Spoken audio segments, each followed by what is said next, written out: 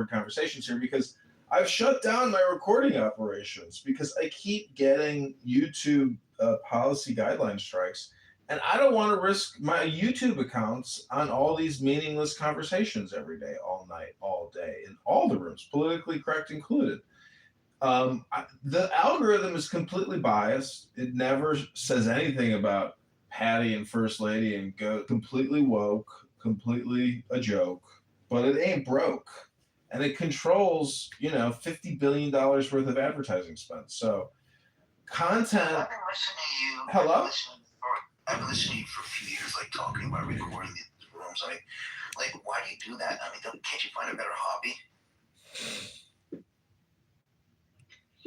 I'm sorry to interrupt this important exchange, but we're going to open up the happy hour room. I'm going to close this one in just a second, and we'll go over there. Muddle for that. What are you going to do? They don't care. That's right behind that, forcing you by gunpoint to give them your house. Like, there are videos out there if you want to. You can just see them.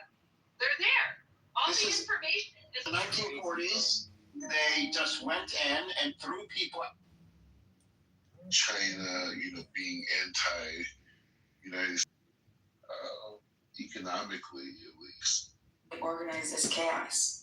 A couple days later, this happens. That's just crazy. Would you acquit this guy if he was charged for murder? Would I? Yeah. Based on the facts. How things should be. Well, unfortunately, administered in terms of citizens. So that's why America's so robust. China, they're hurt somebody over words. So if somebody's gonna attack him and he defends himself, assume. Population. Yeah, are they investing in a lot of places? Yeah, are they involved in Africa? Yeah, but that's like a low-hanging fruit. I mean, I'm not criticizing African people, but I'm saying it's not like, I think, I don't know, and I'll land here, I think General Mathis, like when he made an interview, they asked him about China, the threat of China. He made like a good point. He spoke about this idea of like, it's not America versus China, it's the UK, it's everyone who believes in horizontal governance, who believes in a free market system, who believes in democratic governance. And right, but can you have a free market? Can you participate in the free market even if you have a dictatorship or some kind of a potential theocracy, etc.? Can't you still participate in the free market in a similar manner as the Western democratic nation? 100%. I mean, we're seeing it, but just as a point, when you talk about when you think about early, I'm just using this as an example to understand the foreign markets. Okay, so you have scholars, black scholars, you have Booker T. Washington, W.E.D. Du Bois, whatever, if I said it wrong, but they had a really interesting perspective that I think really has a big insight into foreign policy. And so they took the position, and they were, these are famous black, I don't know if you call them historians, philosophers, I don't know how you categorize them, but they wrote a lot about early America from their perspective, being ex-slaves and trying to, navigate. And so they had a really interesting critique, and they said, one of the things, because they were comparing the black men versus the red men being the Indian men. And he said, because of slavery, it forced the African to achieve two elevations. One elevation was they were forced to master or attempt to master the market system, being industrious, being innovative, understanding, how to create value, these types of things. That was Booker T. Washington, a very big point. And then you have Du Bois, and his outlook was, the slave was forced to not only understand the Western legal system, right, but in many ways perfected and utilize that same legal system to leverage its own freedoms, right? And they compare that to the American Indians, where the American Indians were kind of like, well, we have our own culture, we have our own society, we have our own ways of what they were about had greater historical precedent in terms of their sustainability than these new ideas. Okay, so what does that have to do with other mechanisms around the world? We understand, like, even though Iran can participate in capitalism, for example, focused and obsessed with affecting the marketplace, that they want to create new businesses, they want to create new ideas, they want to find greater ways to provide more value at lower prices to compete with it. That's a worldview. That's an attitude. That's not just like, oh, we have people who do technical skill sets. We train so many engineers. I mean, that's not what we're talking about. We're saying like the fabric of the country is people who are thinking that. So even though these other countries, they could definitely participate in free market and they can invest a lot of money. They have a lot of tax, monies and reserves, these type of things. They're not going to ever compete with the United States unless they adopt. But they have in China. They have in China, and I don't know what that has to do with what the president. That's a great analysis. I'm not saying that there's a good analysis. But the president is going to China, is in China right now. He's meeting tonight our time, tomorrow their time, with President Xi. I wonder if the solar by the way, poverty loss underfunded him. Just so that we are clear, China. Well, I don't know what Chud the Builder is known for or what happened here. I'm going to click the link. We are now on CNN. Live streamer Chud the Builder, known for posting controversial videos with racial slurs, is in custody after shooting incident. John, just speak of Pepe on the streets, doing what he does on Clubhouse. Exactly.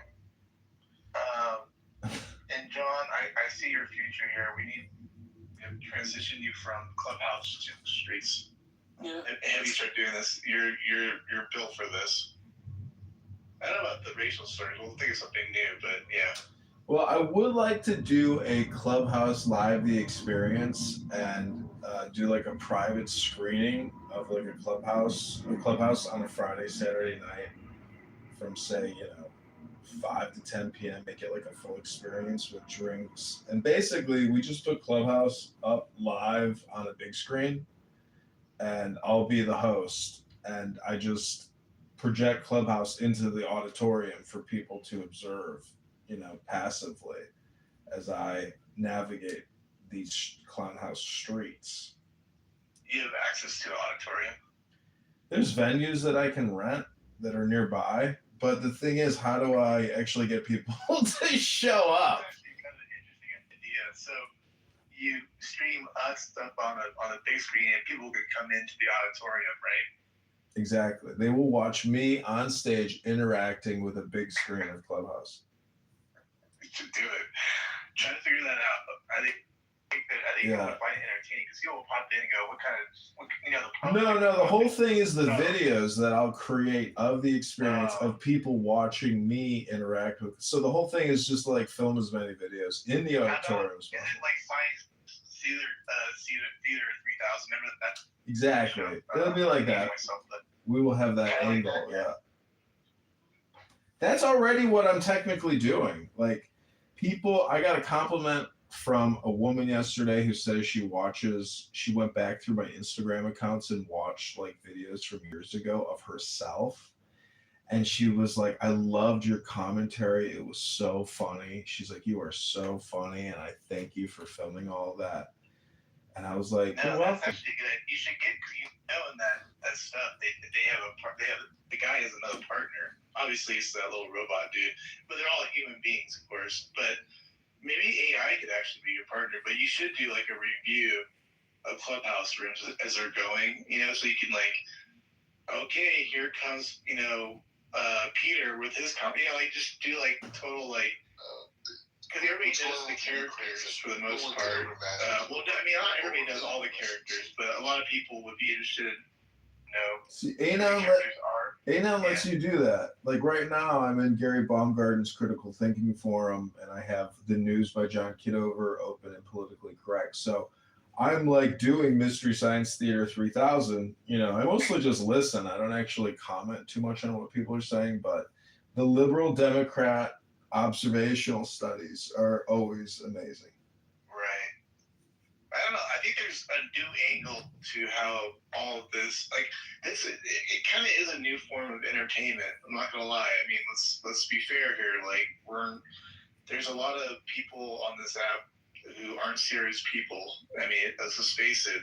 It's just entertainment. It is, but at this point. these rooms become bang rooms.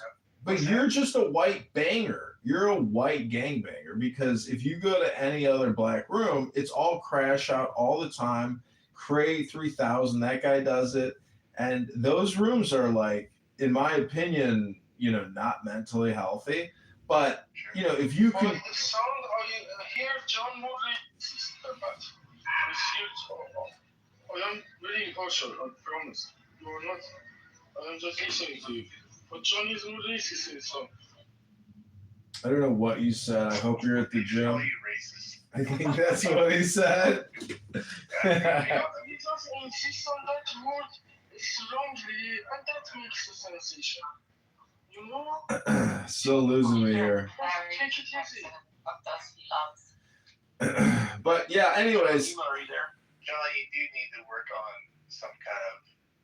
You need to totally reinvent media. I think you give a shot at it. I don't know what it looks like. I have to see what you're doing. No, it's the Kill Tony tour. They're already doing what we're talking about. The Kill Tony tour and Joe Rogan and the Austin Comedy Mothership. They do these types of interactive shows, but nobody has like taken Clubhouse and made it into like a live show. It would be an experimental thing, and I'm willing to do it. Especially if I like tie it into my Chicago mayoral campaign. So I will try to secure a venue and set all this up.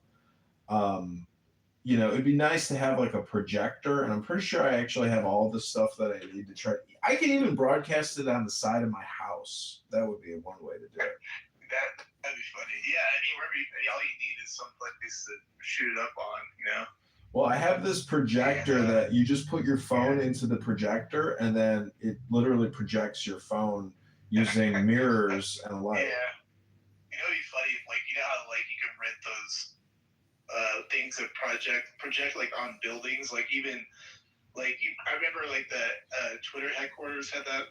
They had people projecting things about during the campaign, I think, but obviously, or they were mad at him moving. I don't remember what it was. It was something to do with Elon or whatever. So if you were able to project something on the Empire State Building or some building, if you did Clubhouse onto that and I don't know if you can do audio on those big building things. I just realized that. I don't even know.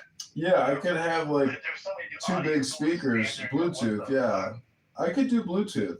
I could have a big Bluetooth speaker tied to. All I need is two phones, the projector, and a Bluetooth, and then other cameras to record on tripods. I'm already doing this in my studio. This is the nice thing about doing it in an office is you just contain it all in one office, and you don't do anything in the streets. You don't wait.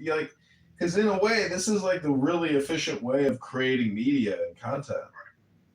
But how do you get 100,000 people? That's the goal, right? I mean, that's kind of the goal. I mean, you get just a shit ton of people watching your shit, and just actually, if we're enjoying it, we're all still here. There's got to be a whole segment of people out there that aren't tapped into this. You know what I mean? Well, the way to start streaming. He has to the Chad the Building guy and all these guys.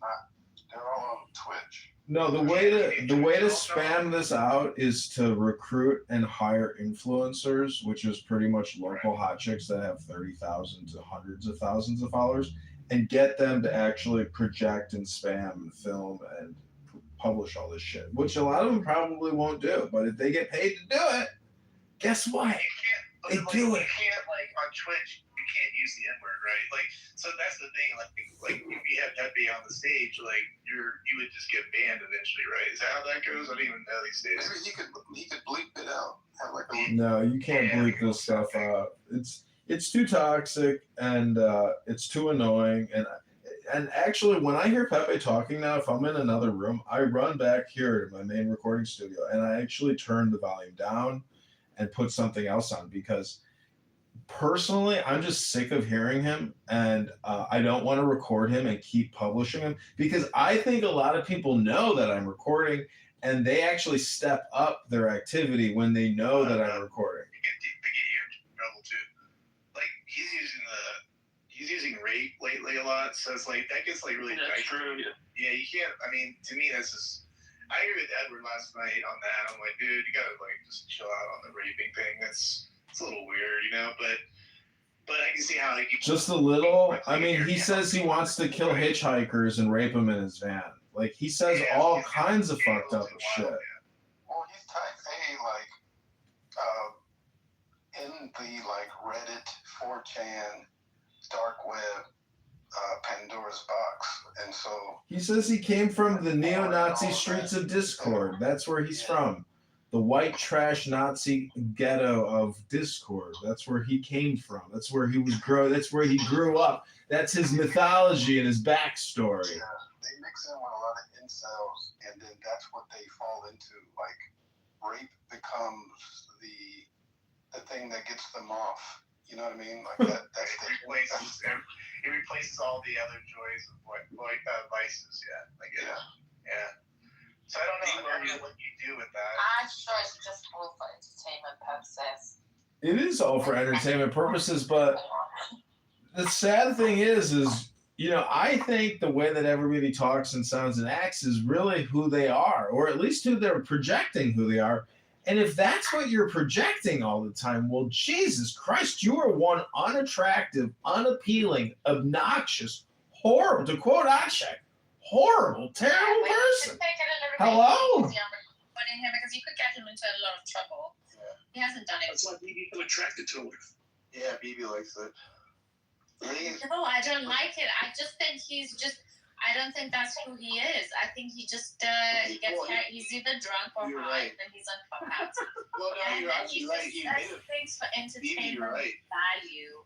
He admitted last night he doesn't do this, and like he's a completely different person on the app than he is in real life. So there you go. You got your answer. Both you and John. Information technology protection. It's actually stop the Chinese from stealing our tech. I think all of those things would be a win. So I'll just leave it there. Thank you, Marshall. We'll go now to Monset, followed by Moran. Hey, thanks, Gary. There is not a lot of patience from this visit, as all the analysis I read. The U.S. actually needs China right now more than China needs the U.S., and that's not a good position to go into a summit or a meeting and expecting to win. So the best case scenario that Trump, can consider a win is to get, China to buy more of our agricultural products, soybeans and all that stuff. But it's not like they're gonna increase their buy-in from what they were before. Selling soy to China has been a very great business until Trump came and destroyed it. And starting with his first presidency, and then with this presidency, with the trade tariff wars and all that, our export to China from soybeans, anyone that can look this up, has been on a steady decline to the benefit of other countries.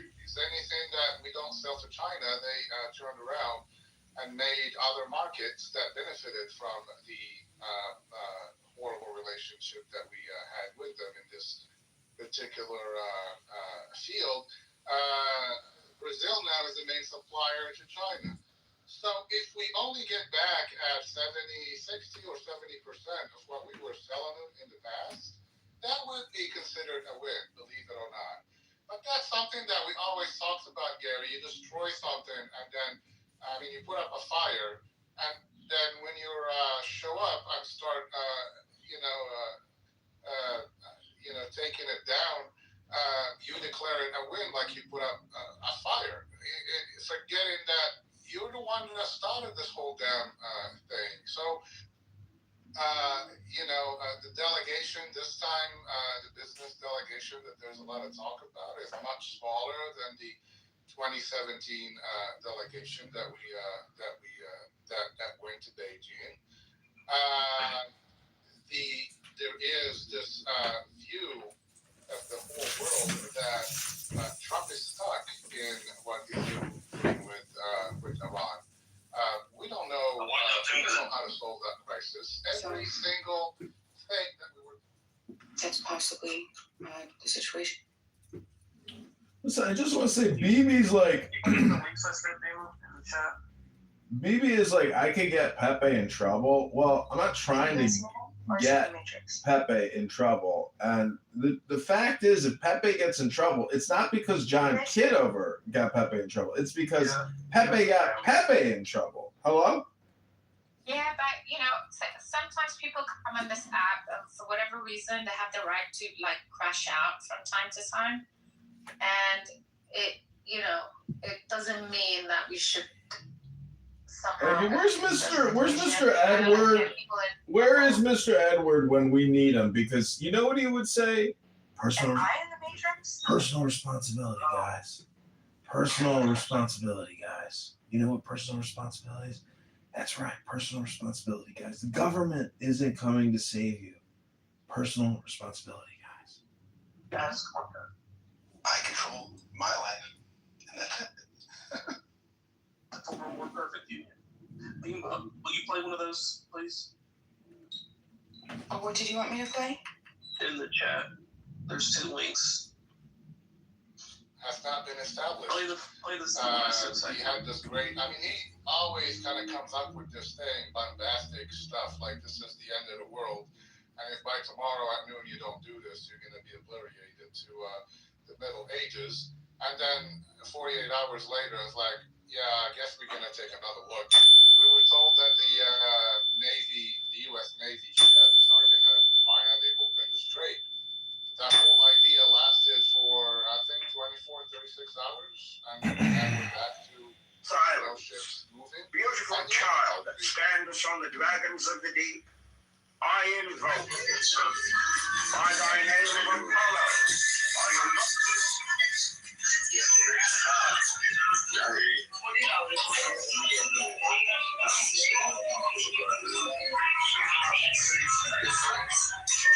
You just staying here while she works.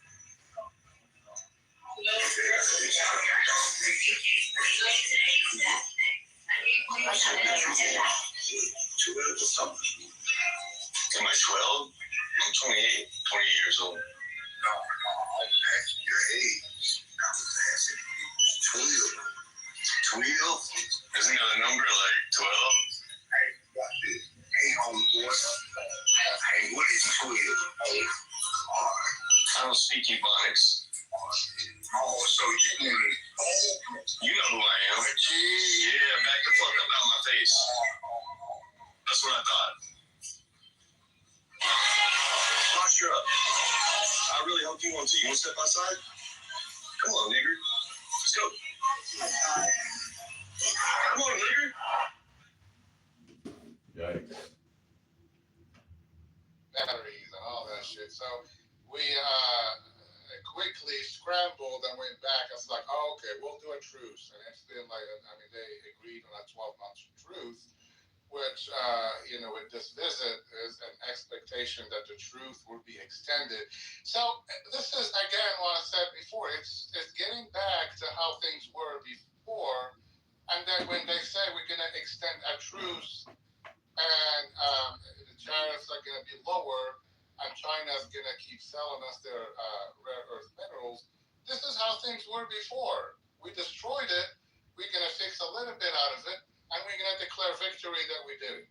So, there's not a lot of expectations. This is how I see it. This is how a lot of geopolitical analysts see it. I listened to a lot of news today from Europe, and people are actually laughing. Literally, news people are laughing at us. I mean, this is everybody's saying this is not the United States that we are used to, that is expected to be the strong power. We're being seen now that the U.S. president is going to basically beg China for a little bit, a way that, like I said, is please let us get back to where we were before. I'm trying to recall, but wasn't Obama disrespected by the Chinese when he went there? And wasn't there a lot of commentary about how weak he made the United States look? I'm going to have to. Yes, there was. There were several articles written about how the United States was a paper tiger.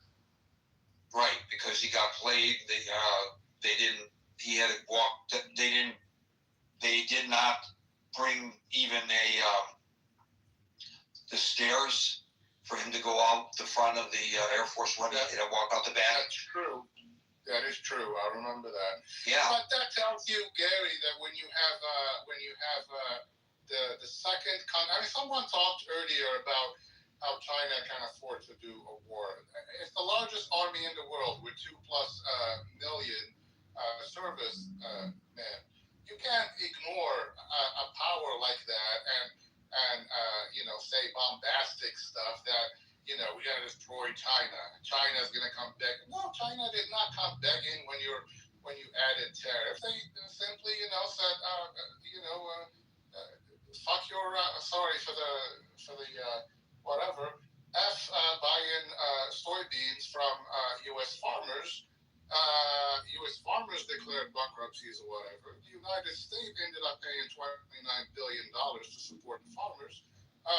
China won because they got their product elsewhere. We ended up, we ended up paying the price for that. And you just, that's not very. There is no diplomacy in doing radical stuff like that. So yeah, China is we love the United States. China is a formidable, adversary.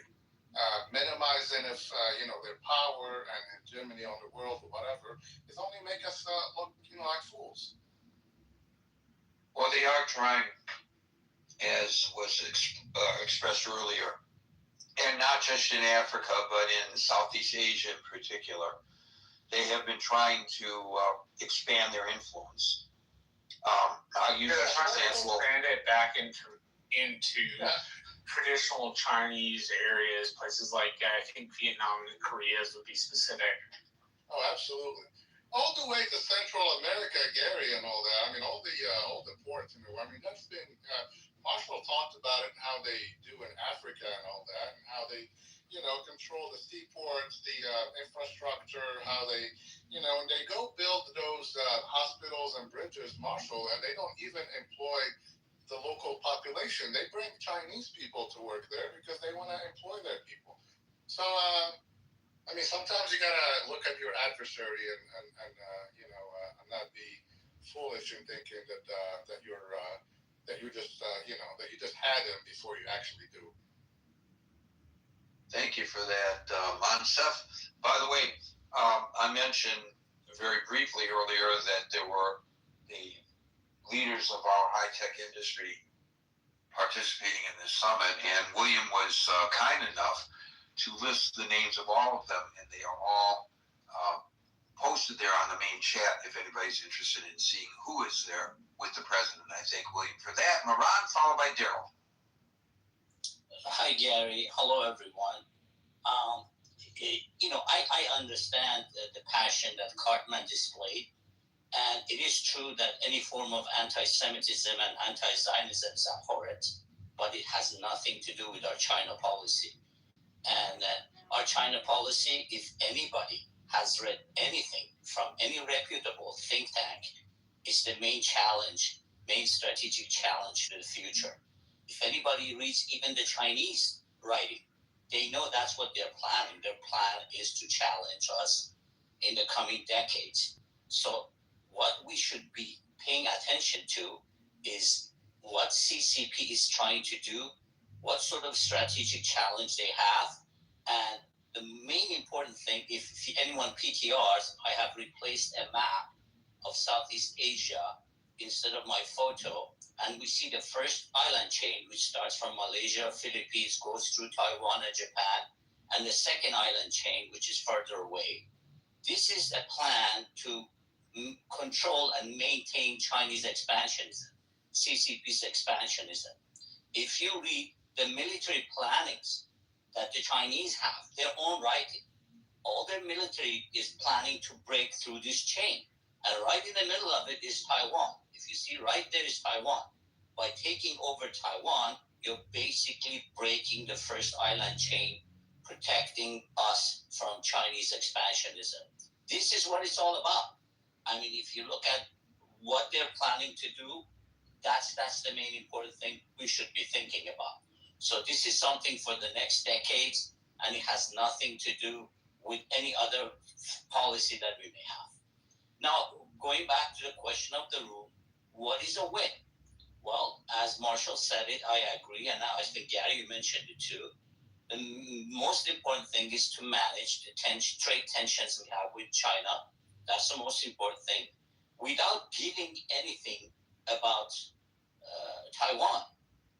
And if we get a plus, if we can have the Chinese to help us managing Iran, that would also be a plus. Again, all of this has to be done without paying anything about Taiwan. And everyone is kind of scared because we all know the president is the man who can go off script. And we're all worried that, the Chinese, if anyone paid attention when he arrived, the Chinese put on a big show, send their vice president, and as you guys said, Obama didn't receive this treatment because they know how to treat this president to get something out of him. So what I'm hoping, and everybody's hoping, that the president can not go off script, pay attention to our strategic plans, and not give up anything on Taiwan. But if in the meantime he can manage to ease the tensions, trade tensions, and get some help on Iran, that would be a win. And that's all I have to say, Gary, and thank you for your good rooms. Thank you. Of course, the problem he has with that is that he said he's hoping to get some help from China with regards to Iran, and then he backtracked and said, no, we don't want their help. We've got it well in hand in Iran. And so, is it a win if he gets that help, or is it a loss? Because he said, we didn't need it. I guess no matter what, this president has shown a remarkable ability to declare victory no matter what. So I guess it would be viewed by him as a win. I don't know whether we would view it as a win. I think so. I think if we can bring an end to the war in a manner that resolves the nuclear weapons issue, really resolves the nuclear weapons issue, I don't really care who gets the credit for it. And I guess maybe that makes me un-American based on what a previous caller suggested. And I don't know how he makes that comparison with other folks who have spoken here, that makes them un-American and hates America and wants America to lose. Because I thought that was the goal, to eliminate the nuclear weapons. I would like to see the goal to also be the removal of that regime, but I don't know how that's even in the cards anymore. I think that was overly optimistic when that was suggested by this president. Thank you, Moran. We'll go to Daryl, followed by Armaze. Hey, Gary. Just a couple of, you can give me some latitude, a couple of things. There was a caller, Black, who made some statements that are just factually not true. And, so Russia is China's largest single supplier of oil, not Iran.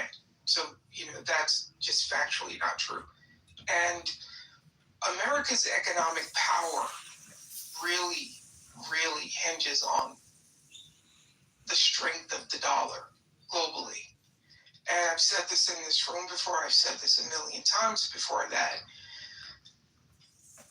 all China really needs to do right now, that I'll get to whether or not, because Pete didn't even show up to meet him, so I don't know how to interpret that just yet. All China really needs to do is kind of just hang back. There's this quote from Sun Tzu, The Art of War, never interrupt your adversary when he is in the middle of making a mistake, right? I think what the previous speaker just said about Taiwan is actually very important, because if you look at what we've been doing, over the past 13 months, right? We're looking to control energy, oil, natural gas in the Western Hemisphere. We're talking about invading Cuba. What some don't know is that Cuba actually does have oil and natural gas. I think Cuba produces a significant amount of oil per day. It's not great oil, but it is still oil. And if you were to look at this from a perspective of like global geopolitics, right, and just hemisphere control, if the idea is that OPEC nations, because I don't know if you saw yesterday, but Trump basically said, screw OPEC, right? So, which I don't think was bright. I think he has no filter. I think no one can actually control what he says, and the ramifications of it be damned. I would hazard to guess that in some way we are preparing for the end of the petrodollar. And I think what we're looking to do is, okay, well, if the petrodollar ends and we can't force the sale of oil in dollars, then we need to be controlling the oil. We need to control oil in the Western Hemisphere. Not only oil, but we need to control natural gas in the Western Hemisphere. Because the previous caller who mentioned something about like China and whatever, I guess they're not familiar with BRICS, right? Brazil, Russia, India, China, South Africa, and now tangentially Iran. There is already a consortium being formed that is looking at the next 30 years of global energy supply, and that does not include the sale of oil in US dollars. I mentioned in your room the other day that the UAE, before they bailed from OPEC on the last day of the month last month, they had already reached out to us and said, look, if we can't fix this Hormuz thing, we're going for our own survival. We're going to have to start selling oil in yuan. So that means that playing card is now on the table, and that playing card is also now on the table for the other OPEC countries. So all China really needs to do is kick back and watch how this progresses. It's very important. I think more and more people are going to start to realize this as our economy really tanks. And again, I think China doesn't have to do anything but hang back because they are the world's manufacturer. And I think Trump taking these tech execs to China was probably the best thing he could have done, because like a previous caller said, he can't get in the room and talk this stuff with these guys. He needs Tim Cook and Musk and all these other guys, because the future is going to be about rare earth minerals. And that means the future economy is going to be based on rare earth minerals. And China controls a significant amount of rare earth minerals. And if they were to go into Taiwan, then it's going to become this, okay, you have the oil, we have the rare earth. I don't see any scenario where there's actually a conflict, like a kinetic conflict with China, because it's just not necessary. To the question of what is a win? I don't know what a win could look like. I think, Pei not showing up to meet him today, I don't know how to interpret that. I think this wasn't like a G20 meeting or anything like that, but him talking for the past couple of days about how he was going to see his buddy, how he's going to see his friend, and he's a strong dictator and he rules like 1 billion people with an iron hand. Those are his words. I'm parsing, but those are actually Trump's words. And he shows up and Pete doesn't meet him. I don't think he likes things like that because I believe he likes to be seen as the biggest guy in the room. But hopefully the smarter guys that he took with him are focused on the future of business with China. So the New York Post, which is not adversarial toward the president, their headline is, China made a revealing choice in its airport greeter for Trump in Beijing. President Trump arrived in Beijing without a tarmac greeting from President Xi, but the apparent snub was actually an upgrade from his last welcome in 2017, according to an expert. That's the way they're spinning it. It's actually quite revealing from a protocol perspective, said Isabel Vladoy, founder of the U.S. Institute of Diplomacy and Human Rights. Xi Jinping did not personally greet Trump at the airport in 2017 either, but this time Beijing noticeably upgraded the reception by sending Vice President Han Zheng along with both ambassadors and senior foreign affairs officials. He does appear with a grin on his face, but I think you're right. This is really not what he probably anticipated or wished for. There is a red carpet. So it's a massive upgrade from the way Obama was treated. And it's a way of taking a dig at someone who you know has a massive ego, who you know probably wanted the press and the photos of him being met at the airport by another head of state. I'm a head of state, he's a head of state. He's a dictator. I'm a wannabe dictator. This is how I want to be I'm being facetious, Gary, so don't hold me to that. I'm simply saying these are the little things that get under his craw, and I think China knows that. Thank you, Daryl. We'll go to our Mays, followed by Andrew. Good evening, good afternoon, everyone. Gary. This is, I gotta laugh. When I look at that, for Trump, what constitutes a win, I think he's going to do what he did in the Middle East. He's going to try to figure out how he's going to make money. It's got nothing to do with the U.S. It's he's looking out for himself. And China knows that. China knows that all they have to do is stroke his ego, and they're going to have Trump in his pocket. Thank you for the mic, Gary. So that's an excellent perspective with regard to, or analysis with regard to the Chinese perspective. But what about from the U.S. perspective? What can the president come back with that he can declare a win? Well, I think that if he had some kind of agreement with China that they were going to help manage Iran or something along those lines, I think that would be a win for the country. Okay, thank you, Armaze. We'll go to Andrew, followed by Jerry. Good afternoon, Gary. Can you hear me okay? Yes. Sorry about that. I was managing the room and couldn't grab the microphone. Yeah, I'm not sure what would constitute a win. I don't think it really matters to Donald Trump. He'll sell it as a win, whatever it is. I think, with the tech bros going over, that could possibly be a good thing in terms of investment flowing that way to some degree. But I just want to point out that when Donald Trump went there in 2020, I think it was January that year, he came away with 3 or 4 MOUs, memorandums of understanding.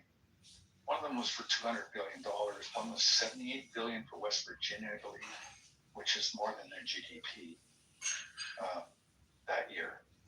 And that was for power and gas and some other issues in West Virginia. But really, what the proof is always in the pudding, and unfortunately, those memorandums of understanding, the real investment has fallen much, much shorter than what was to be understood. So if he comes away with those again, he may waive them, much like Neville Chamberlain waived his little paper in coming out away from Berlin. But if they don't follow through, then you're stuck with nothing, really. And China's not a reliable trading partner. We've noticed that here in Canada over the years. They retaliated against us by kidnapping two gentlemen, two Michaels, as they're famously called here in Canada, and held them for over 2 years in prison in retaliation for us holding the telephone executive lady, I can't remember her name, in Vancouver at the behest of Donald Trump and the administration for violations of whatever trade rules that she was accused of violating. And then, of course, they tacked on canola as a bargaining chip as well. So they're really a tough nut, China is. And I'm not sure what you can expect in real tangible results that will bear out, I suppose. But I do believe that whatever he comes back with, he will pronounce a win on that. Thank you, Gary. Thank you. I think it was Gerald that was talking about how the president may view with admiration the way Xi runs his country. Just want to give you a little insight. A friend of mine who sadly died because he was waiting for a kidney transplant and it never came. He was a longtime correspondent, U.S. correspondent, foreign correspondent in China. And at the bureau where he worked, he had assistants, Chinese national assistants. Well, the assistants came from a pool provided by the Chinese government. So he had no choice but to hire minders. And that's what they were. It wasn't that they didn't do their jobs. They didn't try to arrange interviews and act as fixers, as the saying goes in my business, where a local will go and talk to folks and try to clear the way to get you in for the interviews. Those are called fixers. They did their jobs, but their other job was to report back everything that was discussed in the bureau, all of his movements. If he wanted to travel outside a certain radius from where he was located, he was forced to get a permit from the government, and the government would, they accommodated him by providing him a guide. Well, obviously that guide determines who he could see, what he could talk about. The people who are talking to him mind what they say very carefully, because this so-called guide is there in the room constantly. That's the way a totalitarian government, which apparently is something that this president admires. That's how they run their governments. Amir, followed by William.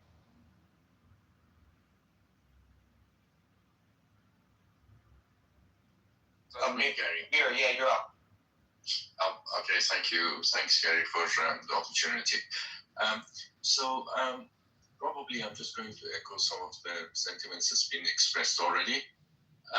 What constitutes a win for Trump? I think if Trump could convince President Xi to pull the plug on the regime in Iran, that would be a massive win for him. But the question is, what kind of sweetener would have to be dished out to President Xi to convince him of that? Now, the fact that a whole host of tech giants are accompanying Trump, it could be that the sweetener is actually to roll back on some of the tariff wars that's been going on. I don't know the exact details of that because I don't live in the US.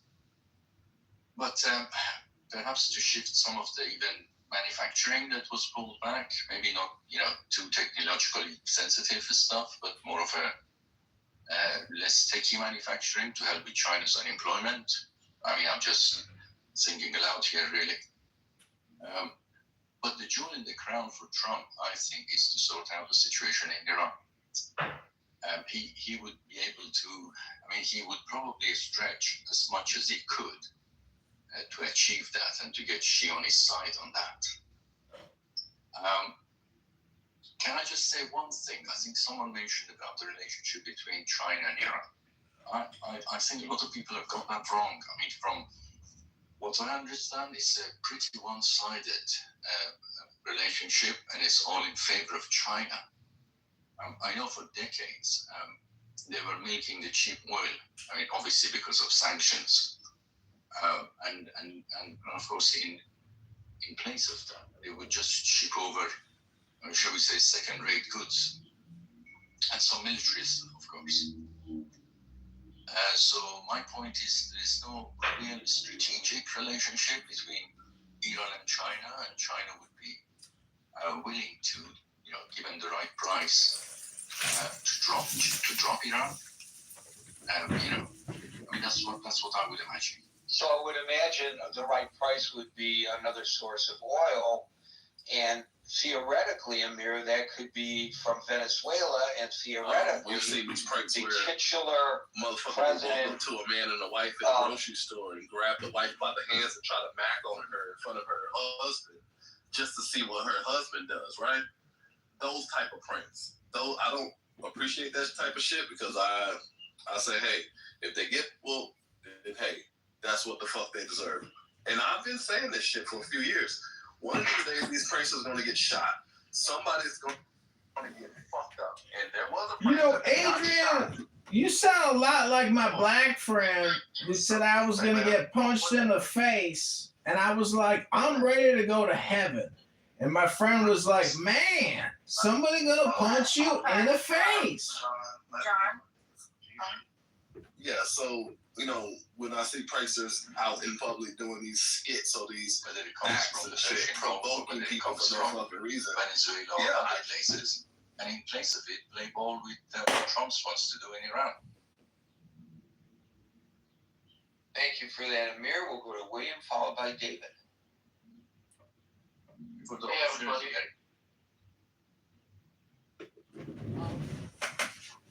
It's an adversary of the United States in East Asia. China is hemmed in by the first island chain, the long-term strategic structure of American national defense security, which includes Okinawa, Taiwan, South Korea, going down into the Philippines and Malaysia. China has an adversarial relationship with the U.S. in the South China Sea. The 9-dash line where they were building, trying to basically fraudulently expand their exclusive economic zone to encroach upon Vietnam, the Philippines,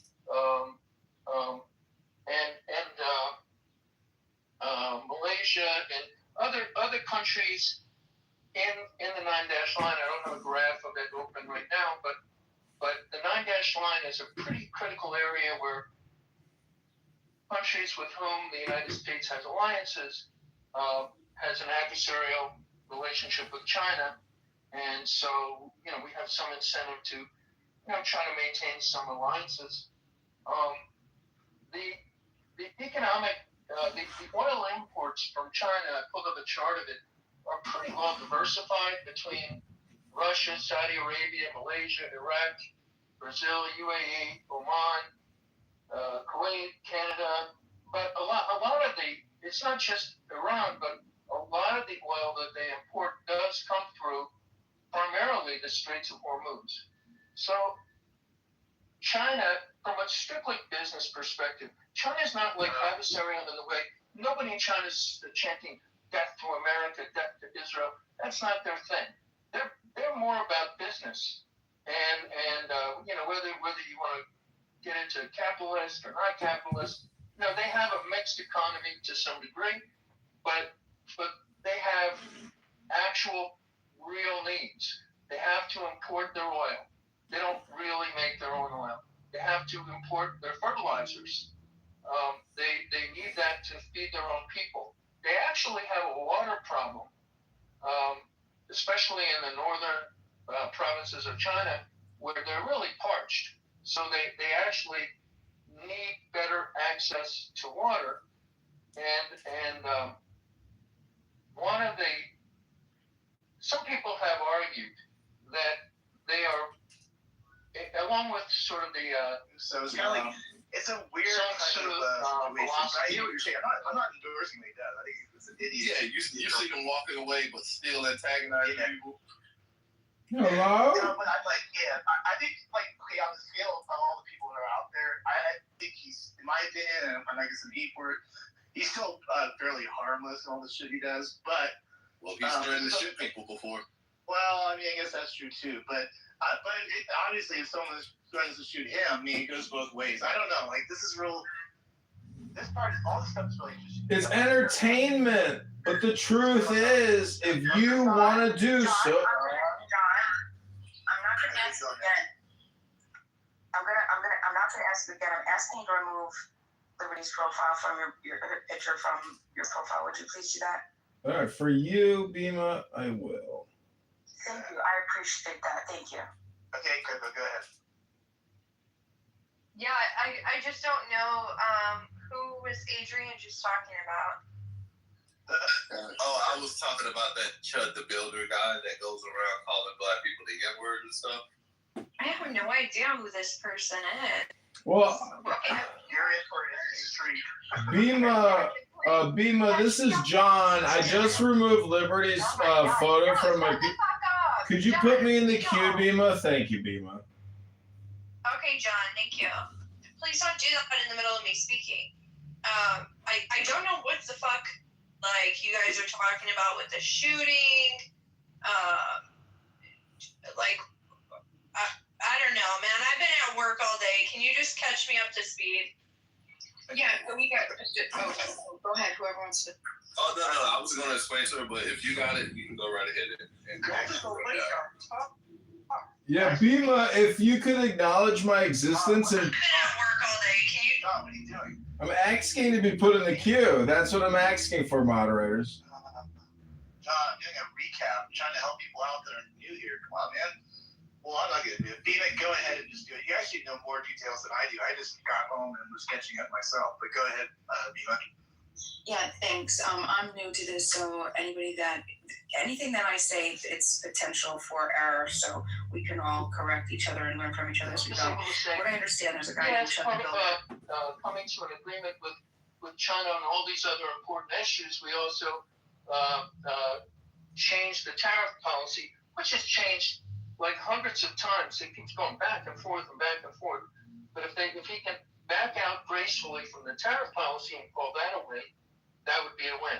If he can get an agreement, and I don't know if this can even be made public, but if he could get their help, an agreement to pressure Iran to open the Straits of Hormuz, China does have a relationship with them in a way that we don't, and it would also benefit our other allies in the Persian Gulf, because I think Saudi Arabia, Kuwait, Qatar, UAE, they're all getting a little pissed off that their access to get their oil out of the Straits of Hormuz is disrupted, and it's damaging the world economy. So I don't know if it can be made public.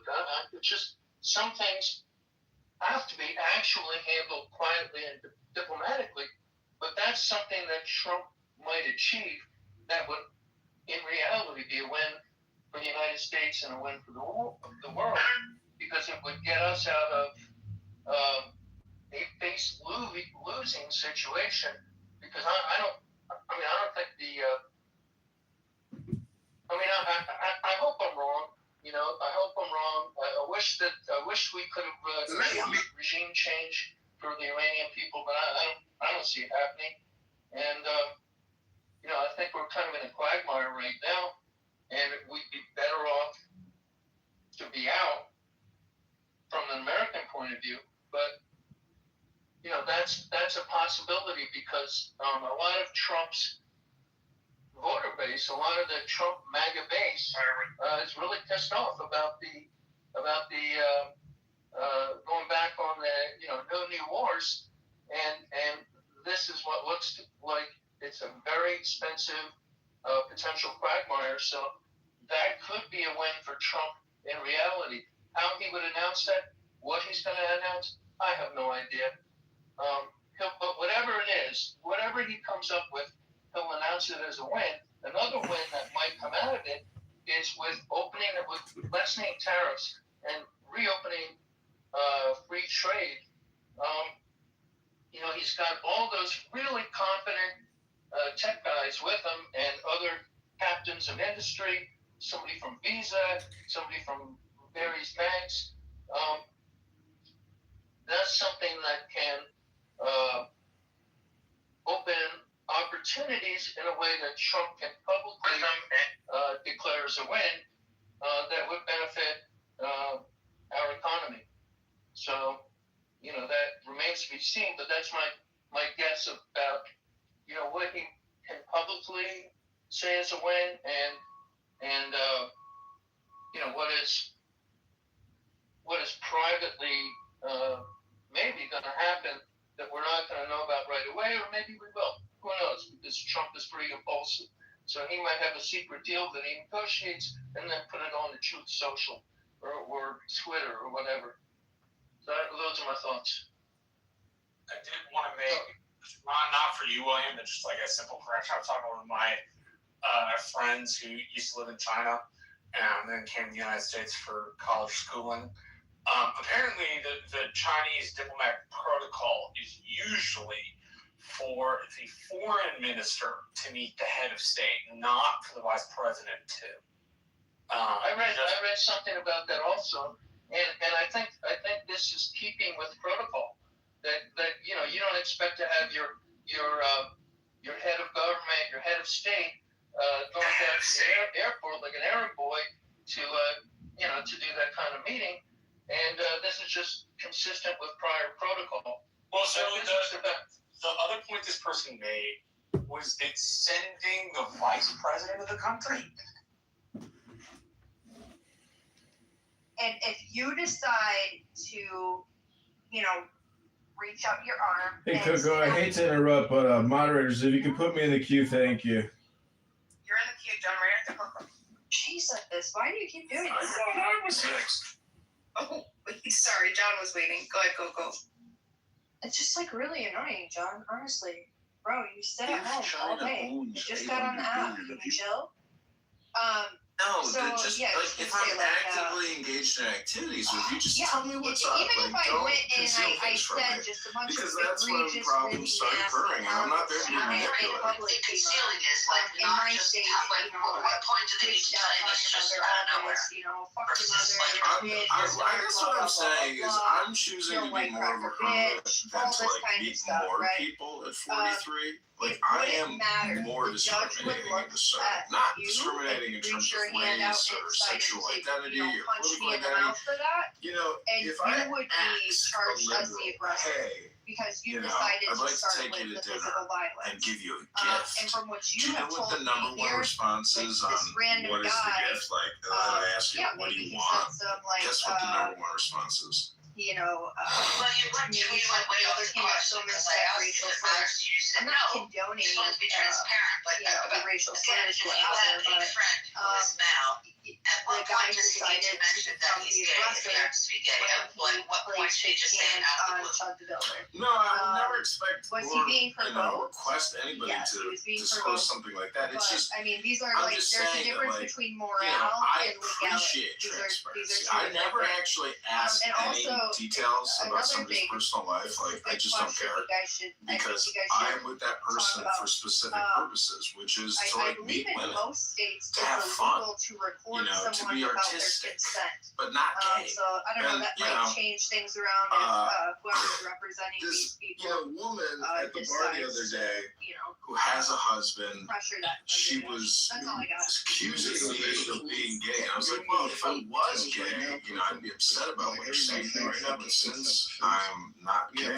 confident and happy, like, you know, very funny. Ha ha. That's the time to be on your best Can behavior. you touch your toes? But Can you take a there's a deep lot of breath? cameras around that courthouse. And I'm sure All I'm that saying is that when you look at my hairy armpit, because my armpit looks just like that, you know? Do you think that I mean, I could take a photo right now and be like, yeah, you can't tell the difference whose armpit that is. Maybe you could tell by my muscular, physical exoskeleton. No, I What was the point of putting that picture? Do you think you were calling Liberty out on something? Nah, she kept telling me to adjust my PTR, so I just screenshotted it. Sometimes it can come down to Not like who mockery and just like, hey, look at that pity. Because pits. You know, does anybody here ever get skin tags on various parts of their body? I recently had a skin tag on my pity. And I picked it off. Skin tags are gross. Like, do any of you rubber band your skin tags? Go to the dermatologist? Like, I have tried to see a dermatologist for so long, and it is so hard to see a dermatologist. It's like impossible. I've been waiting for this. I question I've been saying, okay, we're waiting for this guy to either get shot or shoot somebody. And sure enough, it happened. I was probably supposed to be on screen. This guy was just shot. Hold on. So, let me know if I get the series of events fucked up. So he comes out of the courthouse. He sees these people pointing or saying something about him. He approaches them, starts a dialogue. And then, after that, altercation happens. Because he's walking away, and then an altercation happens. During that altercation, he pulls his weapon and shoots someone. Not only shoots someone just else, like if but I'm he shoots himself. actively engaged in activities with you, just tell me what's Pause right up. there. Like, don't conceal things. If I'm actively engaged, that means he had his gun on him when he walked out of the courthouse or was in the courthouse. Exceeding. How the fuck did he have a gun in the courthouse? You're feeling Did they allow him to have a gun in the courthouse? I just don't know what. Maybe Yeah, he's so surrendered. maybe infrared is versus any other song of that. No, it's the cheaper version. It's the cheaper version of a song because when you heat the song, it takes tremendous amounts of gas or electricity, but the infrared is its own source. So, in my opinion, infrared thrive. When he left, they gave it back. I mean, that could be. I'm not discounting your thing. I mean, what you're saying is they let him into the courthouse with the gun. That might be problematic. I'm assuming that he had already had his gun on him when the altercation happened. And before the altercation, which means he had his firearm on him in the I can explain that. So in Texas, specifically, I don't know about where he lives. I think he's in Tennessee. In Texas, Texas, they have like storage lock boxes. So if you come in with a firearm, you can actually lock it in the lockbox before you go through a security checkpoint. And then they give you a key that the other key that can open that. They have like a master key that can open it. But they give you a key and then you hold on to that key and then you can reholster your firearm. The Supreme Court is clear about this. No, just like if I'm actively engaged in activities with you, just if I'm actively depending on Time is when it's open in places, location that it's available access to the general public, and manner is a manner that's not disruptive. Yeah. So that's the issue. So if if he's being disruptive in some way, you know, and the video of the guy that he played, you know, he could say, I'm just going to 7-Eleven trying to get get a drink and this guy's harassing me, then it's not The head of state, not the vice president. And that's one of the three things. So The head of state, not the vice president. John wanted to go. The head of state, not. Yeah, I just wanted to say that, this guy who uses the N-word in this very vulgar way, who happens to be in this horrific, incident, people are, see, Clubhouse is a very small community compared to like the YouTube community and these guys that technically like have their own platforms and followings. And it's unfortunate that, American men or Canadian men or Australian men or European men happen to find this type of content entertaining. And I follow so many Instagram accounts and I see such horrific violence on Instagram on what I would call like shadow accounts that like, I don't know how else you see these videos, but a lot of it is just criminal activity. And it's shocking the violence that is on Meta, on Instagram. But it is basically social and societal violence. And it's horrific, beyond horrific. But I would also just point out, as somebody here who engages in political communication, that your security and your well-being is important this summer. And just the other night, I had 2 people on my property who were probably homeless and intoxicated and up to no good.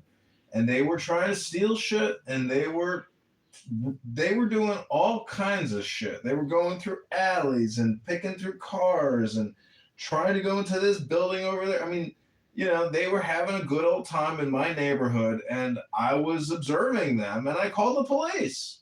And the police showed up late by the time, they had made their getaway. And I'm just telling you that you can become a victim this summer. And Clubhouse, this little security briefing, which is something you usually do before an event, is to say, hey, practice situational awareness. But the real situational awareness is not just your physical security, like if you're on a train or a bus or somewhere like that. What I'm trying to tell you is Clubhouse physical, cognitive security is what Elon Musk calls it. And in my opinion, listening to racist, vulgar, profane hate speech for days and weeks and months on end, to me is a waste of my life, my existence. And I'm just warning you all as users of this app, and this app will probably shut down eventually because you see no advertisements, right? You see no like real subscription. I mean, let's just look at the pluses in here. Let me look at the pluses. I don't see any pluses. Wait, Bima and Nye are the only people paying for this. Anybody else? Nope, that's it. So 2 out of 15 people actually pay for this content. That's not good odds for an app. There we go. So in those districts ad nauseum. Ad nauseum, absolutely. And particularly if they're being ran in the face of even higher gas prices than we're facing now. So, the Republicans are going to have to somehow find a way around that. But Gary, the win here also, I think, is involving, can China bring Iran to heel on some level with our military and our economic might? Can China carve out enough of a win with us to do Trump's bidding backdoor-wise, save face here? Because, buying that much oil, that deal that they cut with Iran would absolutely go up in flames and be one less oil storage for them. We saw how we did check on Venezuela. So, I know China's got a stockpile of about 4 months of reserves that they're sitting on. That gets burned up really quick. We've got a massive economy like theirs to churn. So, I think initial proceedings are in progress. This applies regardless of whether you have a handgun carry permit or a carrying under Tennessee's permitless carry law, which allows individuals, which allows eligible adults, 21 and older, to carry handguns openly or concealed in most other places. So whether they have lock boxes or not for you to put your firearm in, you can't bring that motherfucker in there regardless. Period. Full stop. Yeah, under Tennessee law. Yeah. So back to the observation. How the fuck did he walk out of a courtroom or enter a courtroom and get into an altercation with someone outside the courtroom and produce a firearm? Where was that firearm the whole entire time he was in that courtroom, in the courthouse? Good question. So, because he didn't go to a vehicle and retrieve it. He got into an altercation after he came out of the courthouse. Well, that means, but logically, that means he had that firearm on him when he wasn't supposed to have it on him. Yeah, but what you're missing, Adrian, is that when you get to the security checkpoint, if you say, I promise on a holy stack not to do anything bad with this gun, then they let you in with it. That's also right. I wonder. So if he was at the courthouse, that was probably for his resisting arrest charge that happened a couple days ago, and also fleeing the bill on a $400 tab. So this guy's having a shitty week. Right. So he was there for whatever official court proceedings. 3 charges. Yeah, 3 charges. Yeah. So where the fuck did he produce this firearm from?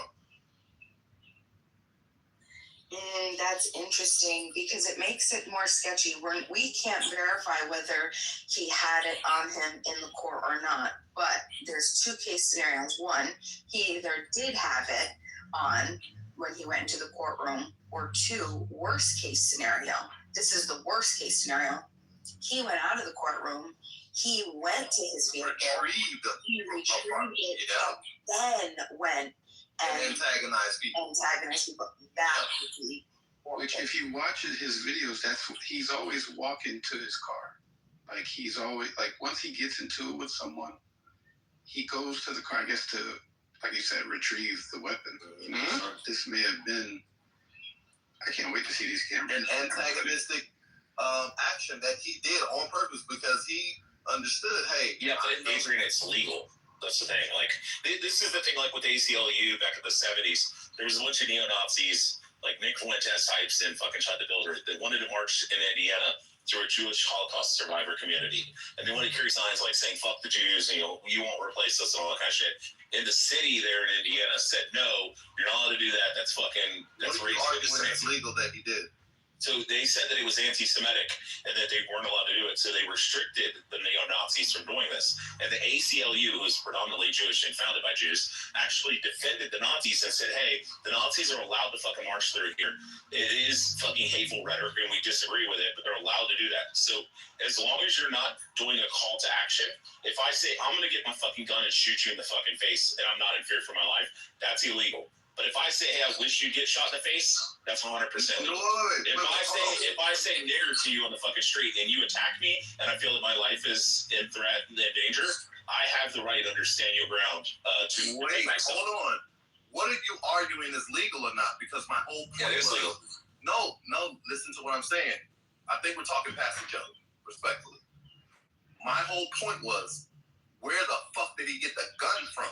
Adrian, either got it from his gun or they have a secure lockbox on it. Adrian, I just put it in the chat. Under, you can see it there.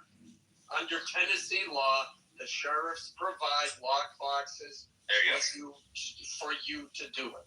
So it wasn't like... Yeah, you come in, you say to the security guard, you say, hey, I have a firearm on my 3 o'clock position, it's in a holster, do you have a lockbox? They say, yeah, we have these boxes over here. We'll give you take the key out after you secure it and lock it. Then you take the key with you inside to the courthouse and stuff. And then when you come back out, you stick the key in and you turn it, you take your pistol, put it back on, and you walk out. It allows for people to still have their Second Amendment right, but they're not allowed to have it past security checkpoint. Yeah, I don't think he would have gotten past security. No, not at all. I mean, unless it was like a polymer ghost gun or something, it was all polymer or something. Yeah, I know what you're saying, Adrian. It sounds fishy to begin with, but Yeah, I mean, South there would Michigan, have like to New be York or California. There would have to be a huge breakdown in security for him to get into the court with the gun. Yeah, he did. Well, I mean, he didn't enter past the security checkpoint. Also, why are we saying that his, like, because he has a partner with him all the time for his streams. Why wouldn't the partner just give him the gun? Yeah, he did. His partner had the gun and holstered it in his secondary holster. Wait for him to come outside, give him the gun back to his sister, and off he goes, you know? But I think the main point about all this is because you guys put in the questionnaire, you know, can a racist provocateur claim self-defense if a person decides to attack him? Yes. I mean, if you're standing out screaming, Edomite fucking demon dogs, Black Hebrew Israelism shit, and I come over and start fucking wailing on you, and the Black Hebrew Israelite thinks that I'm trying to fucking kill him and he's fearful of his life, he has the right, even after saying that I'm a fucking demon and a dog, to put his pistol out and fucking drop around at me in certain states. Like Tennessee, Texas, you got standing your ground laws. If you're in fear for your life, you can use deadly and violent, defense. Yeah. I mean, it's shitty. The guy's immoral. He's a piece of shit. Yeah, the guy's a piece of shit. I don't think it's shitty. I don't. No, I defend like the ACLU. I defend his right to do and say whatever he wants. I would never in a million years want the ACLU. I would never in a million years want the government to stop Black Hebrew Israelites or Black Panthers or neo-Nazis or even fucking Jewish supremacists to restrict their lives. But you can't just start like running up to people, punching them in the street and expect nothing back. I mean, what are you doing? Especially if the person fears for their life.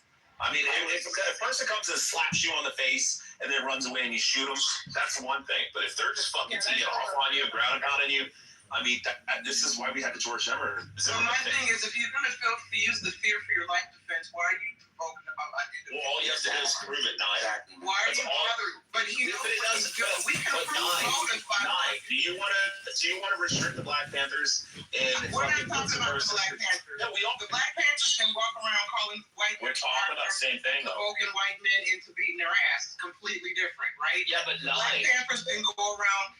They went into courthouse. They went into the state.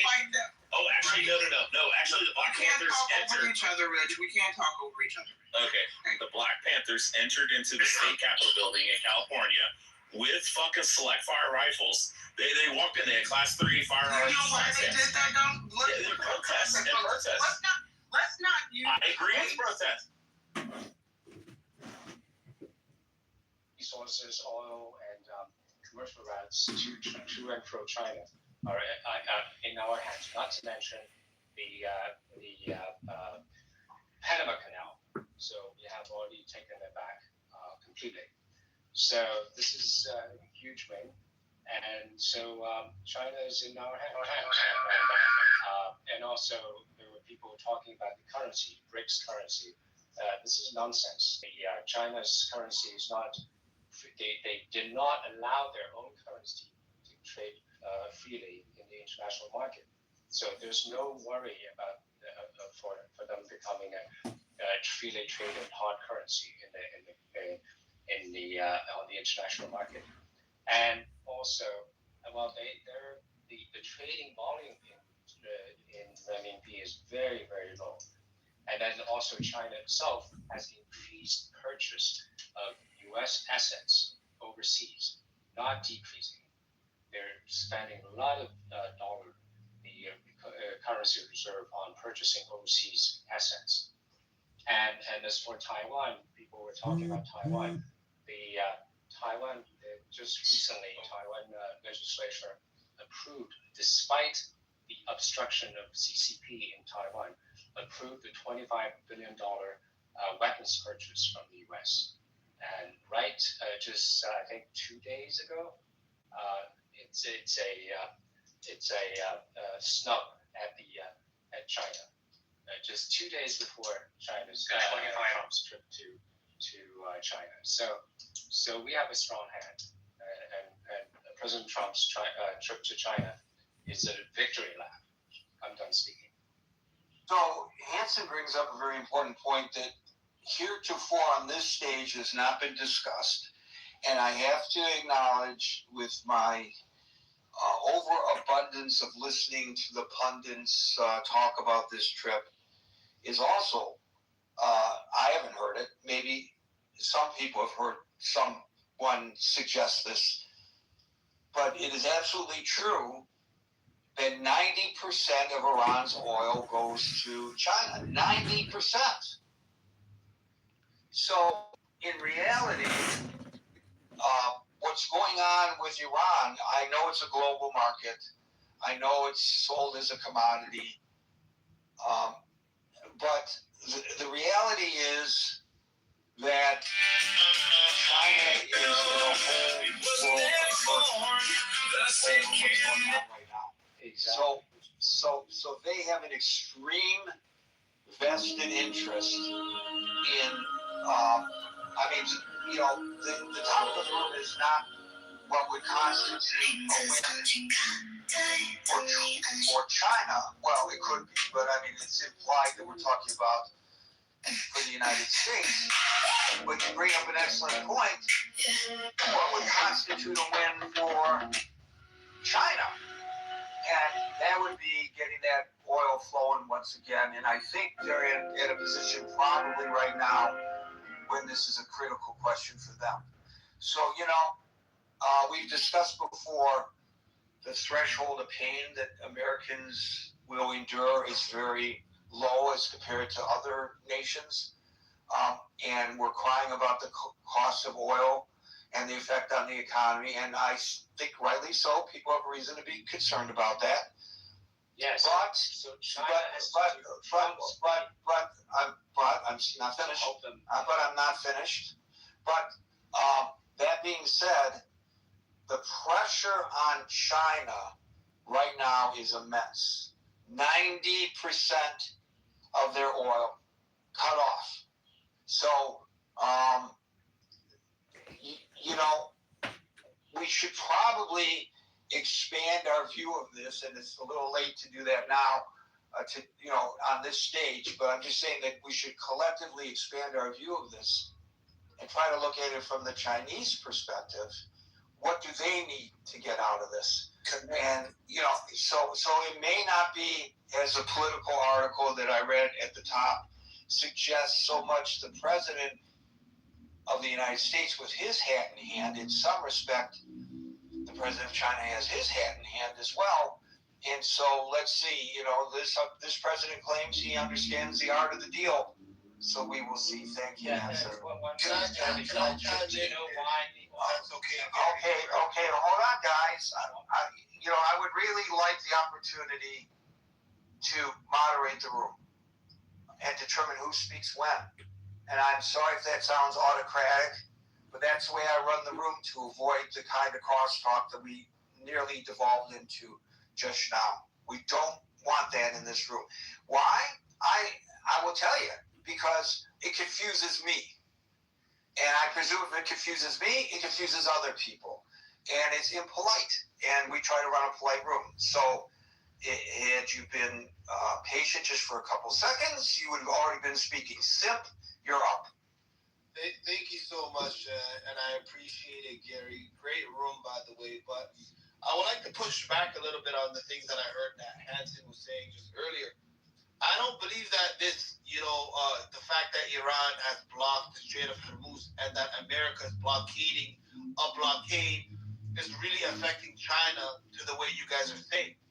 You have to understand that China also, in recent years, have diversified who they purchase oil from. They purchase, especially since the war has started, they've been purchasing tons of oil. Hold on a second. If they get 90% of their oil from Iran and they're trying to diversify, that still means they're heavily dependent upon Iran. Yes, but since the war has started, they've been heavily buying oil from the Russians. And they also been buying oil from the Brazilians. So they also have 6 months of oil reserves, one of the most in the world. So they can still be advantage. They're able to take the hit. Let me tell you why. The Americans are in extreme pressure to get their schools open because their allies, India, Japan, and the South Koreans, heavily depend on this oil flowing through the Strait way more than China. The brethren shall be diligent in preaching the law of the Lima. In all writings, they shall be careful to use the. Yes, but when I specifically with the oil. Action or sit tight. Sergeant, one of the Jesus praise the man thing. Tell me if It's open, and I guarantee you, his allies to open the strip. So I believe that the Iranians understand this will also the Iranians they also want to have control of the internet. If you don't understand the following text. As between the points of pentagram and basically cut off starting at Upper Asia, going to India and other parts of the world. They also want to charge money for this internet being so it's even getting worse. Forget about the oil, now they're talking about the internet. So it's very important. Mine is the head of the hawk. I don't think he's coming with the leverage. Abracadabra. I think it's actually the opposite.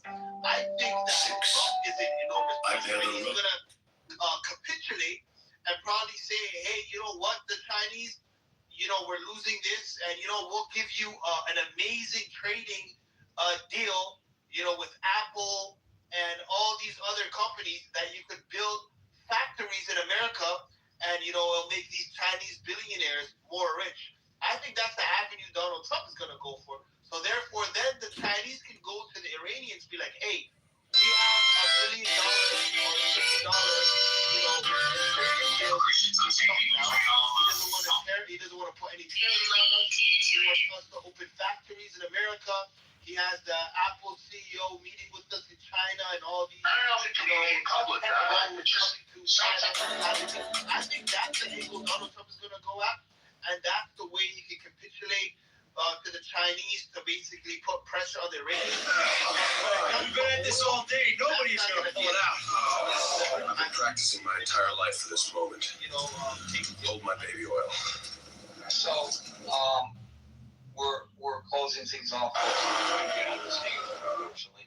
So, what the caller said about the internet is very important, and it's again an aspect of this that I've not seen discussed much, despite my constant assumption of the news, in particular on the global the body is trying to control the internet infrastructure through the Strait of Hormuz. They feel that it's a new strategic pressure point beyond ownership. However, I'm going to look at it from a social analysis, which is more aligned with what Nelson said, less aligned with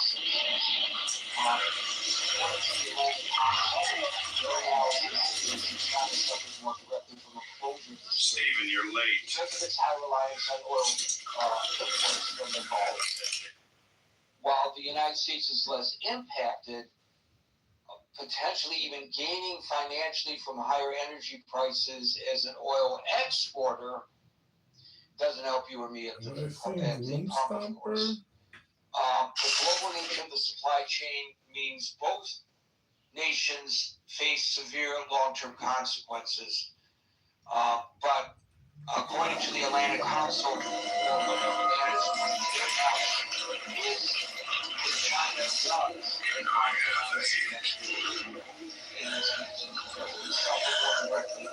from a closure of the Strait of Hormuz than the United States. Folks, we are here Monday through Friday at 5 o'clock New York time.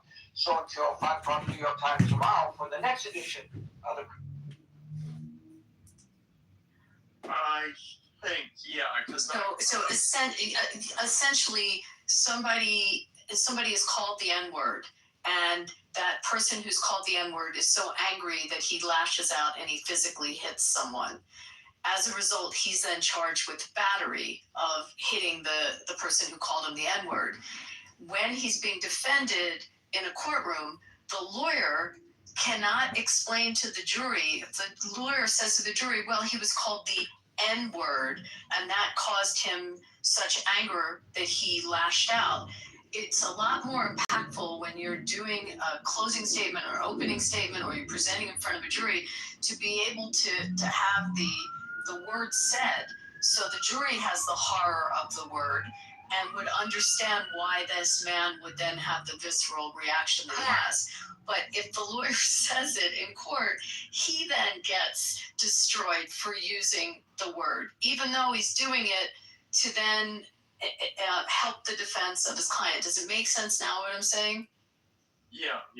It's the barrier of using it in any way. And the law school professor that used it by reading a case. I mean, it's in case law. It's in literature, by the way. I mean, you know, if you want to read Huck Finn or you want to read certain literature, you know, but to use it by quoting, something that happened in a case or quoting literature. Yeah, I mean, this is John. I got a question for you. Oh my God, can I just finish? Yeah. For a sec, John. Let me just finish this with Alan for a minute because we've talked about this before. And Abby, I have a question for you right after. The quoter who's using the term, and sometimes to the benefit of those that had the horror of hearing the word, now goes and gets censored and sanctioned. And in the case of the law professor, I think that students petitioned to get him fired. So anyway, now I'm done. Alan, can I ask Abby a question? Because my question is, when Pepe comes in this room and he says G word, the J words, and he says horrific things about the J words, why do you tolerate him or his presence? And why does El Normo tolerate him or his presence? What is it about him that is so affable to you that you just think do you just tolerate him because this is a conference call app that anyone on the planet can come in and say horrific, vulgar, profane things? Is that pretty much what's happening here? Thanks. Othello, you wanted to ask me something? Yes. So this Shut the Builder guy, he's not only in trouble with the black community for using this word, but now he's in trouble with the police and this restaurant, which he's brought bad publicity to. So they could actually sue him for that. How would, after what he did today, and after you've seen how he moves, how would you go against disrupting this guy? Let me look at it. I just came in the room, so let me look at. Is that what the video is there? I'm sorry to play dumb on this, but let me look at it and I'll give you an answer. I mean, if he did something to disparage the business, is what you're saying, or to disrupt or intentionally interfere with their business relationships, then they could go after him in tort for that, most likely. I mean, I'd have to look at what he's doing, but if he's going after a business intentionally and painting them in a false light and disparaging them, then yeah, it's commercial slander. They could go after, or it's saying it, or if he's writing it, then it's libel. So that would be my gut, but I'd have to look at it.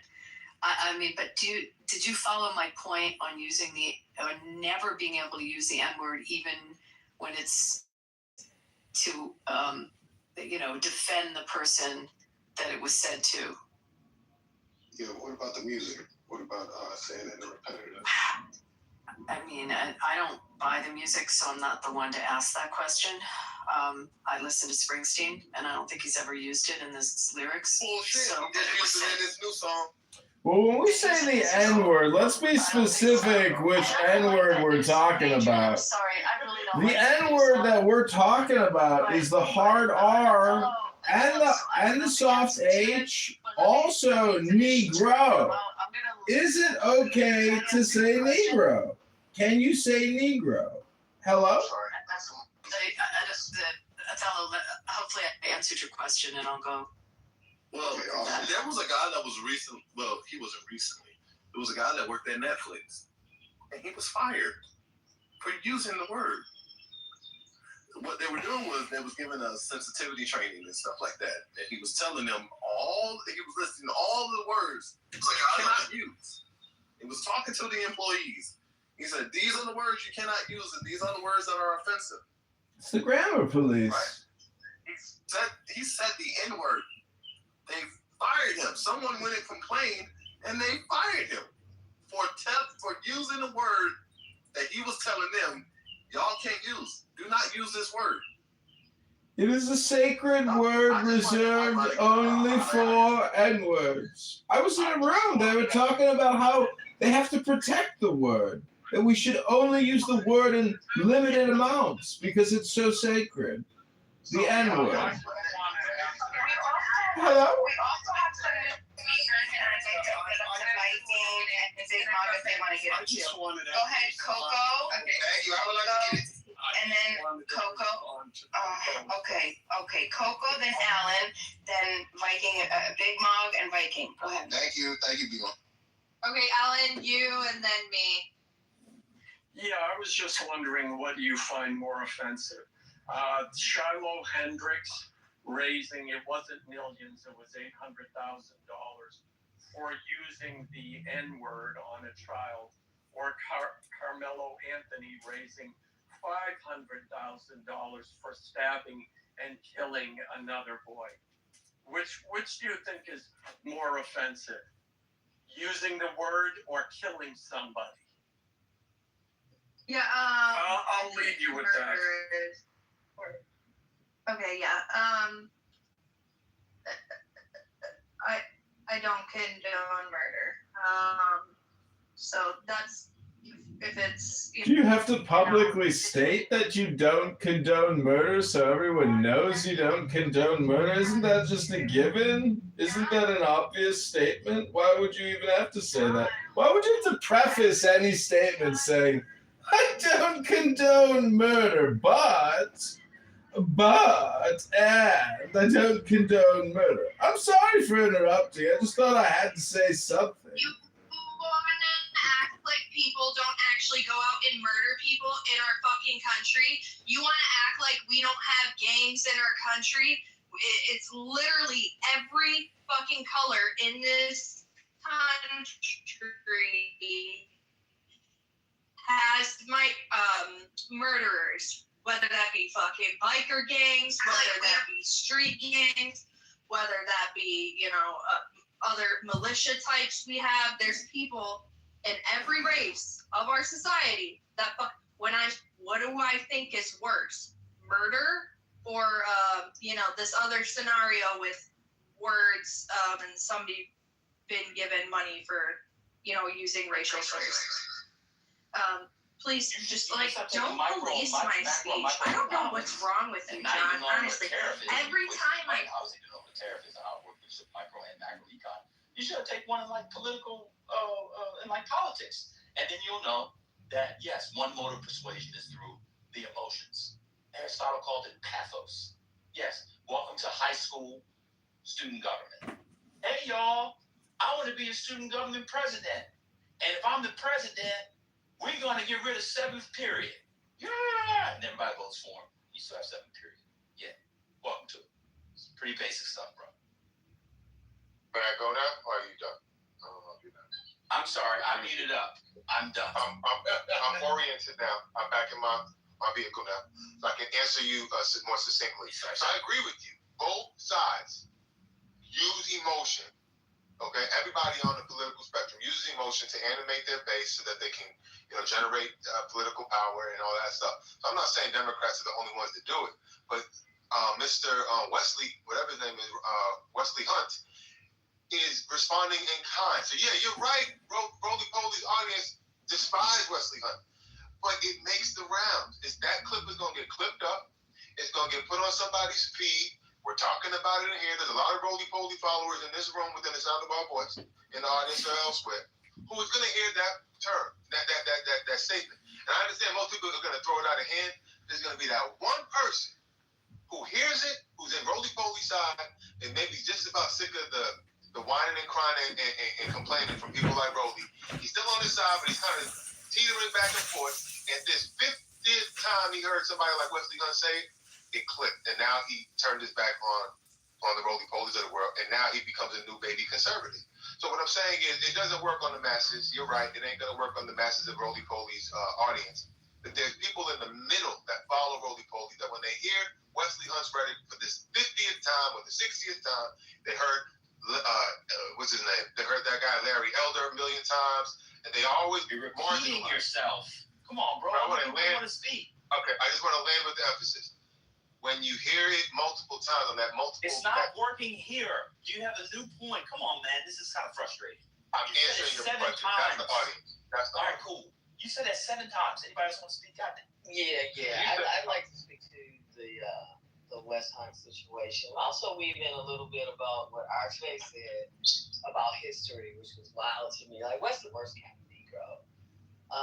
Him saying that slavery and Jim come back is exactly why RJ brought up about Black history. It needs to be taught, honestly, to white Americans. Because people hear Jim Crow and they think it only means separate water fountains and somebody yelling, the N-word. They think racism only counts if it looks like a old black and white ass picture, but history evolves. Language evolves, systems evolve, right? So nobody is saying that we're literally back in 1950. You already covered this, man, but the point is that we're watching all these voting protections get gutted, affirmative action dismantled. We know the drill. Black political power diluted. I mean, just in Tennessee, they cracked the only majority Black district through redistricting, then removed every Black Democratic member from committee assignments. So, that's the problem with people who don't know history. They think oppression has to come back wearing the exact same outfit to be recognized. And if we had more actual history, white Americans might not be getting duped so easily by MAGA. You know what I'm saying? If they had been taught real Black history instead of patriotic mythology. Because once you understand it, you start recognizing the same strategies they're using against you. And then you go on and you scapegoat minorities and this manufactured fear.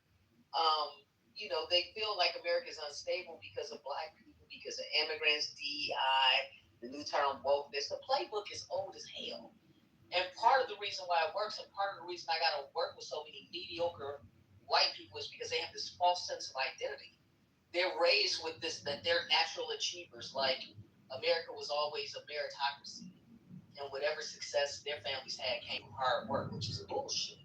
But when you actually learn history, you realize the playing field was never level to begin with all of the things that come with our history.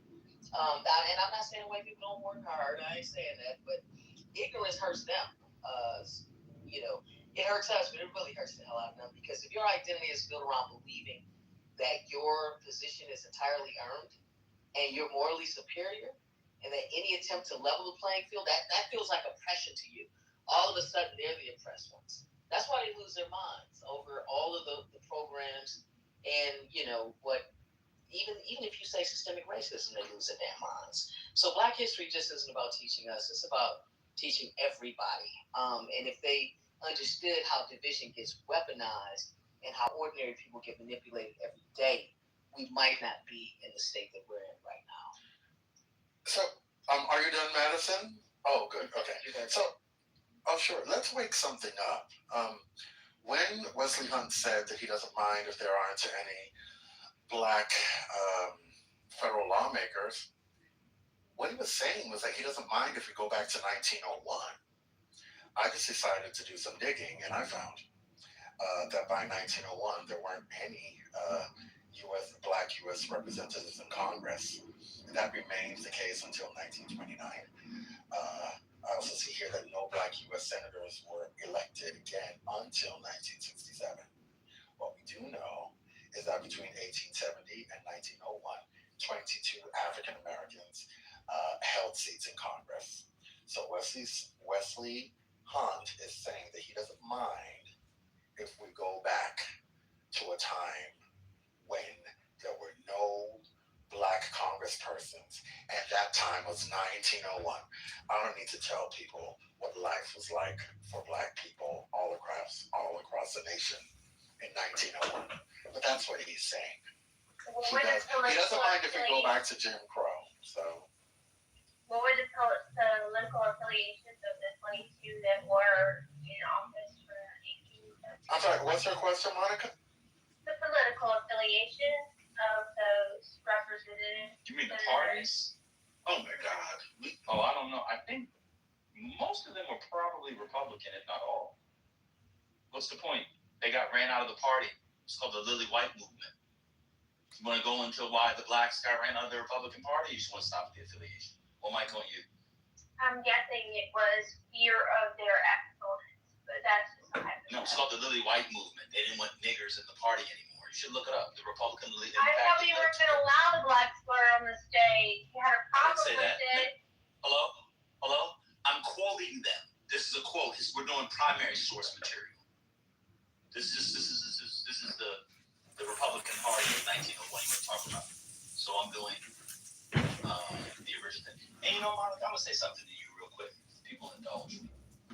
I had called your name before twice because you hadn't said anything, and I moved you down because when people are on the stage for a long time, they sometimes unmute by accident, and you hear stuff, whatever, and it's like, it's crazy. I moved you down trying to be nice so that you wouldn't unmute like you've done 2 times before, and we've heard your business in the background. You then got moved down and decided to call me a pansy and do a little mini crash out in the chat. I was actually trying to be nice to you. I called the person who said, move her down. That's why he said it. Because I was calling your name. He was looking, because I wasn't responding, because I wasn't near my phone. Exactly why I moved you down. He didn't want me sitting on the stage without contributing. You said no thanks. And then I laughed. Or whatever you wanted, because you left because you thought I was moving you down. That's exactly what happened. I'll tell you from now on, when you come off mute, we'll just keep you off mute. You've done it 2 times now. I was literally trying to be nice to you. We heard you listen. We heard you watching your silly television show, acting like somebody was tickling your hairy underarms. Big Bang Theory. Why are you so nasty? No, it was. Were you looking you have hairy underarms. It was Big Bang Theory. It was not Big Bang Theory. It was Big Bang Theory. It was not the one I'm talking about. They had a British accent. It wasn't Big Bang Theory. It was. Anyway, talking about his story about being. Oh, now you don't want accuracy. You just want to. It doesn't matter what the TV show was, man. I was trying to be nice to you. Well, do better, because you. Shut the fuck up. Yell at me one more time, you dumb bitch. I'll block you for life. Get your bitch ass up.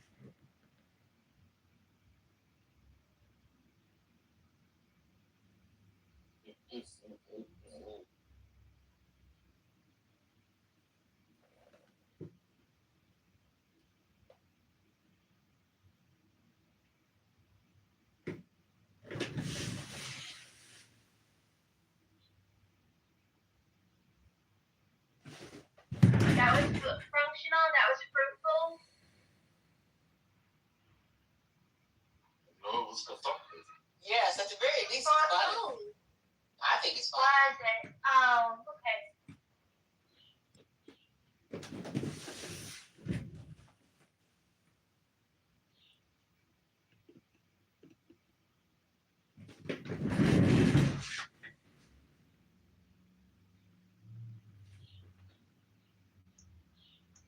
Monica, do you have an OnlyFans where you cosplay as a baby?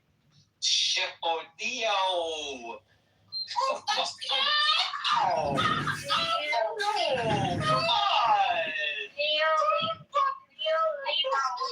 Do you have an OnlyFans where you cosplay as a man? Wow, that was such a great comeback. Oh, jeez. I'm gonna leave it there.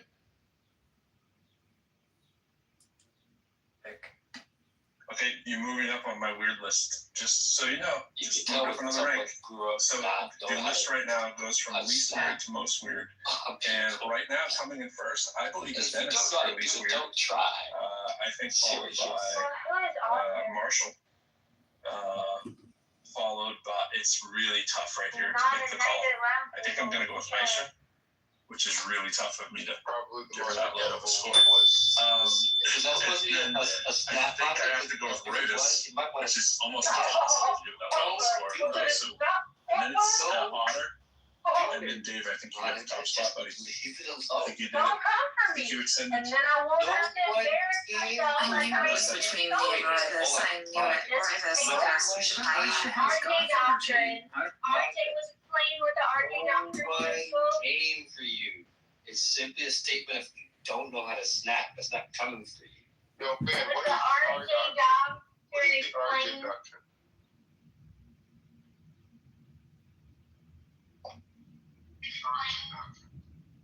And what is the RJ doctrine if you're home? It's not going to contribute. I can fill in the spot if no one else. No, we don't need to bastardize the RJ doctrine. The RJ doctrine no longer applies. What does the RJ stand for?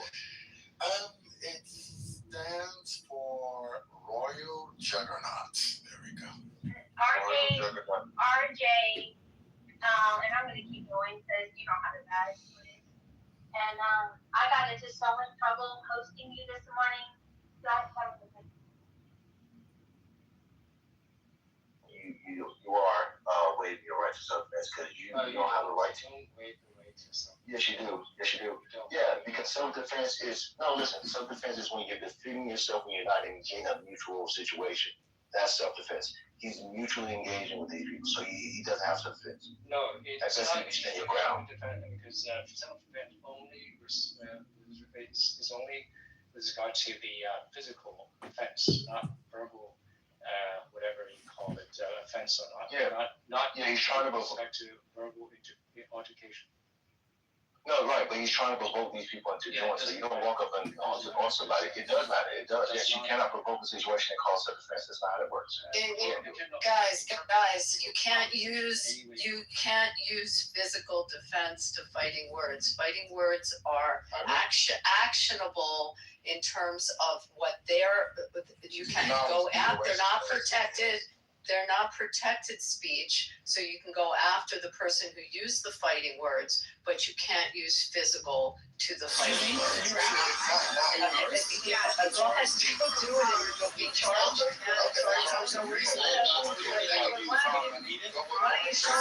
don't you show me where you live that's acceptable? Yeah, you're going to be charged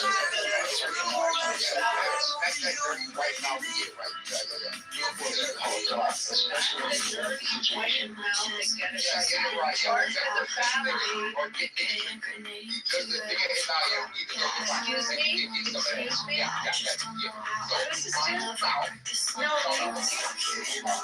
don't mind your mouth when you talk to a woman, asshole. I'm letting you know. You're talking to a black man. I don't care if you're orange or green. You're an asshole. I don't want to get but I want to stay focused. But that's not how the law works. I don't know if Bima, I'm answering Hanson that Hanson is correct. Hanson is correct. That's how the law works. You can go after the person for unprotected speech and for fighting words, but you can't use physical contact. It won't mitigate, and it's not. You're going to be charged with the battery. Respect black or get smacked. You should be smacked. Saying the N-word is fighting word. I don't know what They can get some niggas. Okay. Yeah, that's how we do. Do you know what a fighting word is? Do you know what fighting words are? What's fighting words? What are fighting words? What are fighting words? Well, let's have this conversation. Emma, would you like to tell them what fighting words are? I'd like to refer to the professional.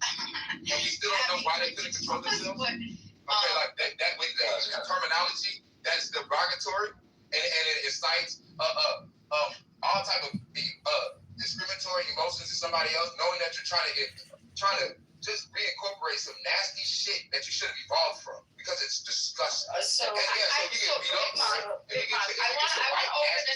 Hold on. Look, if you get your white pasty Bima, why don't you pull up the definition of fighting words and use it? No, it is, yeah. This is white people. You can't justify this words. You can, but you're going to be arrested. You'll be arrested for insult. Yeah, I'll smack the Okay, I want Free Range wants to make a comment. If we could just smack the fuck out of the ass. We could circle back around. Free Range and then Anyone's going to hurt anybody? Did anyone just hear that? Yeah, you're saying that. No threats, no doxing. About free speech. No threats, no doxing. Okay, Free Range, go ahead. So I think we all agree that he's been a aggressive and provocateur in the situation. I'm not saying that words just inherently means that you can subject yourself to violence. But I asked a question: if you provoke someone into fighting, can you claim self-defense? Right? And that's what he's doing, because of course there's other clips of him saying hit me and shit like that, so he can pretty much use mace or taser or gun, whatever he has. So it says generally no, you cannot claim self-defense if you provoke a fight. If you're the initial aggressor, which he is, or intentionally bait someone into attacking you, you lose the right to claim self-defense, as you cannot create a dangerous situation and then use force to defend yourself. So that's what I'm saying. He's doing this with the intent to create a hostile situation, just so he uses the force. But the words can't do it free. The words, there's no justification for physical. Yeah, anytime a white person is antagonizing you, I agree, but that's a separate issue. Yeah, but that's you're absolutely right. If someone physically goes after you, then you physically respond. But physical to physical is different than words to physical. I agree with you, Abby. I agree with everything you're saying, except for if it's a white racist motherfucker trying that shit, smack their ass, bro. That's the exception. Beat their ass up. Yeah. Because you would not tolerate that. Beat their ass up. Beat their ass the fuck up. Really? Yeah, straight up. They shoot each other in the neck for less. Okay? They shoot each other in the neck for less. Would you do that? Would you do that? I wouldn't do that. I don't shoot white people in the neck. Would you hit someone? Would you hit someone if they said it to you? If a white person doesn't know how to behave and they want some nigga treatment, they can get nigga treatment because white people What would you do to them? And they don't think they are. And sometimes you have to remind them that they can be a dirty white. And how would you remind them? Nigga treatment. You understand what I'm saying? How would you remind them? Anybody else can get nigga treatment. How would you do this? What would your method be of reminding them? I would take the white people method in Utah. I don't know. Maybe I might consider that, but I don't know. I might so what do you mean? What would you do? Yeah, what do y'all do? What do y'all do to people who like freedom of speech that are white and named Charlie Kirk? What do y'all do? What would I do? What do y'all do? You want to take this one? Adrian has a question, but I just want to pause there because Big Bob brings up a really good point, okay? Because think about Charlie Kirk, okay? There was a reason. Sorry, Adrian, just real quick. Thank you so much. There was a reason that Kirk got the response that he did from the public when the white people he was protecting and defending, and they shot him in the neck. A white man did that. And to believe you red hat wanderers found your way into a HBCU. Why don't we care what color the guy was? The guy was someone who was your people are watching color.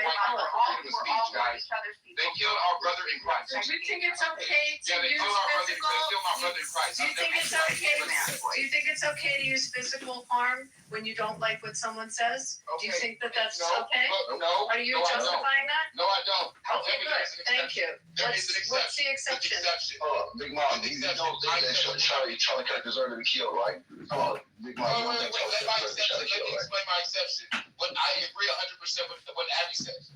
You do not, if somebody is antagonizing you with their words, you do not respond in violence at all. That is lower frequency level de-escalation skills. Now, if a white person, the same kind goes to Ruby Bridge, like bothers Ruby Bridge, you gotta understand these white people. These people are not like you.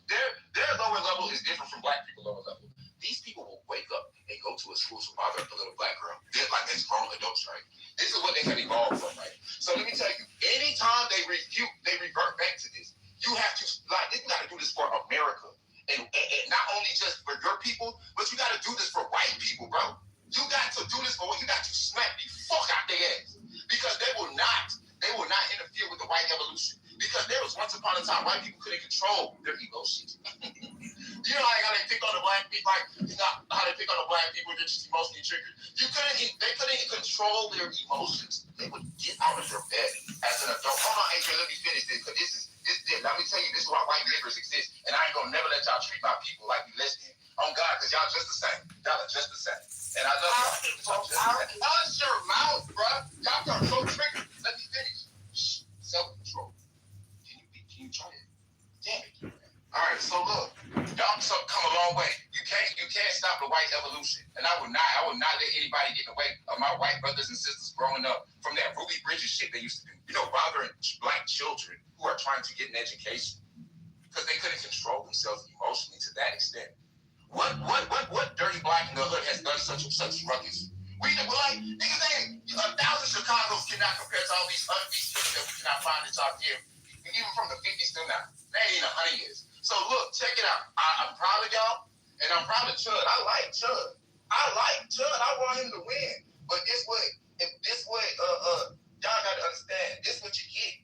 You should always get your ass beat for disrespecting black people just for the fuck of it, because that makes you a monkey again.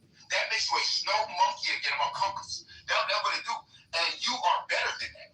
All right? You are better than that. You are going upwards. White people around here, like they behave so damn good, respectful, all that. I'm not gonna we can't let no judge bring that back. So we get his ass smacked up, it's good. So he is the exception, all right? But thank you. So right up, yeah. Y'all got that shit. So I made free to add context what actually happened. Yeah, we're gonna start a queue. Because I want to get everybody in. Mr. Edward wanted to get in. Freeman Adrian was waiting to ask a question. Okay, so Adrian wanted to ask a question.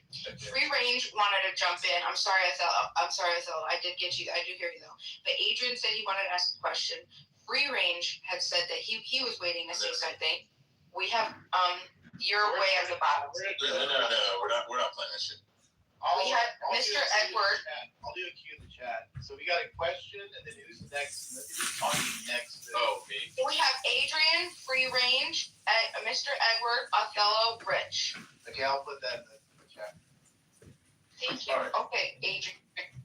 All right. So my question is, when it comes to the use of people's use of defense, self-defense, or standing your ground, can you use that as a defense for an altercation that you initiated? Initiated what? By what? If you initiated an altercation, a conflict between you and another person, they put hands on you. Can you use self-defense as a defense? Yes. Because it depends. Go ahead. Who initiated the physical? I listen. When not who initiated physical. I think you're listening to respond. You're not listening to my question. Digest my question. Can you use self-defense as a defense if you initiated an altercation? It depends. Verbal altercation, right? No. He said in general. A legal answer to that, Adrian? Yeah, I got it. Adrian. Let me just answer. Do you want me to? I was going to go right back to you. I'm not in the queue. Just quickly, it depends, okay? Depending on how the conversation. Of course, me just addressing over the phone, clearly there's no reason for us to physically contact each other because we can tell us some words. But if I address you in person in a fashion that provokes violence, meaning like, what's with all that shit you talking? That's great. But if I said, hey, I heard you wanted to fight me or something like that, there's no reason for me to address you in person with that, because now we are in reach of physical contact with each other, right? And as the conversation develops, who takes more aggressive steps towards each other, at some point it may get to a point where it's just, what is it called, standing your ground, so to speak. But if I'm coming towards you, like what happens in some of you, I watch a lot of public videos, where someone, and some of you guys see this shit too, especially on like social media, when someone goes to someone's house, they cannot justify addressing words by going to the location to actually call, to escalate the threat. You cannot use self-defense in that situation. So I'm saying that to say with the builder, the dude who we're talking about, he actually engages people with his intent, which he does. It's not like he's just out and about screaming and this happens to happen. He's actually have a platform based on this. So I'm saying with that premise, he's not creating a situation where he can actually argue self-defense. He's actually putting himself in danger to where he loses that claim. Right. So, and here's the qualifying factor here. He is armed, approaching unarmed people, initiating conflict with unarmed people while he has a gun on him. I don't think he can use self-defense as a defense anymore. Because you're armed with a firearm and you started a conflict with people who were minding their business and who was also unarmed.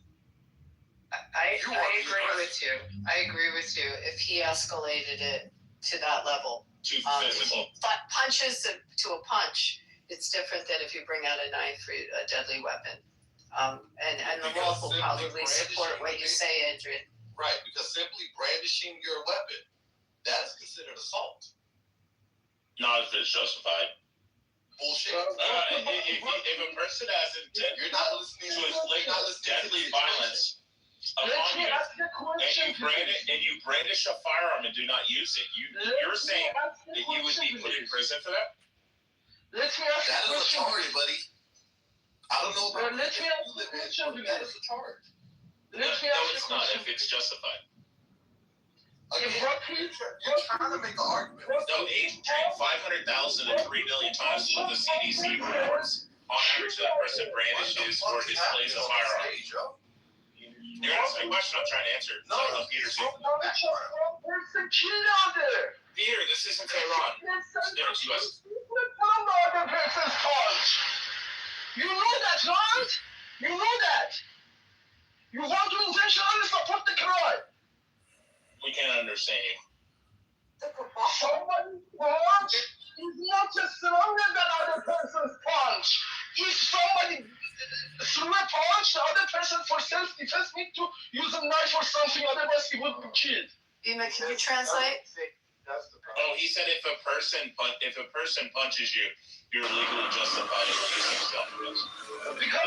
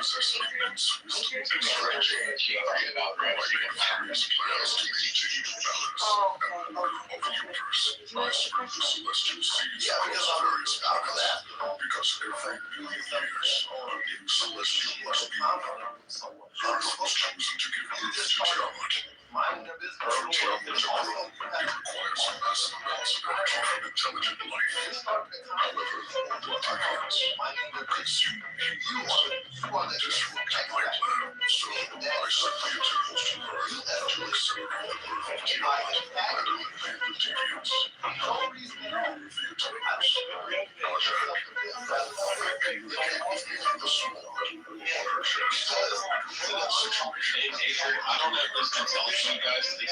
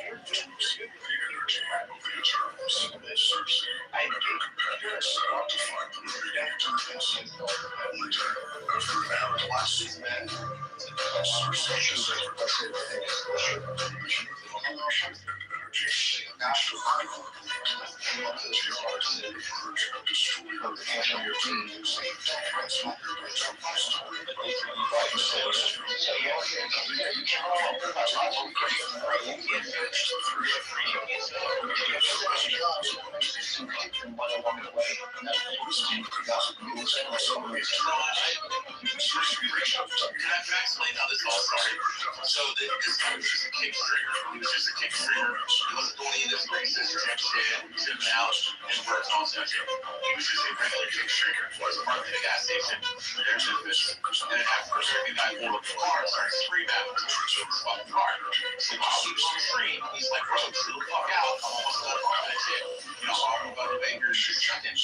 The guy starts screaming, getting in his face. And he's like, oh, fuck you, Baker. He's like, dude, now you're fucking stepping out and fucking monkey. And then he started and spiraled to the car. And every time he was I personally descend to earth to judge and reshape this world.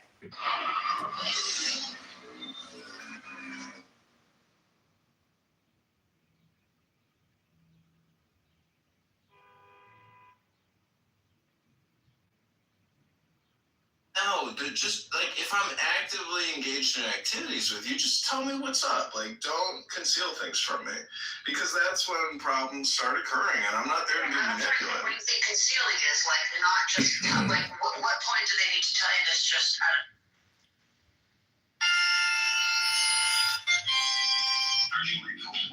America is if China owns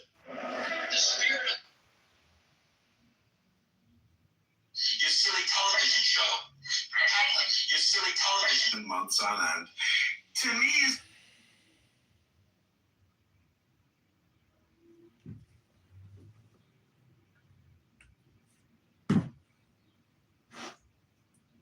Here we go. This is Rich left off where he steps outside of the courthouse, where he's at the courthouse. Okay, so here we go. they're laughing, they're pointing at me, and I said, "What's up, guys? How y'all doing?" I said, "Y'all like the new suit?" He said, "Walk away from me." He literally said, "I have PTSD. I feel like I'm in." He said, "You start saying all that shit about shit to me, I'm gonna hit you." He hit me, started wailing on me.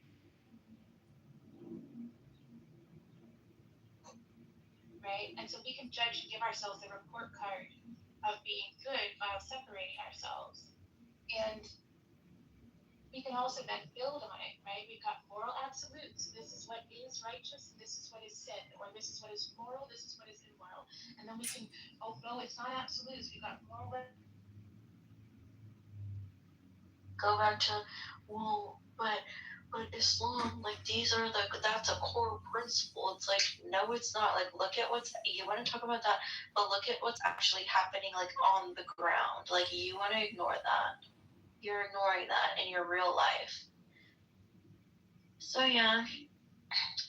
And I've been listening to Simon's bullshit for a long time, and I haven't said anything. So, he got a little smackdown. I'm not planning on, going at him consistently. But, I had a little 15 minutes in the car.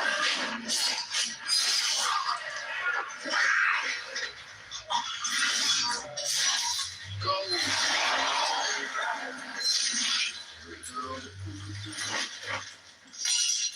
I am your only future, and my path, your only path. Who among you dare say otherwise?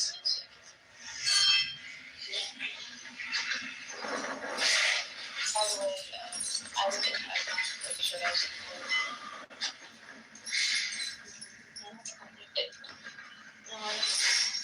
Oh yeah, you don't get so yeah, I'm gonna visit.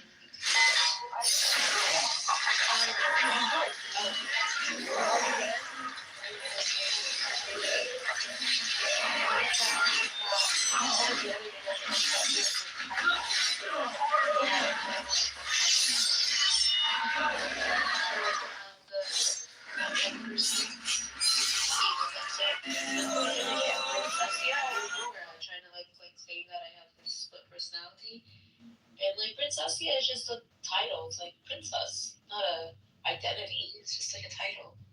Oh, is that what it means though? Princessia? Yeah. Yeah, it's princess. Princess in what? Like it's no, it's just me being cute. Like I made it up. Like the day that I made myself named Princessia, I don't know. My aunt, I was going somewhere with her, and she wanted me. It's very aesthetically. Assault, right? It doesn't have to be a physical for it to be assault. You just yelling at someone can be assault. You playing a loud ass megaphone 2 inches away from someone's ear, that is considered assault in certain jurisdictions. Okay? So we need to be very clear on what assault is and what provoking a response from a person is, right? Because you, being a person with a gun, and you came up and started assaulting people with your words and racial epithets, guess what? You cannot use self-defense or stand your ground as a justified bona fide defense. So Adrian, the second that I say nigger to you, you have the legal justification and beat my ass guilty. And I can't defend myself. Be right all the time? No, you're like a TikTok lawyer. That's what you are. You're saying that if I say fuck you, honky, or fuck you nigger, and then you attack me, you attack me, you have legal justification to beat me to death, bro. And I can't defend myself. I'm really not that fucking That's person. Okay. Right? So you need to chill the fuck out. Okay. What I wanted to say to you is stop citing the lockbox portion of your submission, because we have already established that is not settled law in Tennessee. Alan already looked it up. There is lockboxes in Tennessee. I debunked that already. saying you said you can't bring a firearm onto the courthouse. Bro, I'm simply saying you cannot. I understand what you cited. I heard you, but what you're misunderstanding is that they have lock boxes prior to the fucking inspection area. Where prior to where the metal detector area, you are not allowed to bring it. You are not allowed to bring it past the secured area. But this is why they have lock boxes where you put your gun in there. Jesus Christ, you're not allowed to bring it past the security checkpoint. You can't do it, period. You're not listening. They have fucking security lock boxes. We already looked that up. Alan already showed how they have lock boxes similar to Texas. When you enter with your firearm, you inform the security officer or the sheriff's deputy. You say, hey, I have a firearm. They say, okay, there's a lockbox. Go over and put it in the lockbox. All right. They sit in the lockbox, take the fucking key, walk inside. Jesus Christ, you're talking about on the premise, past the security checkpoint. I agree. Okay. You're not allowed to have it in a courthouse, or you're not allowed to have it in the courtroom and or adjacent. And you're not allowed to pass past the security checkpoints. It's a state bill. They literally fucking have lockboxes though. Jesus Christ. Why they have lockboxes? Fucking idiot, bro. God, you're SB 23 fucking TikTok does lord. not set law in Tennessee. Shut up. Thank you very much. Beeman, did Free Range already go or no? No, he did not. Okay, Free Range, you're up, and then Edward. Go ahead, Free Range. Yeah, I'll try to keep it quick. We made a lot of points that already, kind of satisfy the issue. But yes, if what Rich is saying, that is not a situation where he would be held accountable for, assault or whatever charge. It's self-defense, in other words. With Big Mark, if he's still here, real quickly, I think we all agree that words shouldn't lead to violence most of the time. It's very rare. Yeah, I know a lot of us are very sensitive about our loved ones, particularly our children, so some people can say things to provoke violence. It's rare, but those are the strange situations. I say to say that when we look at this situation here, most of the times we don't want people to be using racial slurs like that because, we know what can happen, and what has happened based on this guy having this history of it. Again, I'm not saying he's always doing this, but he does it enough to where you expect it from his content. The point of the matter is, if the story that's being portrayed based on the article is true, then, like I said, it's a legitimate case of self-defense. I'm just saying this, and I'll end on this. If we are going to keep this principle in mind, then we have to start addressing the violence that comes to us from the left to the right, based on them just attacking us for our so-called violent rhetoric, which they use that shit, saying Trump, that he always goes around saying shit that leads to violence. Meanwhile, the violent actions of the left is not compared to the right. So I'm just saying that if you guys are going to try to justify this, then you have to be, or at least, play this game that shouldn't happen. You have to be consistent. That's all I'm saying. Can someone tell me, who's the person that said that there's actual law on using a racial slur? Because I'd like to know what state you're telling me that that's considered an actual assault. I understand hate crimes pretty well, and I work with them every day.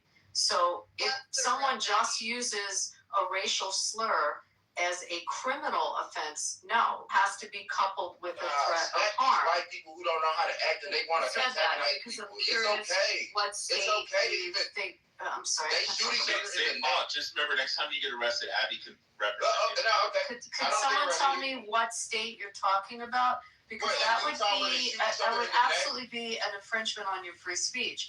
You can say horrible things. Unfortunately, you can do that. Yeah, and look. However, so could you tell who said that? Could someone tell me what state they were talking about? Act like a deranged white person, and then you want to get smacked for it. That's Who said it, dude? Okay, it was Adrian. He's gone. Adrian said it. Yeah, it doesn't. Everybody got a You have to couple it with the. That's right. Watch your mouth. Okay. It'll escalate the crime to a hate crime. The speech and watch your white mouth. Brown, black. And I have a Bima. Are you alive? Well, I have a question. Yeah, I'm. We got a queue. Oh, sorry. You should be prosecuted too. Everything's working. Why are y'all complaining? She attacked the foolish white boy. The white boy is in jail. Or who cares? We can add you. Yeah, Mr. Edwards next. Yeah. Mr. Edward. He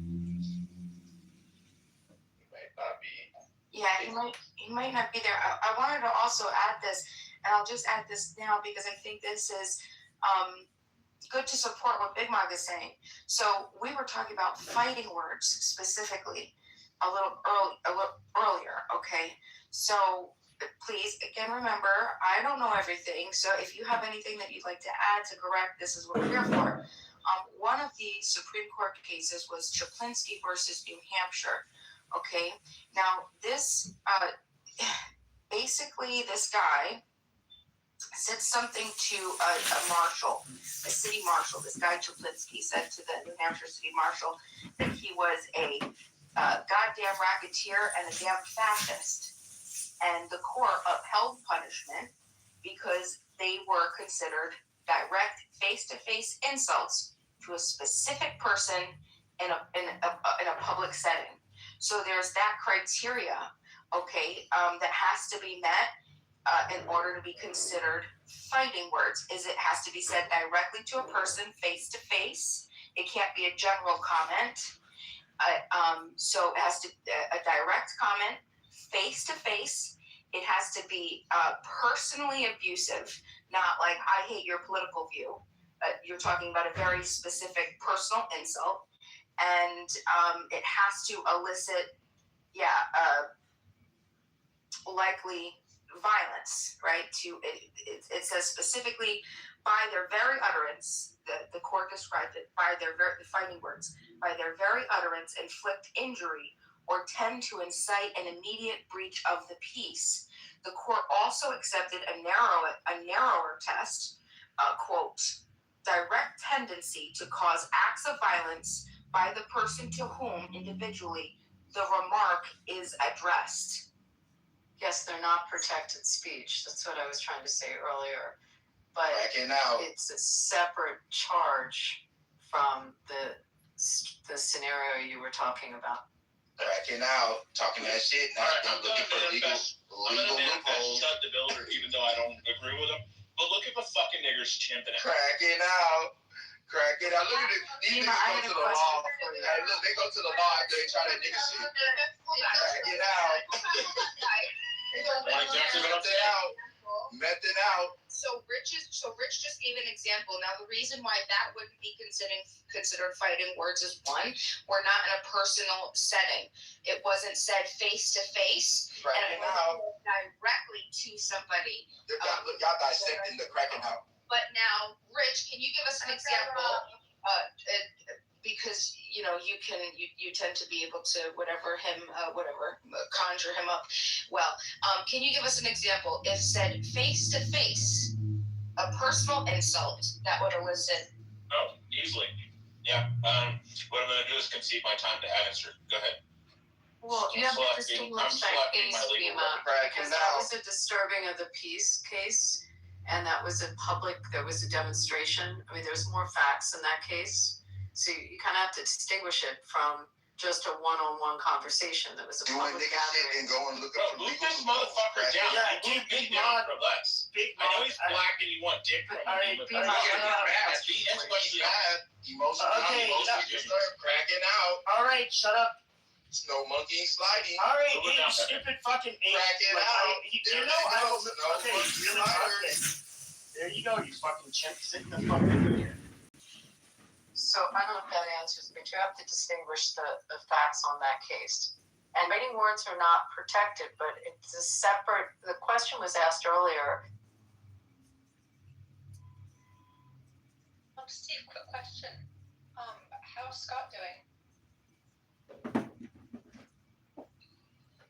I haven't spoken to him in a couple of days. Okay. So the answer is I don't know.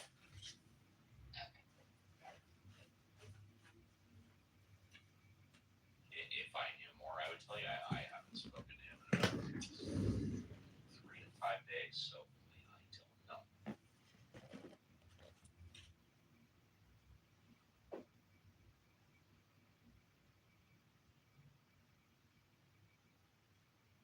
I assume that's Reverend Scott? Yes. From your show? Okay. Yes, Reverend Scott Jones of my show, The Mod Squad. And I do have to go on a Zoom meeting. Last week. 5 minutes. Okay, go ahead and do your clip. I think David was there. Well, it's not mine. No, he wanted to do something. He wanted me to react. Yeah, well, anybody, it's open in the room, but you have a limited time here, so I'll let you crack it at first. Okay. Congressional testimony. This comes off of. Anyway, I'll get the clip in a second. Fine. Decide on any interest rate decision in any of our discussions, nor would I ever agree to do so. So independence takes courage. Let's check out your independence and your courage. We'll start easy. Mr. Warsh, did Donald Trump lose the 2020 election? We try to keep politics, if I'm confirmed, out of the federal. I'm just asking a factual question. I need to know, I need to measure your independence and your courage. Senator, I believe that this body certified that election many years ago. That's not the question I'm asking. I'm asking, did Donald Trump lose in 2020?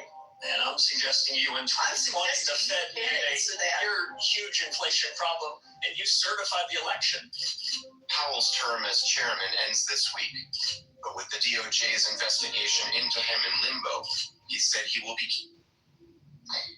Anyway, any idea what the context of that testimony was? No, but I can answer the question. There's no doubt in my mind that Trump lost the election, which is why he lost the presidency to Biden. That's my humble opinion. Right, that's awesome. I agree with you. It's pretty easy to answer that. Yeah. Who do you? What person that was about to be confirmed in front of the Senate? You know, when it's kind of Senate confirmed things.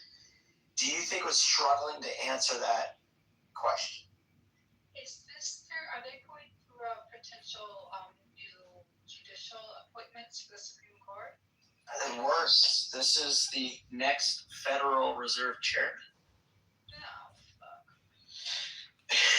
They all literally go this way.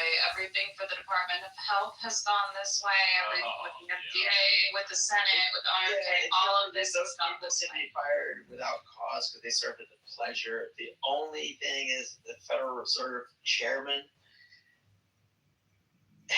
is the independence to tell the president to fuck off.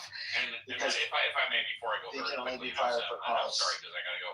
I've been saying for years, or ever since he was nominated, elected, or confirmed, that RFK would have been amazing as head of the EPA because he has 20 years of experience filing lawsuits on behalf of the environment against the EPA. That's his field of expertise, not the field that he's in right now. As far as I'm concerned, he's a complete idiot in the field he's in. But if he would have been nominated and confirmed as head of the EPA, I'm all in. And with that, I have to go on a Zoom meeting. It's been a pleasure. Ash, once again, happy birthday or happy anniversary, whatever the hell it is. And take care. I'll see you all again. Aw, yay. I love birthdays and presents and flowers and chocolates. I love them all. Thank you. Are you testing the gifted chocolates before you consume them? Huh? Just making sure you're following protocols. To test my chocolates that are already wrapped up and completely taken care of? I mean, they might be edibles. That would be good in terms of the. Oh, that would be bad. Yeah, no, I don't test that. No. Oh, okay. I would hope that the Godiva chocolates that I get normally are not. I was a Sweet definite chocolates. consumer of a lot of edibles before my wife got me to stop doing that in 2024. Oh, your wife got you off of Instagram, and your wife made you stop consuming edibles. What else has this Wonder Woman? I wasn't. I was officially on. The whole thing of it is getting me off Instagram. The only thing it was me needing to sign in and delete my account. I'm totally teasing you, but also No, we've been together 33 years. Our daughter's grown now, and I'm very happy to. What is your wife still getting you off to now? Oh, I wasn't going to discuss that because she tends to be pretty private about those things, but it definitely still happens on the regular, so that's all good. No need to discuss things you don't want to discuss. And for the men in the room, there's a definite pipeline from piano to pussy. I'll just put it that way, as a pianist. Wow. Okay. So that went in a direction I wasn't expecting. Thank you, Dave. Where's Roybus when we need him?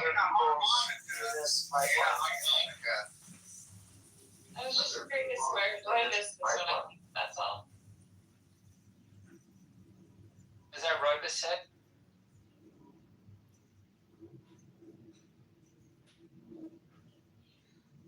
It's just it would have been a Roybus comment.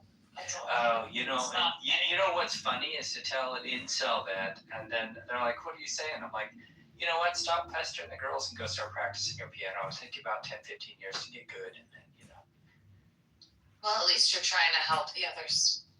I don't know if it's helping them. At least it's maybe helping them not be pests to other people if they actually took me seriously and went and did that. But I don't know. I'm not their father. I have one daughter to worry about. So. Well, I appreciate that. Thank you. Okay, so now everybody heard the clip, and David wanted responses. We can go back to that. Yeah, no, it's crazy the amount of influence Trump has had in areas that he's broken government. And this is one of the membranes, the blood-brain barrier that matters, is fed independents if they, everybody's afraid of like financial, what would be a financial problem? Well, a Fed that starts doing crazy shit. Because the president says lower interest rates when they should be going higher. You know, you get hyperinflation. So we could go Weimar. We could basically do Germany 1930s and fucking break the whole world economy in this kind of single move. See, okay, here's my only problem with that. And I'm not a Trump guy, not even remotely. But why do we say that we would break the whole? We're not special, man. We're just sort of. I mean, so Dave, do you know of any other way that they denominate oil other than U.S. dollars? I thought China was taking care of that now. I thought the petrodollar was breaking. Well, the quick answer is no. Longer answer is not at all. And do you remember the financial crisis, the global financial crisis? I do. Like, 2008 you're referring to? Yeah, 2008.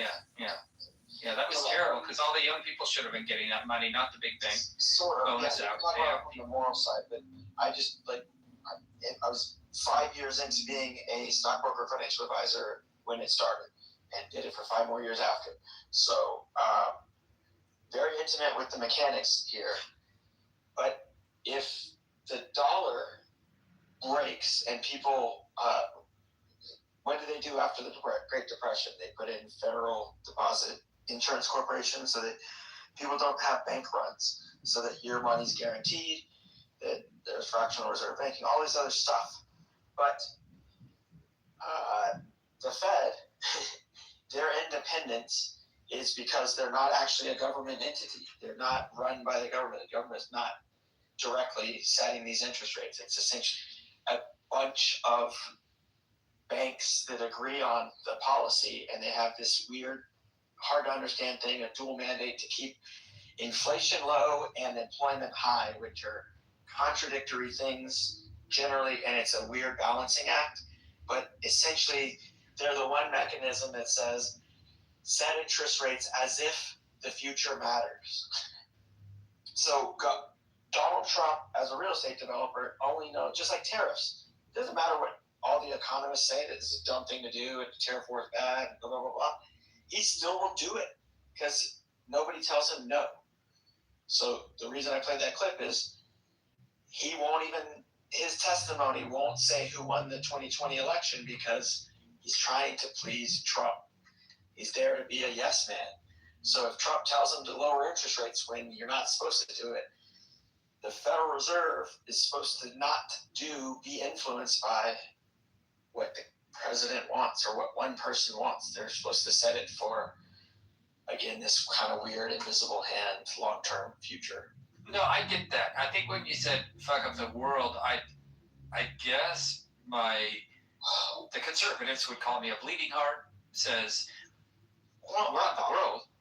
We're not the fucking world. If it will fuck ourselves up, but then wouldn't other people just sort of step in and like, okay, well, that empire just twice anything if the whole backstop breaks, because don't you have to assume that something about money that yeah, but okay. So my opinion is probably wrong. I had thought that the petrodollar was breaking apart. I thought that other people were trading in oil without U.S. currency. I'm maybe wrong about this. You basically are, because international trade has this counterparty risk when you go across currencies. So basically, you have to have one more dominant currency that is essentially fixed, and everything else floats around it. And one of the things that China had for decades done is devalued their currency and helped them grow their economy in a kind of weird way, but I don't want to get into all this stuff. Now they're putting finished goods onto the market, like BYD cars that are better than Teslas. So they have a lot of economic heft that I think a lot of Americans can't see or fathom. But all these products that are highly technical take many, many countries working together. And that's the part that Trump is so fucking stupid. He doesn't understand how anything works. He thinks tariffs are good policy to raise money. He thinks tax cuts are going to work perpetually for rich people. It's just a total misunderstanding of how complicated the ecosystem of our economy is. Just my views. No, I support, especially ethically. I guess I knee-jerk reacted to the idea that America could break the world. Like that seems like a very America-centric thing to say. Like we're such a weird ass fucking country. We're like we're the greatest country. No other country says that so much. Like I guess I've always thought, well, you know, we're not special. If we weren't there, somebody else would do it. Like you know, I mean, I could be wrong about that. Lots of countries say we're the greatest. Some of them don't. But a lot of them.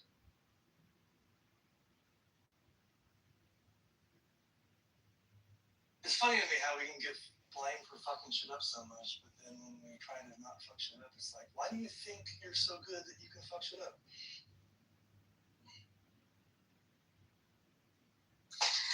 So I have some old issues that I keep. And here's an old issue of Scientific American from September 2010, special issue.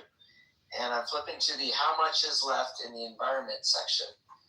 Peak oil, they were forecasting 2014. Peak oil at 80, just under 80 million barrels a day. Well, we have 100 million barrels a day. And it's 10 years after that. So it's just be careful what you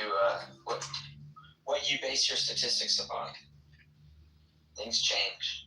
The fracking revolution wasn't quite over when this thing was published.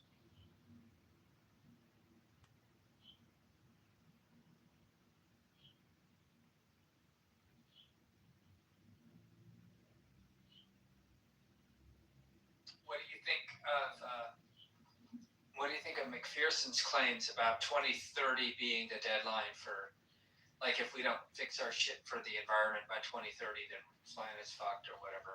I used to see those videos like back in 2020 during the pandemic. McPherson videos. I don't know the specific reference, but I mean, it depends how you want to measure it. But there are different tipping points along the way.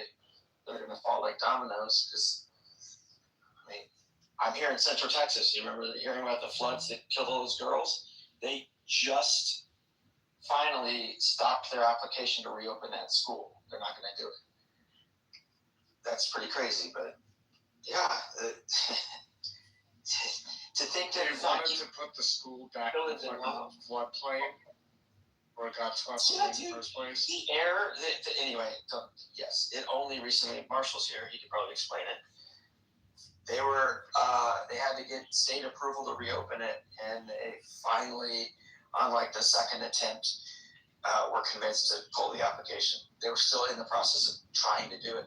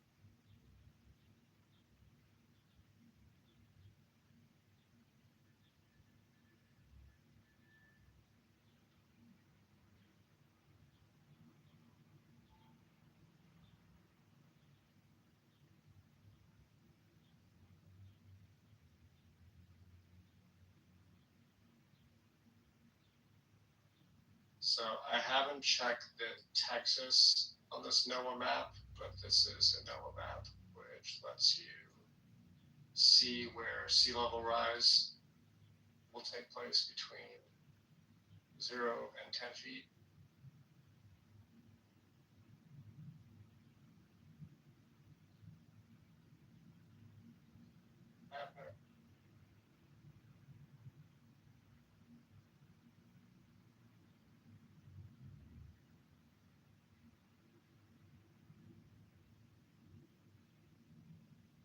Definitely bad news for lots of people. What are you looking at? The GIS map from NOAA, which shows there's a little slider on the left-hand side where you can plot what an No, but what do you mean bad news for a lot of people? Give me the cut and dry 5th grader version. Also, Sea level rise will fuck a lot of people. If the sea level rises 10 feet from where it is currently, imagine where you are. Right. I don't know if you're by the coast, but basically anything get that's that. coastal. I thought you said Texas was in real big trouble or something. I wasn't sure what you were. No, I haven't looked at Texas. Oh, okay. I thought you said Texas, and I was like, oh, really? What is that like? Okay, got it. Yeah, no, I mean, we already know climate change is a thing, and people refuse to acknowledge that. I got a lot of work done earlier in the day, and now I just can't keep myself up to do anymore. Rest is not a reward, it's a requirement. You're funny. I have to worry about clinicals coming up. I'm tired. My bed is very comfortable. My tired brain is going to have a harder time retaining information. I don't know. Have you ever tried CoQ10? You're the second person to mention that today. I actually know the man who brought it to the U.S. He just died recently, and I was at his memorial. Yeah, the family is sort of family friends. So it's really weird when people are like, do you know of CoQ10? Yeah, like I know the people who helped bring it to market. Yeah. Well, then I guess that's a sign out. A little bit. You're the second person today because we were discussing, my girlfriend and I went to go get pedicures today. And we were having these conversations about specific medical afflictions, and she was like, are you taking CoQ10? And I was like, you know how much of that stuff I have at my, house? Since you brought up a molecule, I have to jump in. So, my understanding is that ubiquinol, as opposed to ubiquinone, is the preferred modality as it has higher bioavailability. That sounds about right. I don't know all the pharmacological, mechanisms of action for CoQ10 at this point, but I just know that as a kid, it was brought home to my house all the time as it was being discovered. So, yeah, there's a lot of marketed. There's a lot of pharmaceuticals that deplete CoQ10 in various ways and affect mitochondrial function. So it is a really, really useful supplement. Yeah, for sure, definitely. What are the signs you need it or you have benefit from it? I mean, in general, I think everyone can benefit from CoQ10. Do I know the contraindications? Not at the moment. I mean, it's helpful, but everything in moderation, right? Obviously, I'm not really sure of the contraindications for it off the top of my head at all. Actually, if I'm honest, I haven't learned the contraindications for it, so not yet. Can do. It's hard right now with the emphasis that social media and wellness grifters have on peptides without knowing what they're doing, without, having the purity of peptides going on right now anyways. There's a lot going on. Sorry. I just wanted to go smell my roses. That is all. I always encourage people to stop and smell the flowers. Yeah, I've got my orchids and my roses. Do you close your eyes when you smell the flowers? I actually do. They smell so good. They look so cute. They're like this bright pink color. I am so in love with them. They have made my day every morning. Did somebody get you roses for your club anniversary? I wish someone got me roses for my club anniversary. Shout out to everyone if you want to get me roses for my club anniversary. Man, she didn't even know it was her club anniversary. That stupid blue showed up. Yeah, I wish you happy club anniversary last night after. I guess. Yeah, you did. Yeah, I thought yesterday was it, but I realized now that it was probably after midnight your time. That's so sweet, Otter. I appreciate it. Okay, raise your hand if you tried your club anniversary. Dennis, you are just jealous that you are not getting love on your club anniversary. It's not my club anniversary. I'm very lovable. Dennis, you have a gold medal. Come on, be happy with that. Yeah, I don't. That doesn't make feet. Yeah, he wants a real gold medal. Lots of gold. Those medals are, well, you know, their value goes up and down, but they have a constant weight to them. So yeah, I wouldn't mind one.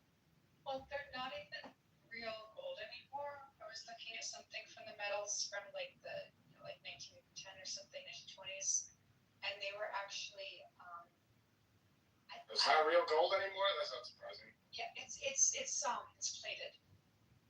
So I think you actually had I don't know if it was actually solid gold, but you actually had like a worth a lot gold in like the 20s, and in this last Olympics, it was just gold plated. Which I mean is still cool. Like it still looks awesome, but it's gold plated.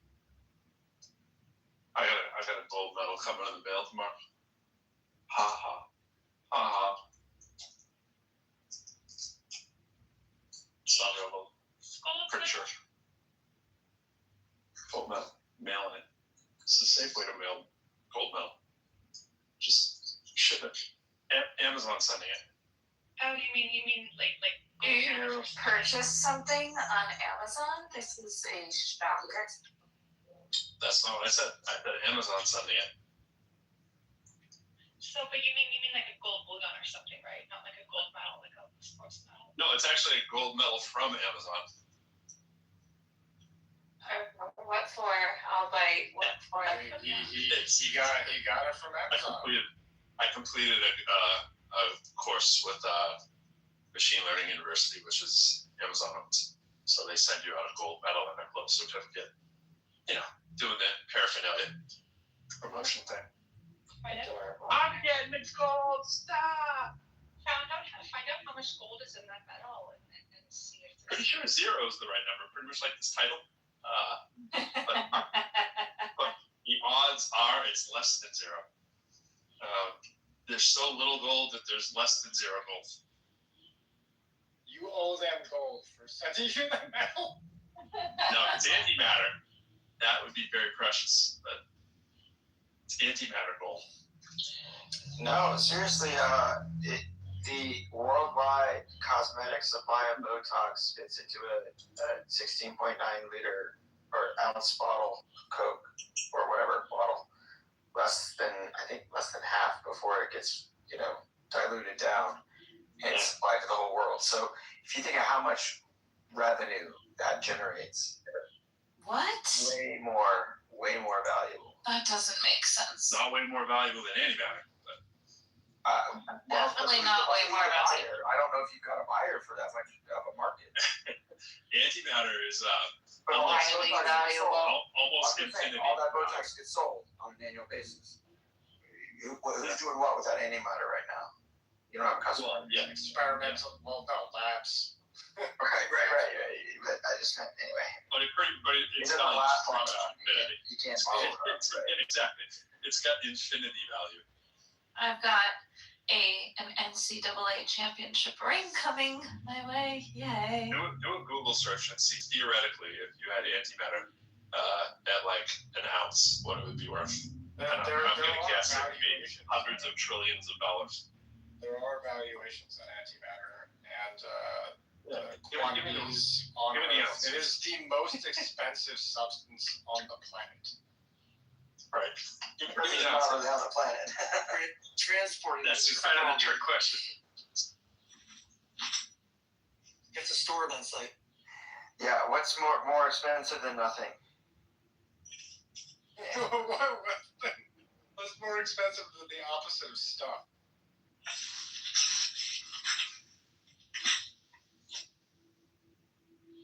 So there was. Can you get that on credit? What was the credit? There was a recent, I saw a headline about an experiment with antimatter, and they thought it might have anti-gravitational properties, and that was not true. We're gonna buy this gold bullion. We're gonna buy all the gold. It's gonna be. I'm gonna put it on my toilet and take a giant shit all over my gold throne and ballroom. So this is the thing that I think people underestimate, right? With the whole, what's the damn security thing I had posted earlier? This fake government thing with the country's got to pay $1 billion each. I always forget the name. I mean, the amount of scammery, right? That has put his the peace club. Yes, such a scam. Oh yeah, I mean, because he couldn't get a Nobel Prize, so he made the Board of Peace. Yeah. But he gets this like when you start reading the details of it, it's nuts. It's absolutely nuts. Like I heard it like 3 weeks ago driving in my car, I think, and I was like, this is fake news. This isn't real. And I was like, wait a minute, this is real? Like, how can this, like, of all, we always do that. We go, how could this be true with the Trump stuff? But like, how can this be true?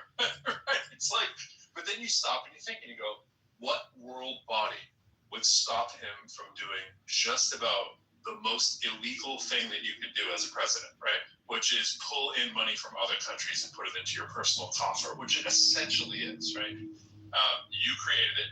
You're going to have a board just so that you can kind of get around saying that it's just you, but it's pretty much your thing. You're pulling in bribery money off the books, but creating an entity to say, well, it kind of is on the books. This is the same dude. Right, this is the same dude who wants to have an external revenue service. It's just crazy, bro. But the amounts of money that he's brought in during this presidency, he's essentially now one of the richest people in the country, legitimately now. One of them. I mean, so you could argue, before we kind of laugh and go, yeah, he's not the most powerful person. He's easily the most powerful person in the country, even with his unbelievably low popularity. So it's like, there's no way you are going to remove him from the presidency. He has to die or he has to be arrested. He will not leave. Why would he possibly stop him? People go, oh yeah, that's not going to happen. Because who's coming? What Batman is going to remove him from office? Or he has enough cognitive decline that his party gets together. No, his party doesn't have any power. Only the cabinet has the power. It would have to be. Someone is going to eventually Prove it. How much worse They does it have to get? didn't even do it under when we didn't have a loyalist as Biden as president. When people talked about cognitive decline, you're telling me that these people that are loyalty tested. I mean, it wasn't that long ago. I played the clip from Elizabeth Warren talking to the next Fed chair. Yeah. But he won't even say who won the 2020 election. Well, but he does get to a point that's ridiculously bad where he can't, even utter a sentence. I mean, that would be like Mitch McConnell bad? Yes. If he gets to Mitch McConnell bad, it's a wrap. Well, no, actually, it would be different because he has the vascular dementia. So it'll just be a press secretary. We won't see it. If he goes Mitch McConnell, he won't appear anymore. It'll just be tweets. All he's gonna do is pick out the squirrel, and he's gonna spend another 2 years. Yeah. Well, no, I mean he's got some time left, but I mean the only concern with this cabinet is that he gets crazy enough that he might actually push the nuclear button. He's that crazy now. He's been that crazy for a while. Yeah. So. Well, I mean, yeah, but like that might actually be something that he would do, and no one in this cabinet to stop him.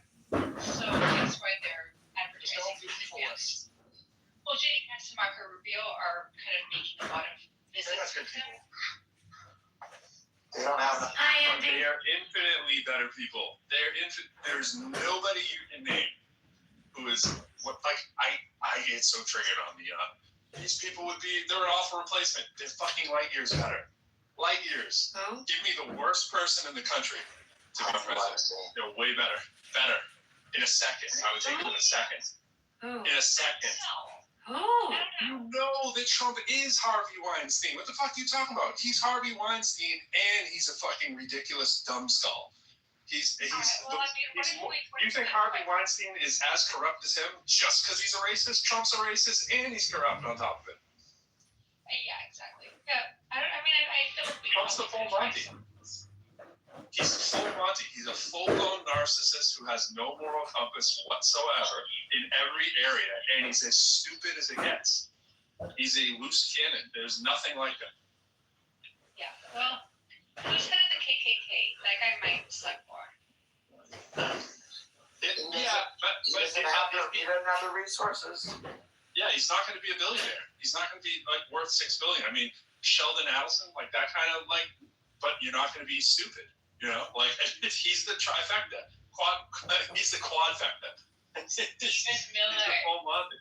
Stephen No, Miller.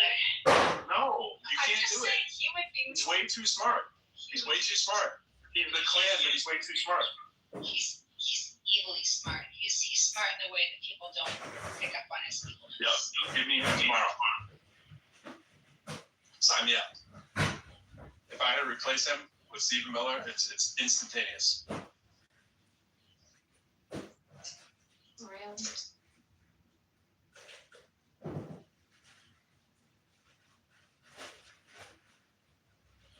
And by the way, Stephen Miller, light now that he's married and has kids, you know, he's not quite as cleansy as he used to be. I think he has kids. I think he has doing the family life thing. He has a wife. He's got the baby on the way. Remember when? Yeah, there you go. It's good. He had to get his wife off the. He was the one that reacted properly during the press event. Trump is like now he has deep Didn't he roots. grab his wife's boob? Or who was that? He helped her off the stage, whereas RFK Jr. took his escort and his wife had to run after him. Whoever you get, the thing is that people Freaking forget, adulterer. whoever you get tomorrow does not have the roots of Donald Trump. Donald Trump's roots run deep now. Yeah, They're deep entrenched. He has more power than nobody has been talking to Putin for the last That's right. years as much. He's all over the world, all over the country. He's got his tentacles into everything. So it's like there's no comparison. All these like little wimpy, whoever you pick, it just doesn't compare. Unless you're like Putin to be president, maybe I'd still vote for Trump then. But I'm saying, you know what I'm saying. But in the country, people who could be, Trump could change it. Trump could probably make it so Putin could be president. That's how bad it is. People are like, no, that's crazy. No, there's nothing. We have nothing. People are like, oh, we got a court system. Do we? I think Trump should leave office and become president of Iran.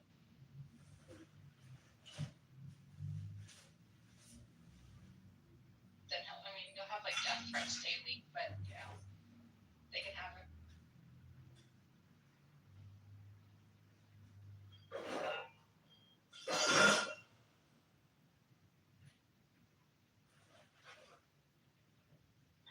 So, Pro, does the bunker get built?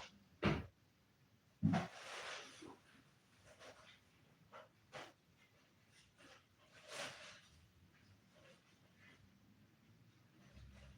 bunker that's supposed to be under the now $400 million ballroom.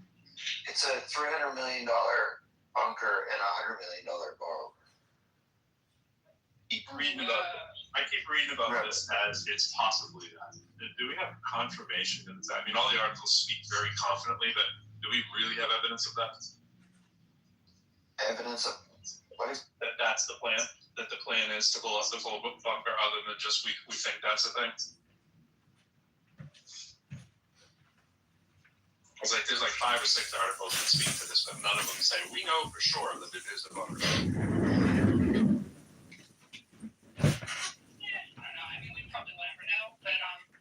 Still, it's absolutely disgusting that he went and tore down the East Wing before even kind of getting any sort of permission to do any changes to the White House. He just was like, I'll just take down the East Wing. It doesn't matter. It's only been around since 1800.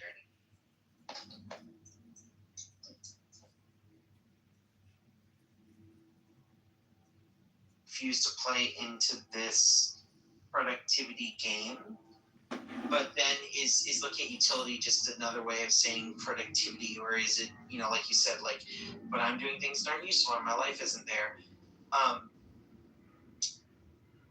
My gut instinct is to say, like, but maybe if whatever you're doing right now isn't useful to anything, including yourself, then maybe it's good to recognize and make change. Like, how do we know when to make change? What if something about how we're living isn't good, even for ourselves? Like I'm going through a lot of recovery right now, and there's some days where I'm not feeling good. I got a migraine. I'm trying to just deal with like physical therapy and get through the day. And a lot of times I would probably feel better if I just went on a walk or drove over to the park or something like that. And on the whole, like when I think about it, when I do that stuff, I usually feel better and it's worth it. I'm not making a bunch of money walking in a nice park or going on a hike or something, but it makes my body healthier. It probably improves my heart health and physical health. It, reduces stress, does all these things. And then like, if I sit at home, let's say I go on Club, like I've joined a lot of you for on Clubhouse on walks and stuff, right? If I sit around my house and do Clubhouse, or I go on a walk in nature in Clubhouse, either one is a choice I'm making. And the choice is a lot more useful for me. And maybe instead of just like, this is my personal opinion, so looking at a capitalist productivity thing, like, do I want to take care of myself? Do I want to be useful for myself? Anyway, Christine, go ahead. No, I was laughing because it's back to the whole argument of how efficiency gets in the way, right? If you're deciding one is a better use of your time. I'm not saying that you shouldn't make decisions or you shouldn't qualify them in some way. More like because it's still a good bad paradigm, it still has the same issues. Whether you zoom out to the universe level or you zoom in, right? Granularity or the broad view, there's still use for it still fits that paradigm for me.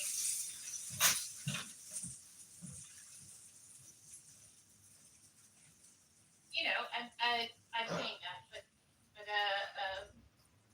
I think maybe I like this. I think you're pointing out something with some meat on it. Like, I'm going through this in my head and kind of thinking like, what the implications of that would be, or like what the thought on that would be. For sure, because there's something about just coming up with like a linguistic term of I'm not saying productivity or something. Instead, I'm doing something way superior. I'm saying utility. But what is utility but a proxy for productivity or goodness or badness or something like that? Is it a good idea to be allergic to that or even to embrace it? You're definitely getting on something where I'm thinking about that a little bit. So feel free if you want to expand on that a little bit, or I'm not sure if you feel like you've said all you. I'll add this to release any tension, if there's any, for anyone. And it's that I think even in asking these questions and exploring this, the way I think about this for myself is it's like I was raised and conditioned within intersections of systems that caused me to view the world in a particular way. And while I'm trying to deconstruct and reconstruct something different and new for myself, I will essentially always exist. Kind of the visual to me is it's Marvel. Vision is half in the side, the bubble of the town, and half out, or the Matrix, right? 1 foot in the Matrix, 1 foot out. There's no fully escaping this. There's an awareness that it exists. There's the contradictions that exist, and then how do we resolve them? Can they be resolved? When, for example, I want to move into the flowing grasses of the field when the wind blows and I'm No, they're just like if I'm actively engaged in activities with you, just tell me what's up. Like, don't conceal things from me. If I'm actively engaged, the power dynamics of cultures that I have to sometimes pull out the power games in response because people don't necessarily understand this language or this way I'm looking at the world, let alone it's not shared with there's methodologists who are boring. If you go to comic context in detail, and I just wrote back equity and economy. Virtues one knows to be just the virtues one knows to be rational. Right? Never. It's like my hero in Die Hard. Yeah. Well, kind of sad. The coast will get together. I feel that. I love it. Right? I don't want to say those things. That's not the world I live in. It's still a part of incorporated. And I have a call you MOM. The systems don't you cannot be the same body before the germs, after the germs, right? You were always changed by. And so this like there will always be the residual concepts and ideas in which I was raised in order to perceive the world.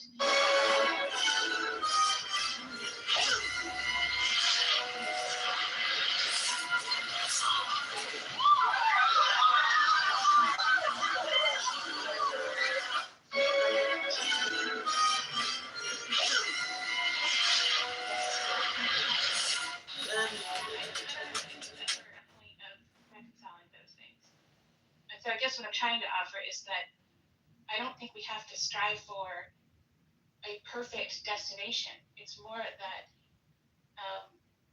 whatever it is that we're making around or thinking about or challenging, it's not about getting it perfect or good or right. It's more that there's movement, and that movement is in a direction that is somehow like I'm calling it for myself signal integrity. I don't even. Sorry. You know what this makes me think a bunch of, Christine, is like the being versus becoming. I was a huge advocate, and in philosophy, I was like shown this like 3 or 4 times. It was really illustrated for me, and I do try and live it in my life. Is like I think a lot of times we focus on what we are as like a fixed being, and we want to establish where we are and push it and prove where we're at. And there's so much value in focusing instead on our process of becoming. It's much more not just forward looking, but it's like acknowledging the process nature of what we are as living creatures, and opens ourselves up to a different way of contextualizing that I found, to use that word, very, very useful in my life. So I think like it sounds to me like you're hinting at that similar thought of focus not just what we are as a fixed being, but focus on what we could be becoming, because we are going to be in that process inevitably. Like you're using the example of we're not the same after the infection. There's something different about us, and I resonate off that. And by the way, I think she's integrating some awesome things. Go ahead. You guys are really bringing up. You chime in. Sorry, I do want to be involved. I don't want to. All I want to do is couple what you guys are saying. Now I feel sort of integrated. Sounds good. Feel free to chime in. And for what it's worth, I had to take a screenshot because this is the most old school room I've been in. Christina, you, myself, Z, Sam, James E, Flora, Dr. James, Rose. I'm not sure if we're old friends or new friends, but Jomar, Io, Mosh, Lewin. There was 2 cats and Rachel's from back in the day. I'm not sure which you 2 are. But it's just like a super old school room. So it's just kind of fun to see all these like old school people come back together again for a second. That's cool. Anyway, back to you, Christine, if you want to share any thoughts on that. Do you know what we should have, and Clubhouse doesn't integrate this, is like flowers or hearts for everyone, just as a regular practice of gratitude, because like I think that even if we don't necessarily realize it directly, that even sometimes this avatar can make us think of something and then integrate it into conversation, let alone if they write something in a text or there's an emoji or whatever. Anyway, but back to your point about, I kind of don't even like to think of it for myself as a direction of becoming. It's more like, because that puts it in the future.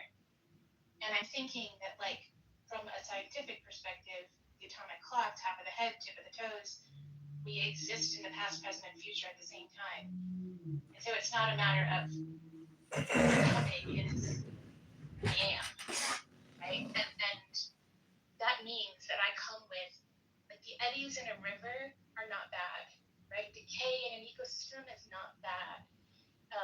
Even a fire causes. He's this real ass nigga. He does real nigga shit, and he just like he does whippets and does drugs on camera. He's on another video right now with the AK-47 and what's his face's hat right now. It's crazy, yeah. Yeah, he doesn't racially abuse people though. So Matt Pepe, do you both really identify with this type of person, even though he's a white guy? No. No, none of us said we did. Oh, sorry. No, Pepe, it was a question, Pepe. It was just a question. I didn't, Pepe, you said earlier that it makes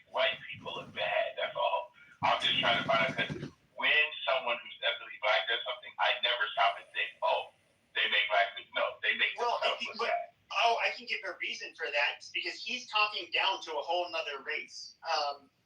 And it's coming from a white person. He's basically saying that, like, hey, look, you guys are a bunch of chimps that chimp out, and you have no impulse control, and here I am fucking with you, and you guys are reacting like a bunch of monkeys, and you guys are too scared to do anything about it. That's his whole game, and it's just like, okay, you don't really need a white guy doing this.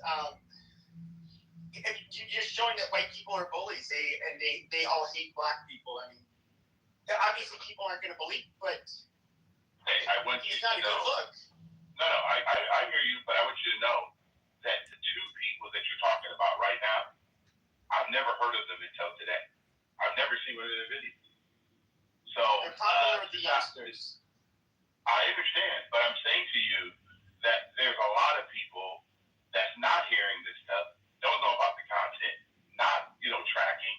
So for me, I've heard enough of it just from you guys. It's quite interesting that this is what we're feeding our young. That's why I asked Free the question. It's really sad. It is sad. I mean, there's no question about it that this is pathetic. I mean, and the only reason why I bring up race, Ed, is because that's what's being associated online. Obviously, they're saying, oh, another white person's doing this, so I have to reference it when I talk about it. You know what I mean? Otherwise, I just be like, yeah, this is just another bad human being in general. You know what I mean?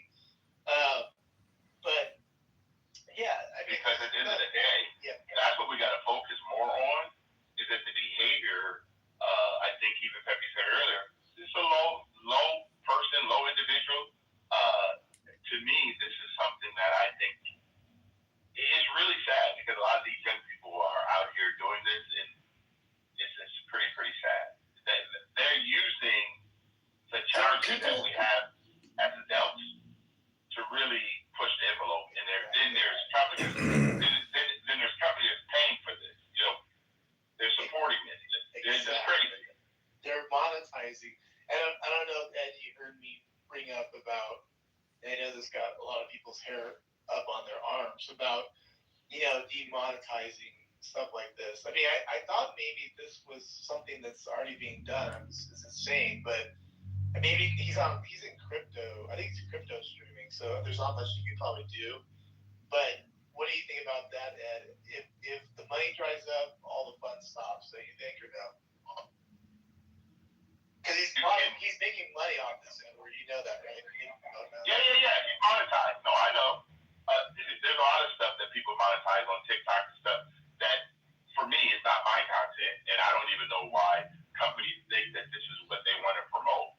But I do believe, like you said, if you want to defund something, you have to stop, giving these young people this information, and the only way you can do that is by parents or adults looking at this and saying, how do we stop our young people from watching this stuff? Like I have a 10-year-old granddaughter, right? You have to put parental code on all of her devices, her iPad, her phone, everything. Why? Because they're still trying to slip stuff in, and it's pretty sad. But we don't want her being exposed to this kind of stuff. And that is unfortunate, but that's what you got to do in 2026. You got to do a lot of monitoring. I do that as an adult. There's places on these apps I will never go in. It's not going to happen. I agree. Pepe, whatever happened to Baked Alaska? That's another name I was trying to. Oh, I think he had to do some time. He lived here in Scottsdale. He for his part in January 6th, I think he actually went to the Capitol. He did, yeah.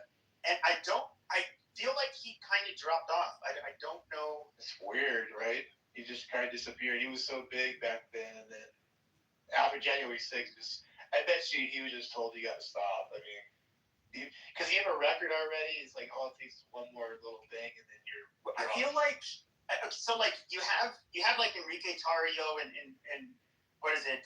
Michael Biggs. Some of the the beaters of what the fuck do you call it? Proud Boys. Proud Boys. And like I follow their accounts, and I'll see. So Biggs has turned into like, I don't know, I haven't really seen his shit for like maybe a year or so. But it was that, of course he was pardoned. He was given like a 10 or 15 year prison sentence for his role in but he's like wearing like he's still. I can tell they're still trying to do like edgy shit, you know, and be provocative, but they just like fell off. Like nobody cares anymore. Like they were only relevant because they were going out and like Antifa they were a pain in the ass, you know, and they were like the one group that was going out there and confronting Antifa and beating them up, right? And so they were known for that, but we don't have Antifa doing this shit anymore. Sure. Well, Jake Long got a concussion or assaulted during his protest. Another example of a fucking worthless clout chasing idiot. He is a piece of shit, and again, they get to do what they do, and then they get to suffer the consequences. You know how it goes.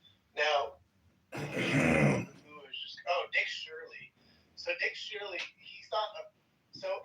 This is what I was going to mention. Is Viva still here? Yeah, she's still here. So provocateurs.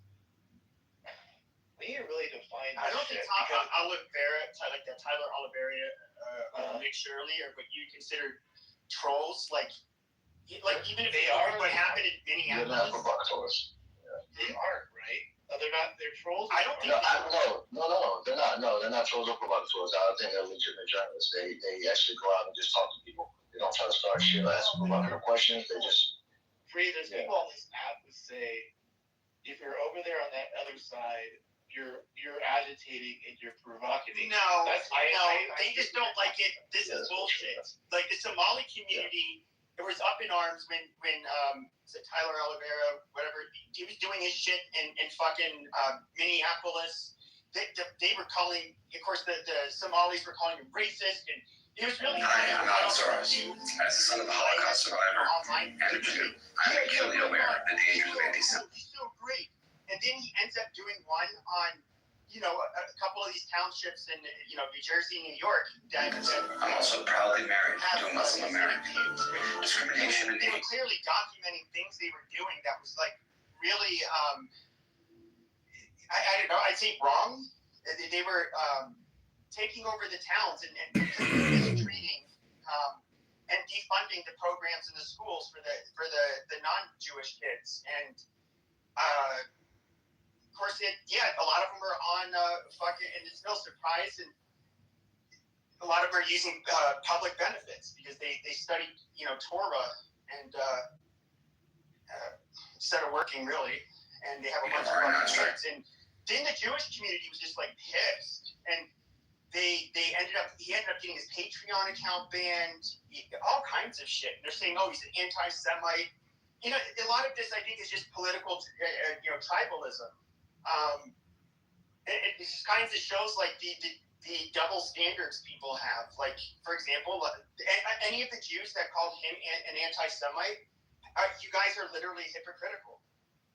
You guys have a small group of your people that obviously are not going to be pleasant to move into your neighborhood when they take it over, and that clearly, you know, abuse the welfare system. I mean, I don't know if that's anti-Semitic for telling the truth. I mean, you know, go fuck yourself. Yeah, to Pepe's point, so what people are doing, like Nick Shirley, and I've been watching Nick Shirley for quite just Molly Fraud, of course, everything just boosted once that happened. But, I mean, there's a lot of those people, like I said, James, what is that, Oliver, is it James Oliver? Or something like that, you name? I forgot his name. I'll follow him too. Jake Long.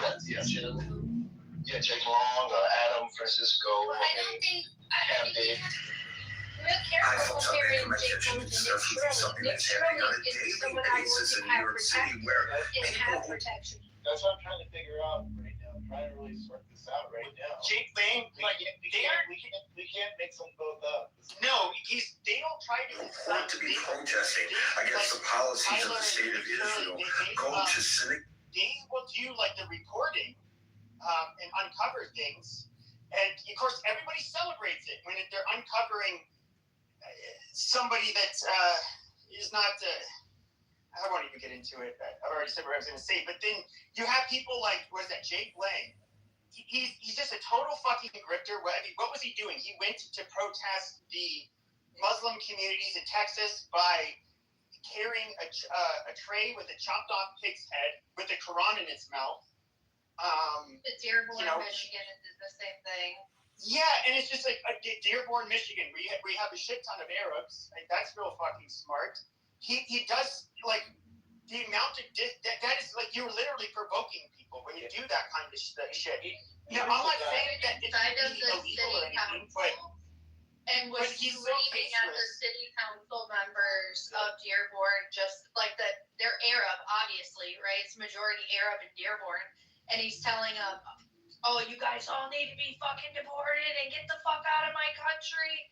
It's the American crusade. Like, it was crazy. Well, like, the he's a fucking Jew that converted to Christianity, like, within the last year or two. It's so fucking cringe. Like, listening to this Christian nationalist marker bullshit. Yeah, he's the guy in New York that went to Madani's thing, with the pork, the pig, outside his place. In fact, that event is the one where the bomb went off. Remember the guy threw the bomb, whatever thing that was his event. I'm pretty sure that was it. I'll double check it, but yeah, he's a complete idiot. Go ahead. He also beat people on January 6th with a baseball bat, and he was convicted for this, but he got pardoned for 5. I wonder if he's a Fed at this point. I mean, I don't think so. He was posting shit from they can get cell phones smuggled in from prison, but he like converted to Christianity. He was. And he tried to like brand himself, and even at that Carmelo Anthony. Yeah, they did a protest in the stadium. That was ugly. That was super ugly. So he's like live streaming from this bus where he's going to Texas, and he's like, yeah, us white people, we do all this. It's like, dude, when were you ever a white nationalist? Like, what is this? And of course, like barely anybody showed up. He was just really. He's just a real cringe. So cringe. And we're not saying. I believe he's a real Christian. I'm sorry, Matt. I don't mean to keep interrupting you. I just really don't like Jake Lane. I feel like he's one of those people that are like using Christianity just to get his point across, even though he's not a real Christian. Like, it's like he's like making a mockery of the religion. I don't know. That's just how I. That is most of it. To be fair, even though he's like a Jew, I guess I kind of slipped that in because it's. Can I run? It's far more bizarre for somebody. Is this like to the prophecy? Or a Republican was decided in a 4-year term Republican. While you're a Jew, why is this so highly manipulated so much? I don't think I've ever heard of anybody doing that, but I would say like probably 90% of the people that you see online that they say, oh, I'm super based, I'm Eastern Orthodox, or I'm a traditional Catholic, and these people are just wearing it as a fucking uniform. Like, these are not serious Christian people, and like anybody who knows, religious people that have been religious most of their adult life, that they're not a bunch of like edgelord racists that hate women and all of the shit that these guys will say. They're just fucking imposters. Right. But again, Pepe, I got a quick question for you, Pepe. Do you believe that humanity started in Africa? That's starting to be, just from the expert's mouth, that theory is starting to look like it's unlikely. So where did it start at? The Africa theory? I thought that was largely accepted. It was largely accepted, but you can look this up. David Reich, he's the leading geneticist on human populations at Harvard. He's been speaking to the media quite a bit recently. He's had something published that was a little. It wouldn't have been published a few years ago, but as they're uncovering new evidence, especially in our DNA, basically there could have been, like, we already know there are prehistoric modern humans that were living in Asia and all over. So it's like it's kind of hard to say where exactly they were coming from, because you're finding shit that's a lot older in different locations, and so it's not really that's why. But yes or no though, can we not agree that humanity started in Africa? I can't say that, no. Okay, so you disagree. So I'm a part of the agreeance that humanity started in Africa. Are you a scientist though? I mean, that's kind of what I'm saying. I'm in agreement that humanity started in Africa, and I do read my Bible, and I do believe that there was actually 12 tribes of Judah. That's not. They're anti-evolution. They're anti-evolution, and that goes against the science, so that doesn't work. There were 12 different tribes, so that's fine. But that's not scientific. Who are the real Jews? Oh my God! Are we talking about a racist provocateur claim self-defense? Do we have to go into that? I don't know. He wanted to come up here and derail. He's just silly. Pierre, can you speak to the topic? Otherwise, we can just move on. Leave quietly. Thank you. I'd like to. I mean, so I will answer to this mayonnaise question. I didn't make it racist. I didn't make it racial. It's way too I don't much. know who you are, Pierre. Monica's allowed to be racist. It's way too much mayonnaise on this question. So, can a racist provocateur claim self-defense if a person decides to attack him? All right, so this statement is sexist because why didn't we involve the women? But that's neither here nor there. Okay, cool. So this is a misogynistic post that we're saying. So a racist provocateur. So you can tell they love to hear the sound of their own voice. Monica, don't overmoderate me, my baby. Don't touch me. No, Monica is misogynistic. No, it's misogynistic. It's misogynistic. Shut your fucking mouth. I'm trying to clear. I gotta shut my nigger mouth now. I gotta shut my nigger mouth. Yes, exactly. Please do that. Now, I mean, just say the word. I mean, you already got free reign. Okay, do I have to really move you down? No, don't do that. We have good dialogue. Okay, he's allowed to be racist. That's fine. Okay, people say racist shit. You don't need to be. Yeah, I would love to be racist. They say that us as black people, we can't be racist, but I would love to be racist. Okay, just answer to the topic, dude. This is derailing. I do not think that, if you provoke someone in a racist whatever, you definitely can't claim self-defense because you baited them into that. Really, after all that was your stimulating statement? I mean, shit. You could have made fun of the Oreos without the fucking fudge sides, the fucking space monkeys, the see-throughs, the Caspers. With no license. All of that. Dude, no one rides a dick. You're a little fucking kid, man. We know you got the vagina because you're bleeding out again. You're doing it really right now, bro. With no lube. You're doing it right now, bro. Because they may not say this shit, but whining nasally voice woke me up from my fucking nap.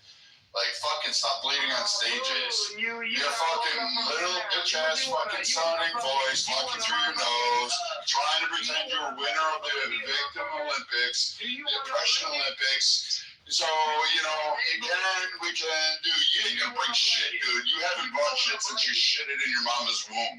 You haven't brought shit since you smacked the last slepahoe that you fucking tried to manhandle after she got done with your ass and fucking smacked you out of her fucking place.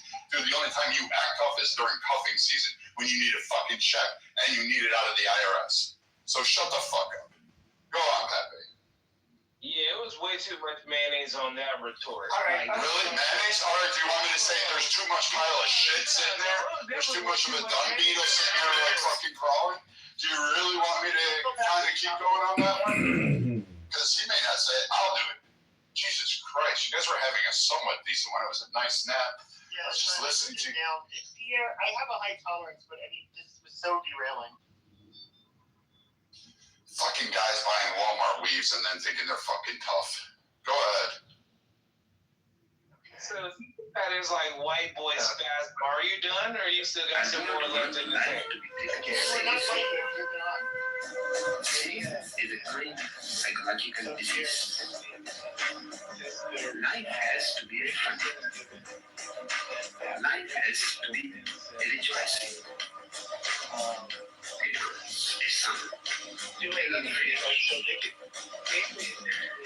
In such a small life, being serious, simply When I can knock him chocolate out of his place. Don't be a rude white. Like, don't be. Oh, I'm gonna be that true white you said. I'm gonna be that oppressing white. I'm gonna be that colonial white. I want to bring back the Viking whites. How's that one? I want to sit there and make sure that you're working.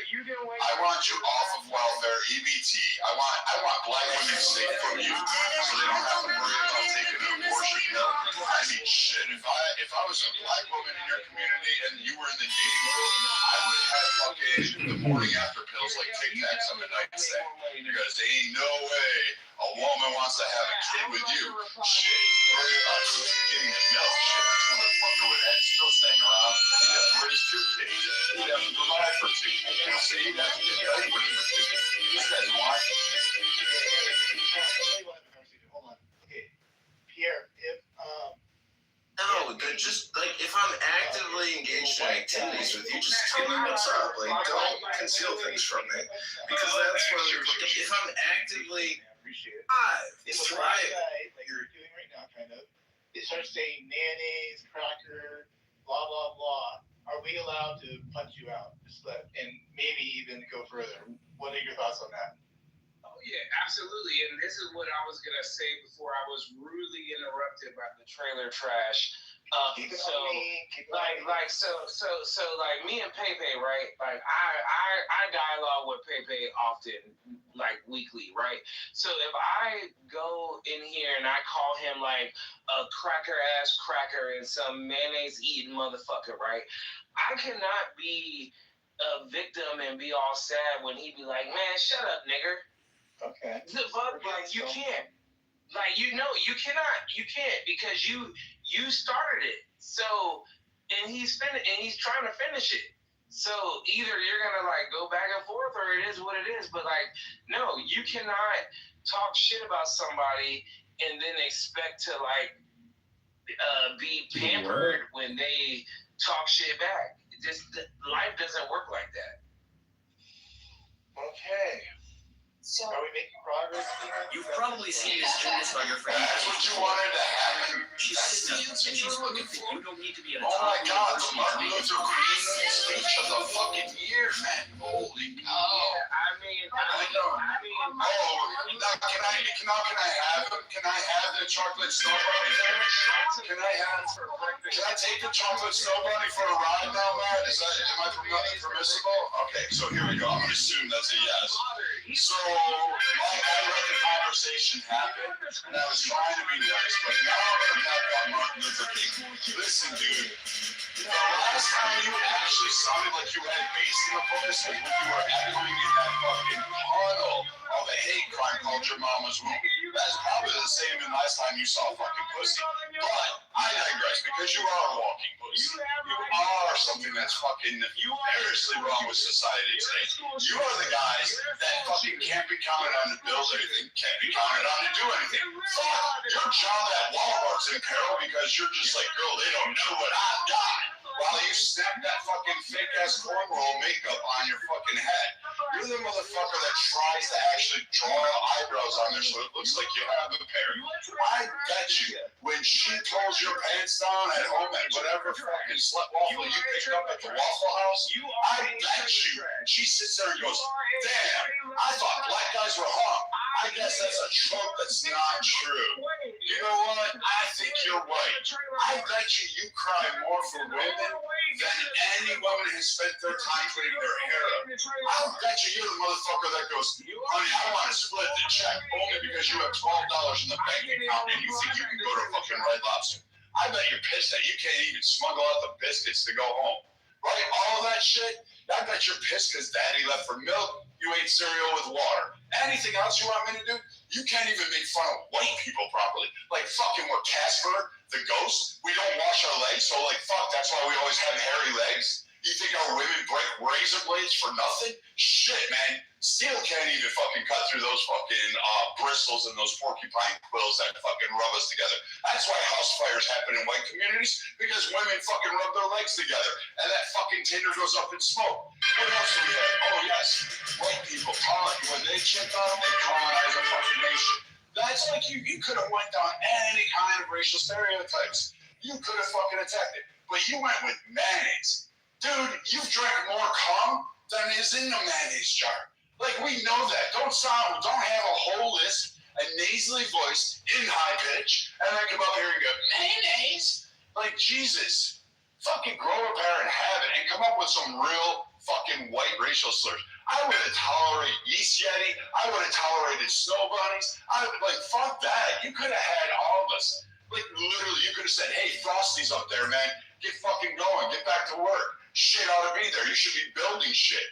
But no, you don't have it. You still can't make fun of it. So I have two comments. Y'all, real quick. Yeah, I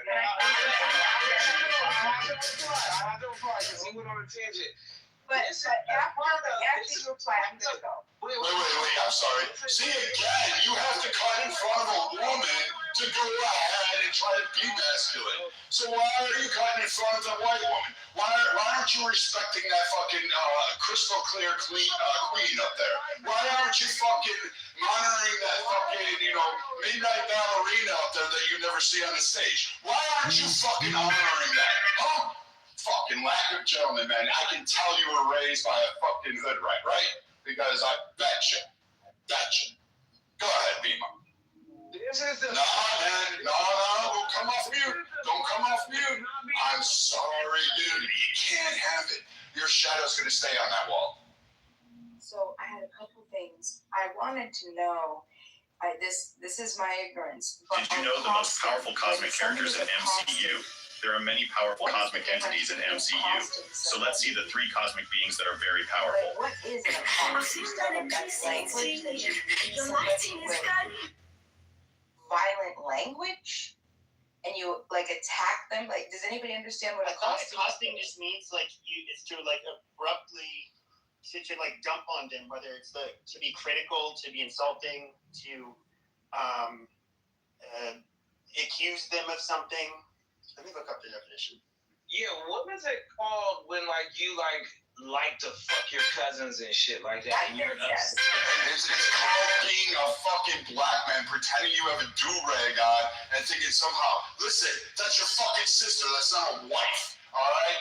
Understand that shit, okay? Dookie and season is kind of coming to a close. Black women are far exceeding you. This is why they're going, hey, I want white boy winter, man. I don't need these fucking guys walking around with do-rags, fucking fake-ass Walmart weaves, fucking painted nails, thinking they're great with their underwear hanging out with shit stains on it. That's you hollering at them from a fucking BMW from 1980 that's barely held together with duct tape and fucking glue. They don't want you, dude. They want successful men. They want men that they can count on to protect them. They don't need the motherfucker that's going to watch a girl get stabbed in a subway. No. They don't want you. That's your problem in life. Because you know what? Here, I'm advice. Get yourself a pair of pants that fits. Get a fucking shirt that can, get rid of that pregnant pot belly you have on that front. Stop having fucking premenstrual cramps all fucking day, every day. Then work on your voice, work on your articulation, go out and split wood, go hunt a fucking bear, go fishing, go camping, learn to drink bourbon and tequila straight and not ask for a fucking pink drink with a straw and an umbrella in the fucking shit. And then learn to eat fucking meat. Rare. Blue is fucking great. Learn to do that shit. Put down the fucking Popeye's chicken so you don't have fucking grease dripping down your chin while you're trying to yell at some girl. Go for some white boy shit. Learn that a 3/4 zip actually looks good. Hey, how about a nice button down shirt that goes down like every other successful black white man in America that has fucking done great things for this nation. But yeah, I gotta listen to Pookie and Ray Ray named Pierre. Can't even come up with a fucking black man. You gotta comment it off of some white French man. Fucking A. Stop your shit, man. Shut the fuck up with that bitch ass voice. You don't have it. Yeah, you definitely don't get no pussy. Hold on. Talking to Bima. So I just Googled it real quick and it said accosting is the act of approaching and speaking to someone in an intrusive, aggressive, or threatening manner. It often involves stopping a stranger in a public place to make demands such as asking for money or to engage in unwanted interaction. So I think that there was some record that we were playing earlier from this Chud guy. It really sounded like some of that would tap into the realm of accosting. I mean, like he went up to this one guy in a convenience store, and the guy was nice and gregarious, and he asked him something. The guy responded, right? The gentleman responded with like, yeah, just live and take it one day at a time. A nice comment. And then Chud tries to push it to the extreme, saying like, slowly, I don't know about that Ebonics BS or something like that. And then he started calling him. There was a white cracker that did that. Right, yeah, but it was this guy that we're having the topic, that's the conversation. So then he started calling the N-word, but while he's inside the store, he repeatedly kept calling him N-word, like loud across the store, like, come on. Dima. Like, I don't know how to tell you. Dima and Matt, do you guys remember the girl that walked around pretending she was twerking her ass and smacked white people saying that's for colonization? And then some fucking hood rat like Pierre smacked her upside the head and she's like, I did nothing to deserve to get hit like this, right?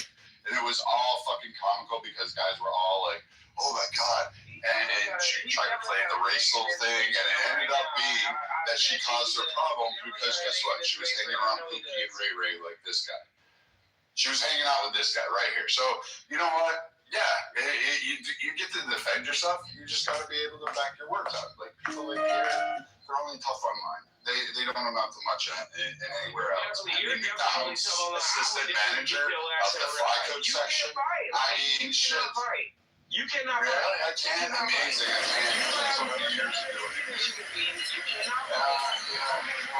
I know you box like once in a fucking month or something like that. You like once saw a gym in a punching bag and then you thought it was great. And now you box. Most you box right now is with like, yeah, just try putting the plastic bag on your head and breathing. Sit there. I'm gonna help you with that late form abortion thing you wish that. You wanna be me? Beat you? Beat you, dude? Fucking who's on this stage? Fucking Dima, Nye, Coco could beat you. What the fuck do I need to beat you for? You couldn't even get past the first round with them. Like, you couldn't stand a chance at all. Really? Never knock you the fuck out. Yeah, right. Dude, your Call of Duty days playing video games on a fucking PS1 is not going to be fucking great. Dude, Atari wants their fucking logo back. They're not going to go with Tyson's knockout, dude. I mean, shit. You are not fucking smart, intelligent. You have the IQ of a what, 10? Shit, I think dog has more than you. Fuck. Fuck, shit. You know what? I'm sorry I didn't leave you with a baby brother or sister, man. I know it hurts. You gotta grow up alone. You gotta hang the pork chop around your neck to get the pit bulls to play with you. I got you, right? I got you. Yeah, I know that might seem. Go ahead, Dima. Go ahead. Look at your voice, dude. Listen to your voice. Listen to your voice, dude.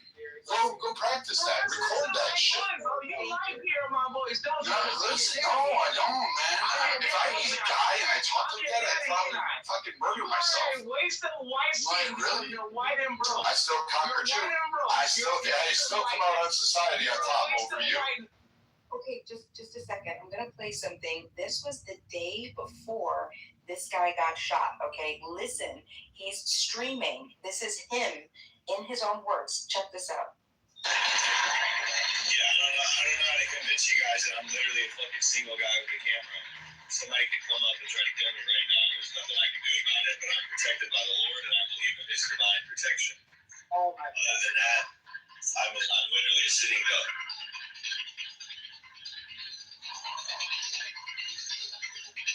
And he's sitting just in a safe street while he's recording us. Okay.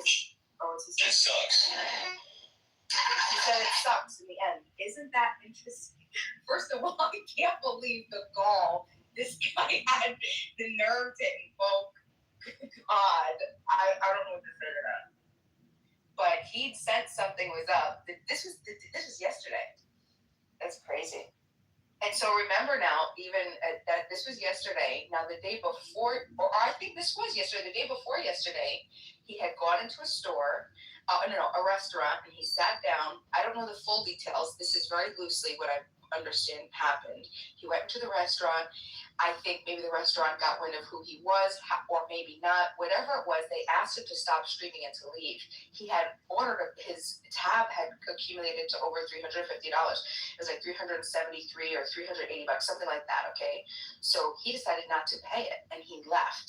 So then he left, and he's walking on the street. The cops go get him. However it happened, the FBI then got him the next day and caught up with him. The FBI. And said that it was related to that incident. They took his phones and all of his, They wanted to question him regarding something else. Right, but they also collected his phones. Do you want to hear his account of that? Are you guys interested? I know. They wanted to know if he was. So there's a guy, I've talked to him plenty of times, but his name goes by the moniker Handsome Truth, and he's a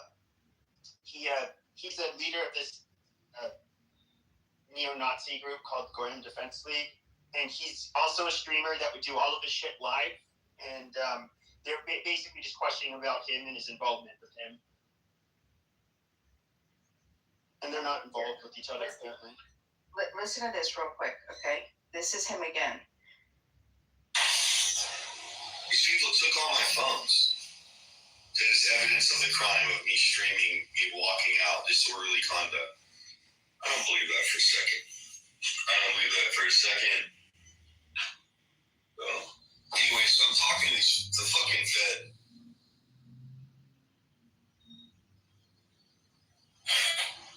And it basically got to the point where they were like conceding in a way. Like, listen. Like basically saying like, we got nothing on you. And after talking to you, we actually see, like, as humans, want to just give you this piece of advice. They're like, you know where this shit's going. This shit only escalates. And I do know this. I just have profound faith in the Lord that things might not go the worst way possible. Which is anybody getting hurt. Because I don't want to see anybody getting hurt. And they basically said, yeah, regardless on which way it goes, whether you get killed or you have to defend yourself and you end up killing someone, there will be massive riots. And these guys are basically in charge of preventing these massive riots. Or maybe they're in charge of manufacturing them. I really don't know. The guy seemed like he was a pretty decent person. I still want to have faith in the fucking judicial system and the police and these federal agencies. I genuinely want to have faith in them.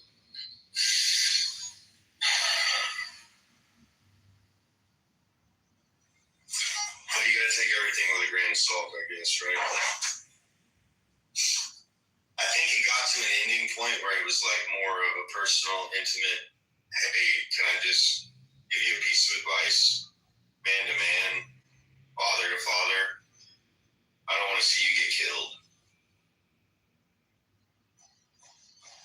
And regardless on whether I have to defend myself in a life or death situation, the ramifications of that, even if I'm exonerated in trial for something like that,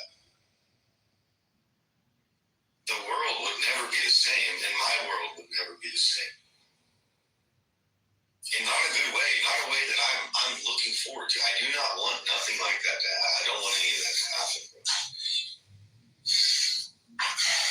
That's genuinely my last desire.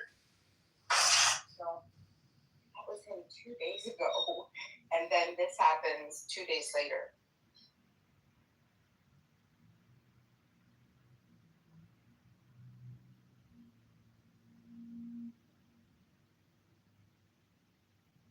I am so confused. The invocation of God and the Lord. What Bible is he? Oh, I was gonna say a mean religious joke.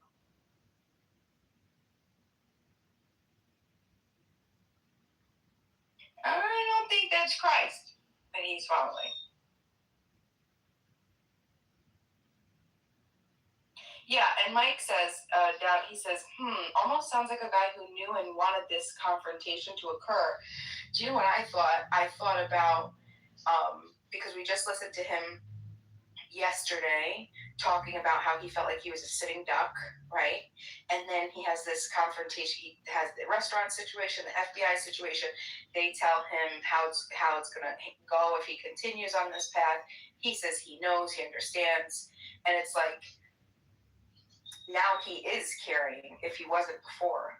Like, I don't know if he was before or not, but almost like the seed was planted. I mean, could he have gotten away with, not having to use his firearm from this guy, I mean, I don't know. All speculation, who knows? Mike says that he had it in his head all day, probably thought a lot about it and overthinking everything, almost paranoid. Yeah, I totally agree. Especially after the FBI contacts him and does all this stuff, right? Yeah. I'm not trying to, you guys know how I feel about Second Amendment, and the ability that we should all have to defend ourselves. So I'll never be swayed on that. However, I definitely see how some people do go down into these isolated, almost paranoia tunnels, and it feeds them. There was this guy that was local. He lived around the area, and he was part of our prepping group. And the guy was overly Second Amendment. It wasn't uncomfortable. Like, everything was about constantly, always gun, have to have it on me, protection. He even hired a company to train 2 German Shepherds for, like, I'm talking like security level. No, I'm serious. Security level. He paid him like $10,000 for each dog to be trained in security. Like, very, like, insane. Okay, so he's like going overboard. And what happens? He moves to Texas. He ends up finding himself. This is in the newspaper, so I'm not lying. We could find it right now if we Googled it. Okay, we could find the incident that happened. He is in a car, a fender bender. Okay, the guy, it was a kid. He's in the car with his wife. The gun guy. Okay, I don't know if he hit the guy or the guy hit him. However it happened, I think he hit the guy. He's a younger kid. The younger kid gets out of the car, walks over to his car, starts yelling at the gun guy. Gun guy decides, I don't know if he decides to call the cops first or whatever, but he got his gun right away. The young kid goes to punch him through the window, and gun guy shoots him, kills him, 1 bullet, boom, dead. Now, there's so many issues with this, right?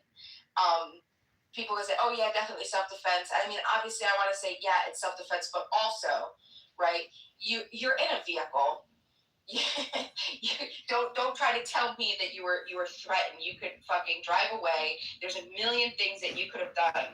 And now what did the result? This guy had to go into the secret, the hiding, what is it called when they have to hide your family? He had to go into a secret, what is it called? Does anybody know? Thank you, witness protection, because this guy's family was pissed off, and his family and friends started to harass the family, started to harass his young kids, started to show up, throwing shit through their window, crazy like that, and so threatening him that they were gonna kill him. So now, God knows where him and his family are. I don't know. I didn't stay in contact with him or whatever, but I think like something like that, right? Like, that didn't have to happen. And I feel that if he didn't have that mindset, it was almost, I know it sounds weird, but we were talking about this yesterday, like how our thoughts attract, right? Magnify and whatever. So, I mean, ultimately, I don't know if this was like a setup because this is even. It's so. I don't know. Does anybody else feel like it's so coincidental that all this stuff happens and then all of a sudden the actual case happens that he used as a firearm? You know, I mean, now because he was on tour. He's basically doing a streaming tour or some shit like that. Was this in? I don't know if he's back in his home state where this happened, but I mean, he's now known for this, and people like there's a private chat that like I know Matt said this before. So is Beaver. We've all like predicted this was gonna go south. I mean, I think he was. I don't think there's a coincidence that he was thinking about this because I was fucking thinking it. So were other people. It's kind of like common sense.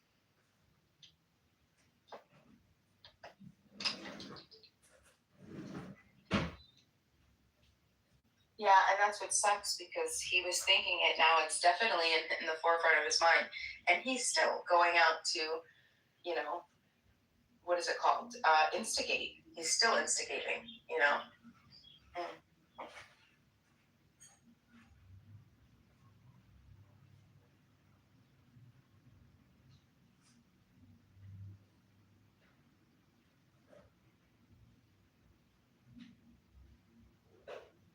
I think this shit is a psyop. I'm gonna be honest with you. I think all of these internet personalities, all of these podcast people, they all are like one big ass psyop of different personalities and fucking like belief systems and values. Like, and it keeps people glued for some reason. And I think that the Govs is just stepping in because they're starting to realize like how many people actually pay attention to this shit. So what do you think the purpose of that would be, though? The ultimate purpose? What do you mean? Like his situation in general, or just like the whole idea around like podcasts and personalities? No, if it is a psyop, what are they using it for? To start more racial tension. That's what it's about. Like, you feel me? That they want more racial tension. They're not seeing the racial tension between black and white people like they thought. They're starting to see more black and white people actually team up because they don't. They're starting to agree on like, you know, immigration, economics, shit like that, resources, all these fraud and scams that have been going on. And now it's kind of like what happened during like the 50s and 60s. I did a study on this in college, where like the owners of the factories saw that like black and white people, well, black and white men who were working in the factories, they were beginning to agree on a lot of things, like the white picket fence, a good education for their kids, you know, the dog, shit like that. And when the motherfuckers saw that, they sent the niggas to the mines, and they sent the white dudes elsewhere. And then you had that fucking movie about that fucking black dude who did something to the black girl come out later. And it just stirred racial tensions. That's all it did. And that's what you're seeing right now with a lot of this shit. Like, all of these personalities are a new thing to attach your hate to. It's like what you saw with Trump. They do it with Trump all the time. Trump is like supposed to be the face of racism or white supremacy. But those of the brain know that's not the case. But the idiots who feed into the dumb shit and what they just see on video or what it's clipped as and showed to them, those are the people who bite and take the bullshit and eat the bullshit up, and then it spins out of control and it fucks everybody else over because they don't understand like what's at play. So it's just stirring up a racial tension, it's stirring up a conflict, it's stirring up a whole bunch of different shit. Well, yeah, okay, William, you said it best. That shit is MK Ultra, right? I got it wrong. It's MK Ultra. It's not a psyop. It's MK Ultra. Like, they're using these personalities, and they're like getting people to agree with the personalities, but then on the other side, you have the people who don't agree with the personality, and then that's what it is.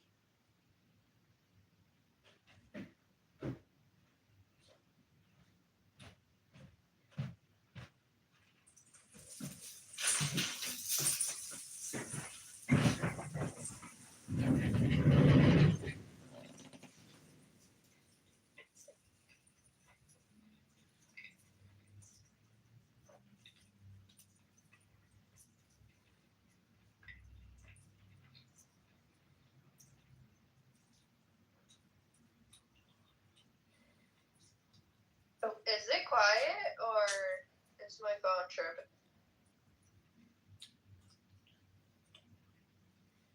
Yeah, everybody's quiet.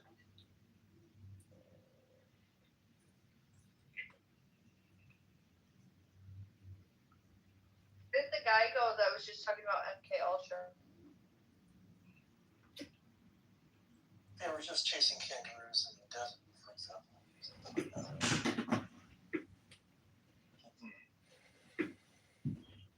Yeah, a couple other things I wanted to add to your scientific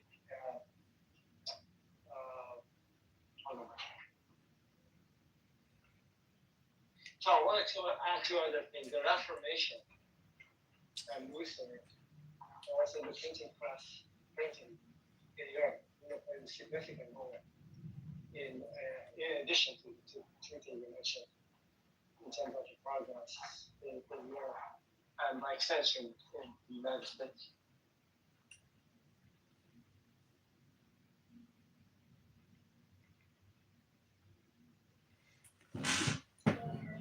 Well, what Andy just said about the institution, that also makes a lot of sense to me. I mean, even if your institution is a Catholic church, like just having institutions like that will lead to some amount of stability that will be able to allow for innovation in other fields. That's like evidenced by Kepler and Galileo. Even if the institution itself is almost actively like trying to suppress it, I guess there's ways around it. You could say, "Oh look, we're just discovering God's design." I guess the church was they were okay with that. It was more like evolution that they were like against. That just directly contradicted their whole thing.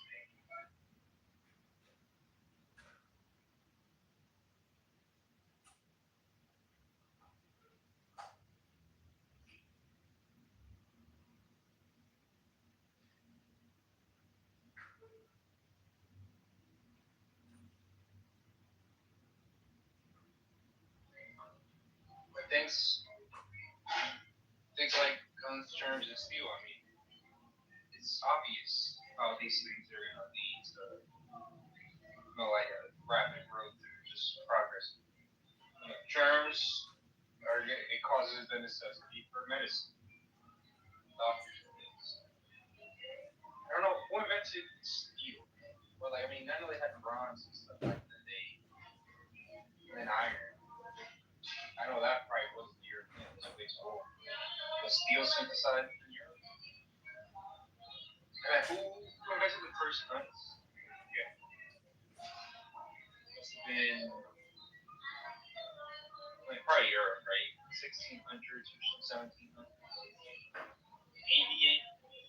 Sounds like probably 1700s. At least the first little cocking those little pistols. By 1800s, they already had muskets and stuff.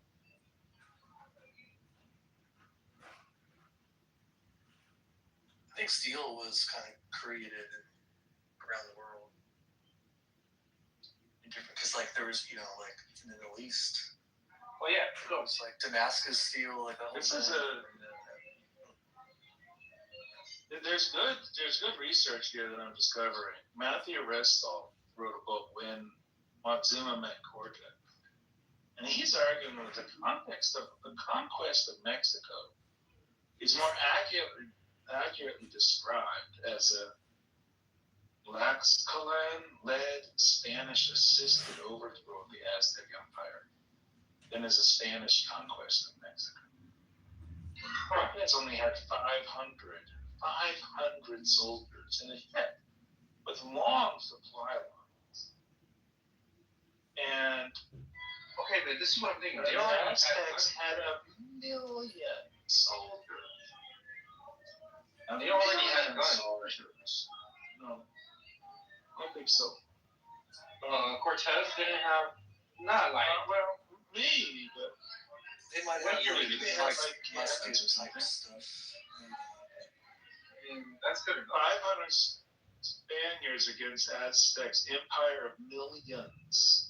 I don't know how many soldiers he had with his millions of people, but the fact was that Aztecs were really abusing. They were the abusers of Mexico, and they were holding the other people, the blacks and Catalans, in this kind of state where they had huge taxes to pay, and they would just take their people and sacrifice them. Constant supply of humans, sacrifice. Now look, here's the problem. This is why Christianity is popular. Okay, it doesn't require a sacrifice of anything. Ridiculously, it's based on a human sacrifice, but at least the first one never has to do sacrifice. One sacrifice, right? But these guys were constantly sacrificing humans, and people hated them for it. That's why they fell. They didn't build a system of kindness that everybody wanted to defend. They built a system of terror. I never thought about it that way, but that might have been one of the reasons why Christianity was embraced.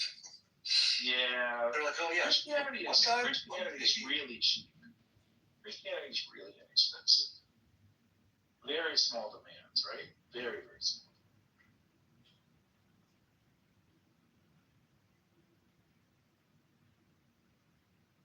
Gotta be for a while.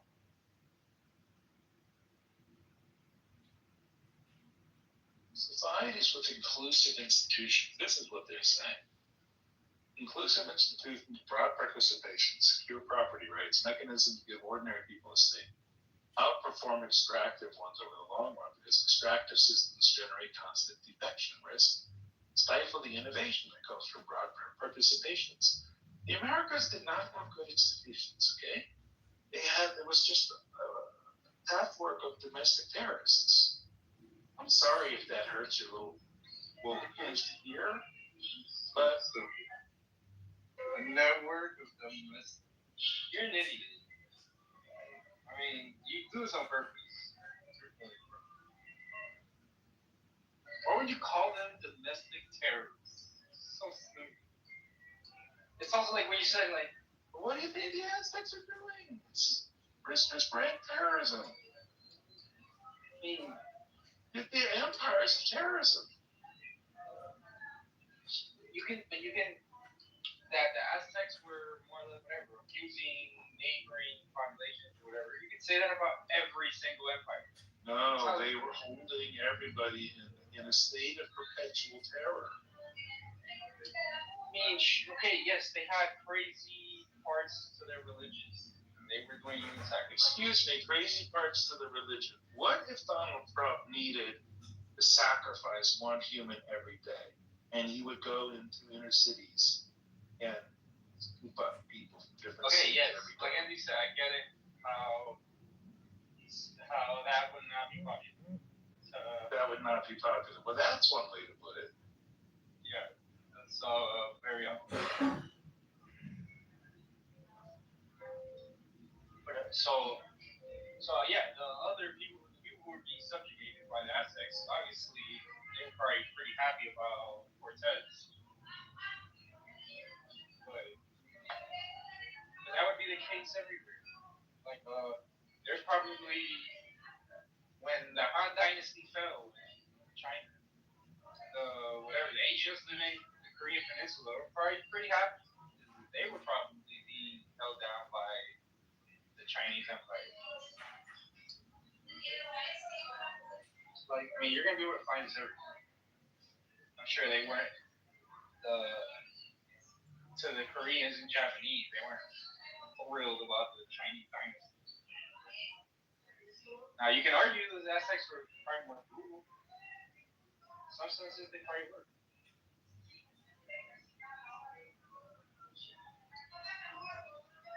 So whatever. That's just the culture.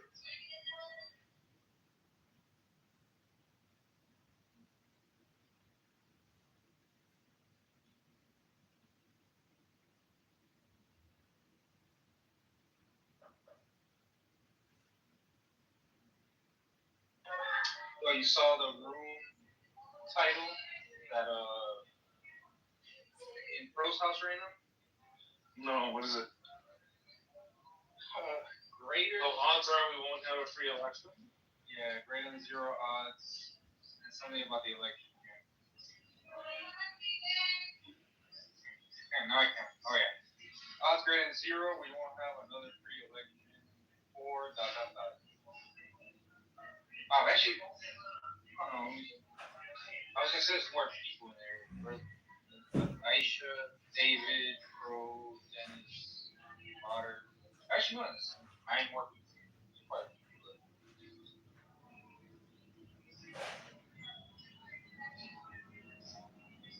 I'm surprised John is not in there. But I guess John's not on there. Actually, I'm not so worried that we won't have a free election. However, like I still haven't lost all faith. However, if we don't, then I can describe it. If we don't, if something happens, then it is time to ring the alarm like big time. Then we have a real problem. I still have hopes that our institutions, will hold. Because them just saying odds greater than 0, probability, just say probability greater than 0. You can say probability is always greater than 0. Even in the 90s during the American heyday or whatever, probability was also greater than 0. But Christina said Benjamin smokes weed. What?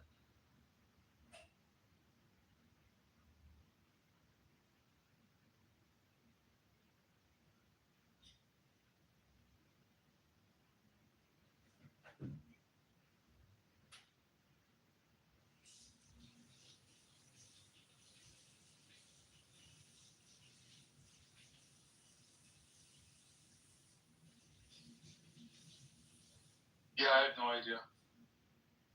Hi, Ali. Yeah, hi.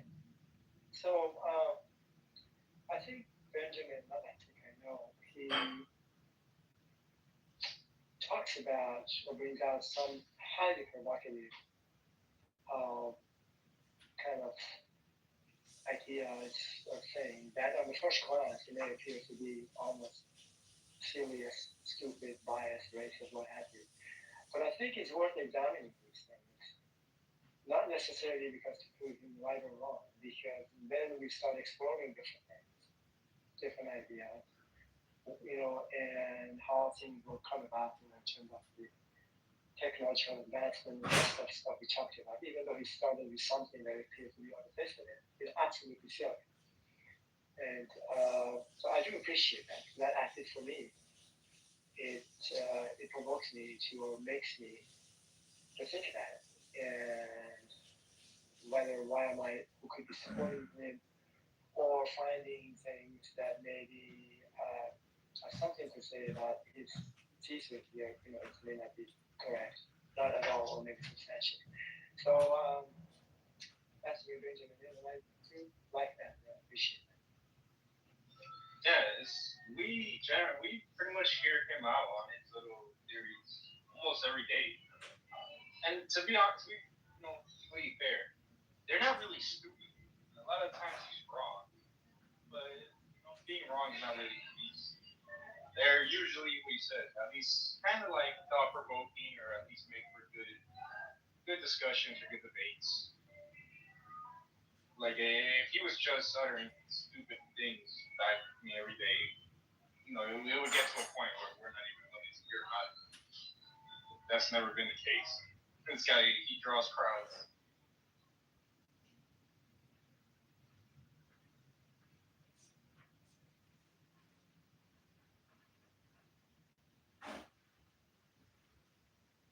Hey Ali, can you help me get the House of Reason back? Wait, Ali.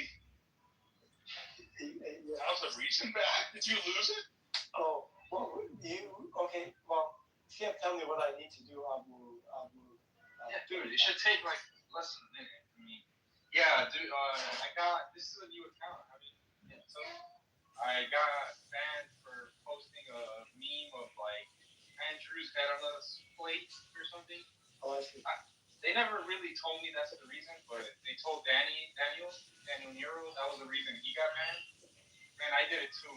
It was me holding Andrews. It was like me. Thankfully, Daniel said he emailed them and they responded. I emailed them a few days ago. They still haven't responded. He said, I don't know. I'm trying to get the account back. Hopefully, but if not, I don't even care that much about the account. But I care more about the house. So yeah, dude, can you help me real fast? Look, just click on your own profile. Go to your little club, your houses, right? And click on the approaches ping me to this room. Click on. Hey, Ali, before we run into Bro's room, because that's where I'm going to go, I have to stop because I think there's something about our conversations when I put out something that's really provocative and like we do tend to have a good conversation and we explore and we learn some things and we found out about like the Nobel Prize in 2024. Reviewed that in the literature. It's good, right? So here's one thesis: is that when I say this like provocative stuff, like all the snowflakes leave, they blow up, it explodes their brain, it hurts, and they disappear.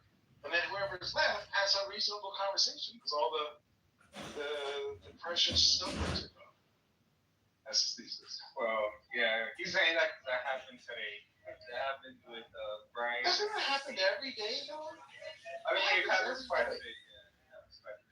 Like the reason I have good conversations is because of all the people I repel. Oh man. I'm gonna go visit Pro's room here. Hey, hold on, don't close the room. So I was just I won't close the room. Yeah, you can go. I'll be there right now. So click on your profile and go down, look on the houses, look for the house reason. Okay. Okay. You said one member. One member? What? Yeah, house of reason. Let me see. Let me just find out more about it. Wait. My house reason? The one with like Socrates statue on it? No, it says H. Just the letter H in the middle. That's it. Okay, now I'm talking about the house of reason, the one with the Socrates statue. Yes, yeah, I know that. What I'm saying in here, what I see is basically a square and has an H, letter H right in the middle of it, and it's called House of Reason. And it has one member. That's a different house of reason. Look for the one with Socrates. Okay, let me search for it. Yeah, put in searches. You should find the one. It has 3,600. Yeah, I might have seen. Just 1 second. Okay.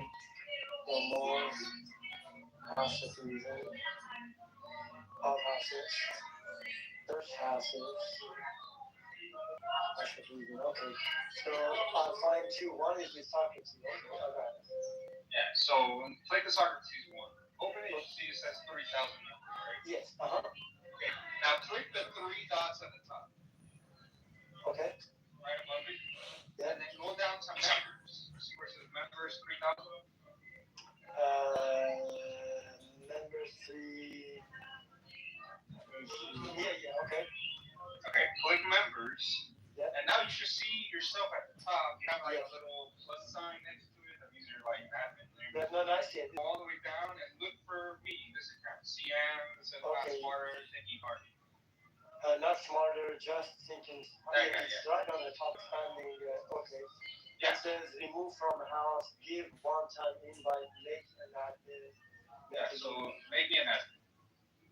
Okay. Just like that, like I can open rooms and stuff. Okay, add admin. Okay. Yeah, that's it. Just like, click make admin, and I think that should be all. That's all I just use. Cool. Fantastic. Thank you so much, man. Yeah, sure. Okay, talk to you soon. Yeah. Yeah, I'm gonna go to a show. I don't know if you wanna go there. Yeah, I got things to do. Okay, good. Yeah, talk to you soon. All right, thank you so much, man. Yeah, I see that. Perfect. Thank you. Sure. Dumbbell. Dude, if I get a 30-pound kettlebell and I take it and I raise my hand above my head, my shoulder will dislocate. Sheesh. That's mad team right there. Damn. That's fucked up. Well, all I do is run, dude, and drink beer and smoke weed and smoke cigarettes and tell the world go have a good day. That's how my pops said. He just smokes his bud, smokes his cigarettes, and go about his day.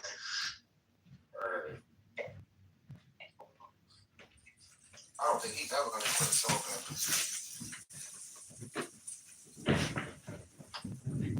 Till the day I die, bro. Till the day I die. Like, seriously. I'm already... I guess it's still the same. I just felt like that new piece of information kind of like, I love a good roast battle because they get out of order. So I can't agree with that or that. I didn't know Kevin Hart had enough.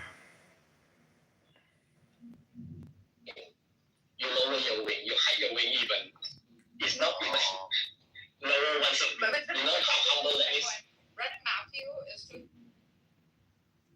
accolades that I have, and it's clearly true. First, it's pronounced accolades. Secondly, fucking employee a month at the fucking Delta Sonic car wash does not make you, like, when you're handing out rags on the corner to like fucking wash windows, what are you doing? How did you win employee of the fucking month there? That's your biggest accolade. What, were you kissing in Windex bottles to put up people's car for $1? Are you out there? Do you have those like white crusty lips that we can just tell, hey dude, I don't know what you've been sucking on because it's either crack or a cock. I don't know. But again, you came out. Again, I gave you the opportunity to batter up. You were on the plate. You were like, fuck, that picture, that fucking goat, that fucking white mountain snow-capped fucking king fucking Kong that dragged his ball sack across my face and then hit me in the ass, pulled my hair and said, get down, bitch. You decided to say, hey, I'm going to come out there and give this epic speech. And it was going to be, we just ended here in your Marge Simpson voice. How bad I am to you. And you know what? Here's the crazy part. I'm not wrong. I'm 100% right about who and what you are. You're feckless, you're spineless. And if I could, I would literally go back in time and tell your mother, like, dude, just stop that oral. Just get this fucking nut over with. This is not the nut to fucking get pregnant with. I would literally tell her, I'll give you $1 million just to spare this fucking episode right today. So you don't have it, you don't get their goated. Because these guys never left their mama's basement and they're still begging for fucking mama's milk from her titty. So take your fucking, quote, half-gay ass, go find those guys, go in the circle room, go on some fucking Reddit forum, and fucking suck each other off talking about how Trump and how the world needs to be along with. Anything else? Jesus Christ. And when I say I have chores, I have like wood to stack, I have fucking walls to finish, I've got fucking a whole shit ton because I, unlike you, bought a very large expensive place and I can fix this shit. You can't. Chores mean actual fucking labor. For you, they mean you have to actually go out and go to the dollar store and fucking take a bus home. That's your idea of chores. We're two different men here. Yeah, I don't pay rent. I live in a family house. I knew it. Holy fuck, this thing just keeps getting better. You're half gay and you live at a family house. So you are truly Pookie. Holy shit. How does that go with women?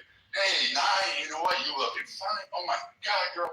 You know what? You're an enchantress. You have the look that would haunt a man to circumnavigate the globe to get back to you. Will you come over and hang out with my fucking mom or my fucking family house? I'm living in the garage of my aunt's place. It's in the back. I've got a cot next to the fucking water heater. What the fuck, dude? Told you. Get a fucking dress. Get a fucking job. Get fucking on your feet. So my family owns like over 50 properties in the southeast. I can just go to any one of them and just live if I want to. for free. I just got paid electricity. You're fucking killing me. I can't make this shit up. The man, you gotta take over. I got shit to cover. You can't make this shit up. I win. It's not winning. Anybody else doubt me that I won? Wait. No, man. You don't have black privilege. You don't have fucking any privilege, dude. You're living next to a water heater in the basement on a cot. Talking about your family owns 50 properties. Ooh, what are you, a fucking black Donald Trump? Do you have the orange weed in the hair? Is your skin going like a caramelized Cheetolini color? What do you have going on? Do you like really rub the what are they called? Cheese puffs on your arm to make yourself look like Trump?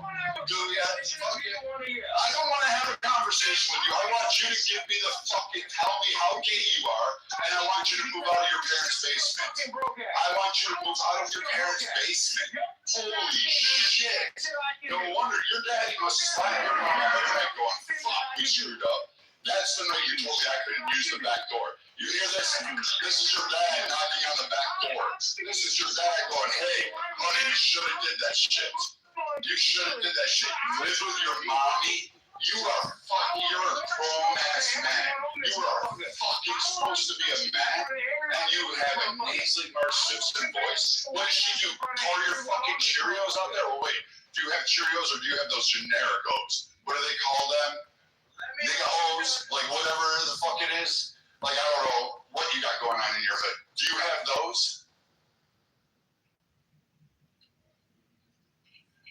Anything else? Fucking live with your parents' basement, you're half gay, and now you're gonna cry. White boy is done having his period. Let me know when he's done with his period. Dude, I'll go buy you a box of maxi pads so you can strap them on whatever fucking furniture you have it. You can bleed all that shit. You can gut out, man. Go ahead, at least thank God we know you're not pregnant. Fuck, thank you. God, thank you. Yeah, go ahead. Jesus Christ, Allah Akbar, fucking Muhammad Gene, baby Buddha, fat Buddha, happy Buddha, whatever one I gotta pray to. Come on, motherfucker. Make sure this guy doesn't get fucking pregnant. Wow. I think I have to set up a crime scene around this stage. Whew. Yeah, this dude definitely does not have more money than my entire family. He doesn't even have more money than me by himself. He's a loser. He has to project. He has to yell for hours and talk to us and then talk about all this gay shit. Like, that's that white boy. You're going after white boys like me. What are you talking about? Your women are coming after white boys like me. They're like, I want white boys. I want money. I want a home. I want a guy that can build these. They want fucking 800 different animals. They want horses, dogs, cats, fucking goldfish. You know what? That's why there's biracial babies, because they're coming up to me going, hey, get me pregnant. I want that for you. I want to give you babies. I'm going to cook you meals when you get home. I'm going to allow you to do this because you're going to build me a cabin on 22 acres overlooking a fucking cliff on Lake Superior. You're going to fucking build and design this world for me. You're going to fucking go to work every day. I'll never have to worry about money in the bank, bills being unpaid, bouncing fucking checks. I don't know if they still write checks anymore. But like your ass, we know your ass is living off of people. You didn't do shit. You live in mom's basement and thought that was a flex. You thought that was a flex. Bro. I don't homo. Like, no, I don't do homo. Well, no. I said I'd make you my bitch. But that's it. You can't, it's not gay. You just gotta breathe in the whole time back. Go like this. Ooh, like they do in the bars. You just hold that shit out there, you know? Fucking A, live at home with mom and dad and act like you're gonna flex because you got mom and dad to pay your fucking bills while you live in their fucking HUD house. Get the fuck out of here.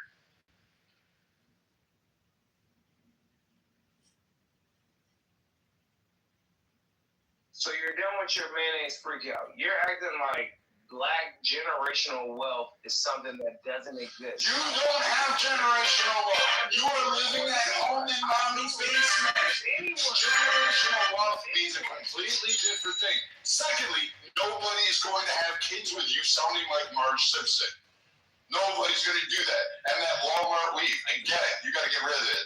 That fucking Costco corn roll is not going to fucking impress women.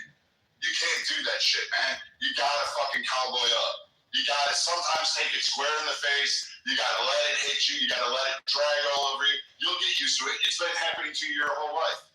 Fucking put a suit on, get a fucking job, move out of mommy's fucking basement because that's just shit embarrassing, and fucking go on and fucking make it. You don't have generational wealth. You don't have fucking anything. You live in mom's basement.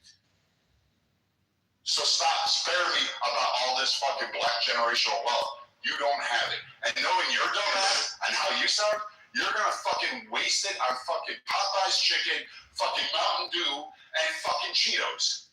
I think he left. Holy shit. Hey, Brad. Hey, Matt. Oh, shit. Dumpster, what's going on? Yeah, hey, it's me, Stephanie. I got clipped a few weeks ago. Who would clip Steppy? That's strange. Yeah, I don't know, but I got put in the bad boy space. That is quality. Thank you, my guy. Good seeing you. Nice to see you there, son. Brad, you feeling good? No, actually, I was really excited to hear more of what Coco says. I just can't stand fucking Pookie's coming up and fucking, like, her and I have been, like, pretty much, you know, really rocking it out and having, like, really great, like, every time they comment, it's kind of nice to hear, and I like listening to them. But, I mean, fuck, man. Like, I can't stand some of these cats on here. Literally, the motherfucker said he's half gay and he lives at mom and dad's house. And then he wants to talk to me like he's a full fucking man. Like, what happened to men in this era? Like, I'm not kidding you. I know a lot of you guys are men. Like, I'm not busting your balls. But when did we allow these fucking, like, testicle roaches to fucking sit there and hang on and fucking speak for us? Like, when did that ever fucking happen? Like, we need to bring back the backhand for these fucking kids. Like, I'm dead serious. Like, there is nothing wrong with allowing a man to fucking just smack the fucking... it's not even feminine with them. I don't know what it is, but it's like a disease. It's corruptible. We should, like, I don't know, bring back fucking Sparta. Like, only those strong survive. You know, that kind of shit. Let's have that kind of fucking masculinity. Like, women will forgive a lot of our transgressions, not the horrible fucking shit, but they'll be like, yeah, you know, man, if we actually worked out, could see our own dicks, fucking ate healthy, provided, built, defended, and sat there. You know what? Women would be like, all right, you know what? I'm gonna leave the office early. That guy's coming home, and I am gonna give him the best fucking humdinger there is. That guy's gonna suck the sheets from his asshole to his cock. That guy's soul is going to leave the body. He's going to elevate by the time I'm done with him. But you know what? We can't do that. You know, and it doesn't take much, guys. Literally, remember to buy flowers once a week. Send fucking postcards. Write letters. Literally sit down to write. I know you guys are all used to iPhones and shit like that. But actually write a fucking letter out. Telling her how she means to you. What she means to you. Fucking take her out on a date. Just because she's living with you or married to you doesn't mean you stop fucking dating. You take them places. You go on trips. You build an empire with her. Because you know what? The game is the fucking game. And you have to have your fucking women come to you and have. You want to know why your grandparents lasted 6 years? Your grandfather wasn't no halfway fucking bookie. He was a man who went to church on Sunday, dressed in his finest suit, who went to work 5 days a week and didn't complain. Gave his paycheck over to his wife and his kids, and if they went without, he fucking made sure he doubled up and fucking worked his ass off. Now, some of you had shitty family members. I understand it. You're like the fucking small portion of it. But you know what? There is a vision of what a man can be and what should be, and you should fucking have it. Fucking hey, this is all women been asking for.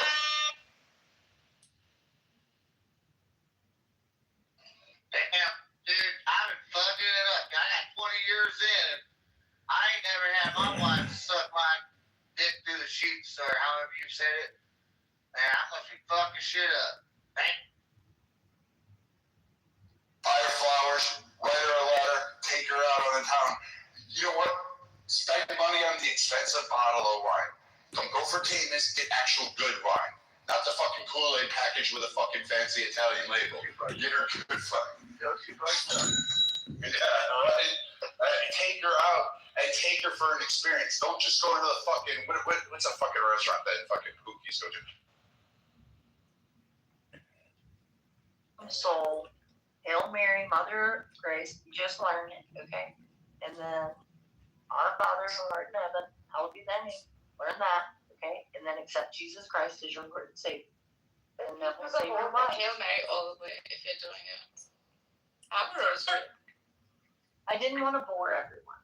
But the fact of the matter is, I said it last night. But who were you trying to convert right just now? Soul of all the people, soul is going to be forced.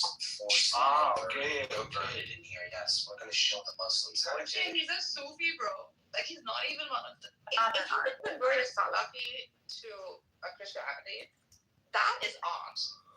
What is the essence of it? That's already been done. Well, that's right. That's right.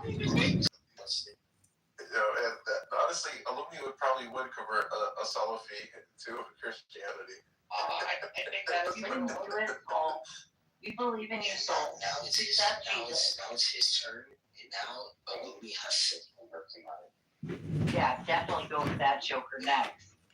Yeah, he has to convert somebody. Are you kidding me? Like, why would he has to convert someone else. Who is That's his job. Yeah, he has to now convert somebody. You know what I think about? I think Illumi will need exorcisms, a couple of them, before he'll convert properly. You know what he'll do? He'll convert them to Christianity so he can debate them. It takes a long time. That takes a long time, bro. That's not an easy process. But with Soul, we're going to force him, we're going to skip a few processes, but with the Illumi, it's going to take him at least 3 years. I'm being dead serious. It takes a long time. I believe in you, Megatron. Keep forcing it. A lot of people heard the message of Jesus, and it took them 9 years. 9. And there's others that to continue to them. But with Soul, he doesn't have a choice. He doesn't have a choice. We're gonna make the choice for him. Okay, Soul. Are you saying that's a pilot program for the new acceleration program? Rabbi, you're saying he's going to accept Jesus as his personal Lord and Savior. And he's going to save his life. It's that simple. That's it. And with him, in the unit of the Holy Spirit. In us, Father, forever and ever. Amen.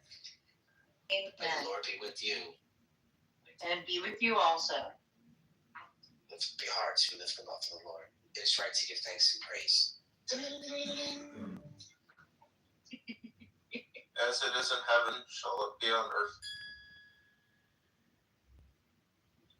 How we're getting down here, all right, with the Sufis. You know what they told me when I used to hang out with Mahdi all the time?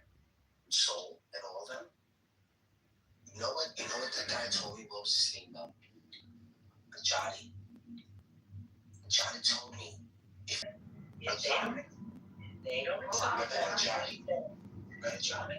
Ajadi is mean. Really? They should have said that to me. When I said that, you know what they said to me? Yeah, that's right. He should say that. That's right. He's not wrong for saying that. No, Charlie's wrong.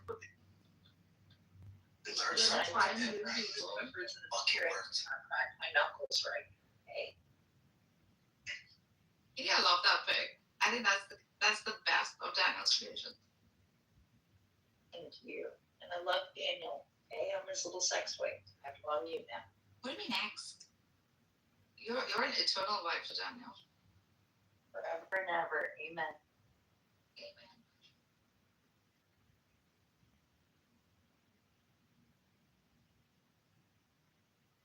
I just handle snake. That's all. It's strange. Our Danny boy doesn't talk anymore. This is so strange. How was everyone today? You? I can't complain. So was saying that this room is only intended for those who intend to convert to Islam. No, not this room. Different. Yeah, different. No. Oh, because otherwise, la ilaha illallah. It's a weird shit, okay? And bless them, I would say we're Yeah, some days we're leading with the sword of Islam, today it's Christianity. Are you ready to take the toll? I'm ready to think Constantinople, not Istanbul. Good. Getting closer to Rome. Getting closer to Rome, buddy. Check out my snake. It's really cool. Yeah, I saw that. I looked at it. It's fucking awesome. Did you make that? Mm-hmm. I really like it. We got a Jason Bourne. I really get turned on when he talks. Well, Jason Torn. That was Bourne. Jason Torn. Oh, now it's Torn. No, he's always been Jason Torn. What are you talking about? Call him Jason Bourne.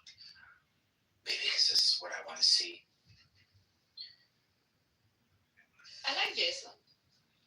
Yeah, me too.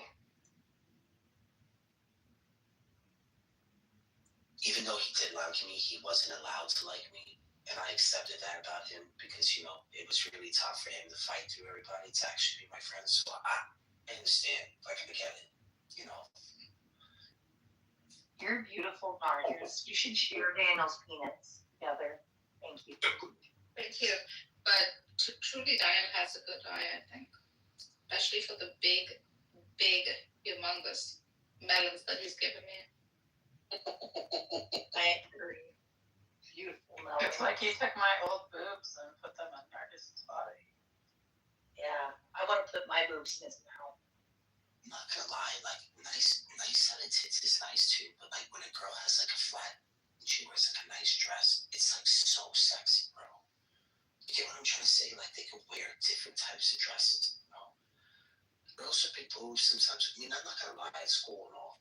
Like, you know, it's sexy, you know, but this is the thing about women, is you can't just love one type of woman. It's like, well, you can, it is possible. But I'm saying it is possible. But the woman's shape is so unique that they're all beautiful. Does that make sense? Do you know what I mean? I know part. Yeah, you know what I mean. Yeah, like you get those like flat-chested girls with the big chewy nipples, you know. Yeah, or just, you know, they know how to move, they dance salsa, or, you know, or they're dancing to some Arab music. Is that allowed? Allowed, right? You're pushing it, right? Okay. Yeah, Megatron, pushing it, stop. You're not even. I don't even take up belly dancing. Maybe that'll help with my menopause belly. You're Bali, for God's sake. You're from Pakistan or from where are you from? Aren't you from what is it called again? It's not India. It's where Islamic is from. Bangladesh. I don't have a dance, but we were taught how to belly dance from like childhood. And then need to dance like, yes, no, sure, auntie, so cute. Chuck, what's up? Why are you here, Chuck? What's going on? You must be really fucking bored if you're in my room. What's up, Chuck? Oh. I'm actually in Nargis's room. Nargis, how are you? Well, this is Nargis's room. This is whose room is it? It's on the house, so I don't know. Bro, I started this room 2 days ago. Do you know that? Oh, damn. That's pretty gnarly. That's wonderful, Megatron. Megatron, you look like the guy that like stands outside and guards a room with their PTR. You're gatekeeping. You see people bar my PTR. Who is that? GTA pick. It's just like a real GTA pick. Are you gonna play GTA 6 when it comes out? Nah, I don't have to play video games. My God, no. That's supposed to be a freaking, what's his name? Mikael. Nick Mikael and me. Sick. I know. I could have just load that into ChatGPT and write a whole fanfic, sort of like romance novel story around it. It'd be kind of fun. But who? Soul doesn't like it. He's putting an X. Well, Soul's not allowed up unless he converts to Christianity. No, he's on your stage. On the stage. Oh. No, I didn't do that. All you need is that. Let me get the sword out. Hold on. I have a lot of studying. Sorry, Soul. Okay, so there's this thing with like Amish romance novels. Like if you go to like any library in like Pennsylvania or Kentucky or Southern Ohio or Wisconsin or Tennessee or whatever, they're gonna have a whole effing section, particularly in the rural areas, of nothing but Amish romance novels, right? So like, would it be bad if you like use AI to generate Amish romance novels, but then like publish them on paper? Like, it would be kind of like fooling them into like reading like computer generated stuff. I don't know. As long as so that actually would work, except that they use AI. Well, just let me point out a simple thing is that the Amish don't speak English, they speak Pennsylvania Dutch. So we would first have to train an AI to know their specific dialect. No, they do speak English, but I can't. There are plenty of Amish people. The Pennsylvania Dutch is like what they use when they don't want people to understand them or when they're just among each other, but they all speak English. Okay, no, but their romance novels are going to involve Pennsylvania Dutch. Yeah, I could easily like adopt like you probably only need to learn like 5 or 6 phrases, you know.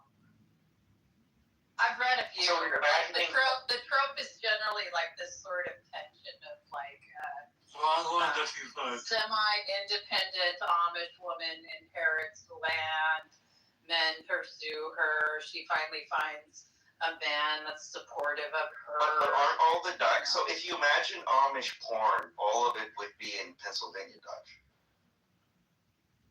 Have you ever seen like an Amish courting ritual? Novel without Pennsylvania Dutch is what I'm asking. Again, I've read many. I've spent time in Amish areas. I've read these novels. Like my boyfriend who lives in Kentucky is across the street from a library in Robertson County, Kentucky.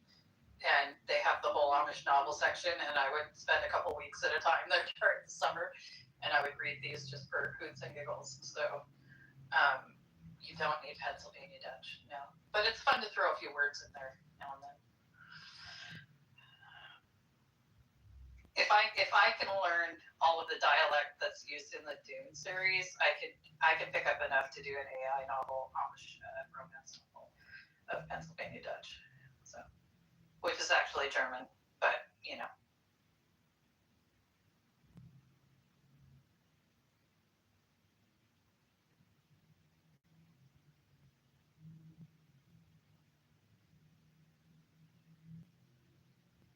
In Pennsylvania, Corey, is that where you spend time with the Amish? No, northern Kentucky. Okay. And also Tennessee. There's lots of Amish people in Tennessee. You're in Tennessee. I'm in Tennessee now.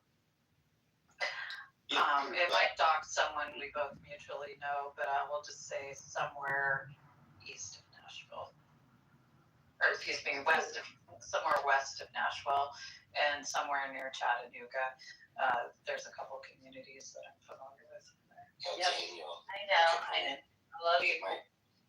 Look at my picture that came out messed up. But if you see what I'm trying to do here, to like do what Mikhail came out, I'm trying to fix it. The fuck is my hands are white, my face is orange. His hands are black, his face is brown. You've completely like lost coloring on the thing.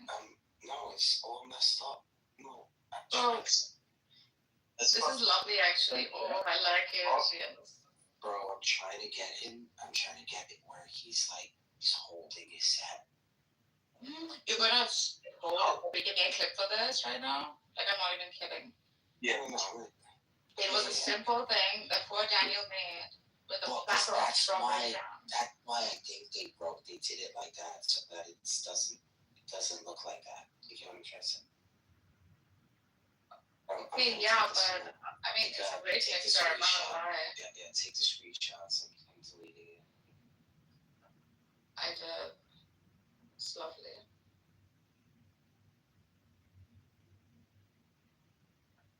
She looks like my sister.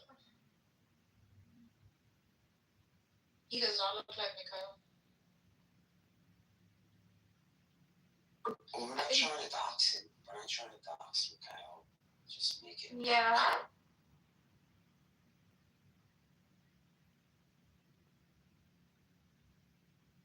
Do that. I get that. That's cool. Okay, don't break.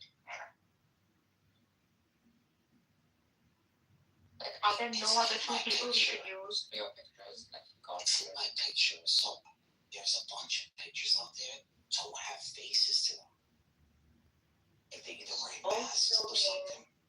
Soul's still being salty, and he hasn't accepted Jesus next month. I just want to let you know. We'll let him sleep on it tonight. He's had to sleep on it.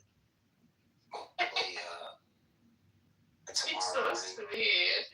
Oh my God, welcome Dr. Z, everybody. Welcome Dr. Z. Thank you. What have you guys been cooking tonight? What's on the menu tonight? What's on the menu tonight? We have been preparing just for this moment, just for your arrival. And you come just in time as our honored guest. We love you. We love you too. Gracias, muchas gracias. What's on the menu tonight, ladies and gentlemen? Well, I'm serving trouser steak. I can see it right here. What are you serving? Trouser steak. Nothing less would be expected from you, Cora. I'm serving rationality just so that you could eat it with a pinch of irrationality. Wrong answer.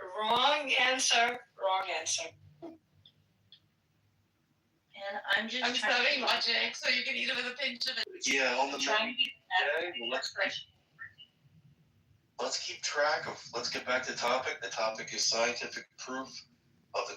Did you guys just change this topic right on my arrival? No, Is that your what's happening? scientific explanations of what are fascinating. Please. We love you so much. Yo, wait till you see this one. Oh my God. This one is so. Yeah, but Daniel, I did tell Dr. Z, and I'm being serious here, guys. Like, I think some people are kind of using her. Like, she spent time doing this, and I appreciate like any kind of work. Oh, sometimes even if it's irrational, that is being done. So I think that. I'm really sorry. I was That's thinking okay. about his penis. Okay. That's disgusting, you fucker. So I'm saying, there could be a possibility. 1 second, you ADHDs, you animals, I'm talking. You'll just see my picture. Okay, that's very sacrilegious. Please continue, Nargis. I love Is there any way you could oh my God, this is beautiful. Oh God. This is so wrong, but so beautiful. Oh my God. It's so blasted. Oh my God, so it's so blasted. beautiful. That's fucked up. Oh, Megatron is wrong. Love. Bro, he'll want to sleep with me now. Dr. Z, can you tell Megatron to stop? What the hell? Why does he have the why? Stop. Yeah, actually, so to be fair, the halos are not like accurate, and the halo of Jesus without, like the insignia left and right. Is that Jesus or someone else? Yeah, he's trying to make it look like Jesus, but without. I mean, it's kind of blasphemous. Oh my God, this is just beautiful. What? Please, art is not blasphemy. Stop being a Salafi Christian. No. There is art that absolutely does like insult religion. Yeah, art is art. Don't kill that for us. This is the only thing left. Do you want a depiction of like Muhammad and Aisha? Like, is that what you want? This is beautiful. Quality sake. Okay. And me who hates them still finds this beautiful. Oh my God! Why is his hair, his hairy chest not hairy? Because obviously he's had open heart surgery. Look at the scar down. Yeah. Oh my god. I was like, why is there like a surgery scar in his chest? It's kind of interesting that, yeah, I chose to put that there. It's beautiful. Barth, that is magnanimous. believe that, dude. It is Daniel. Spectacular, The right? complex is going to be just like you're fanning the flames of it. Oh, I have so many more better pictures of Mary and Jesus that I'm gonna put. It's like amazing. Like there's so many. Bad boy that we've on. Bad. Oh bloody hell! This is gorgeous. Thank you. I love how you're using the Jane Fonda aerobics workout Nargis picture. One where the one you made with where you've tried the golden ratio.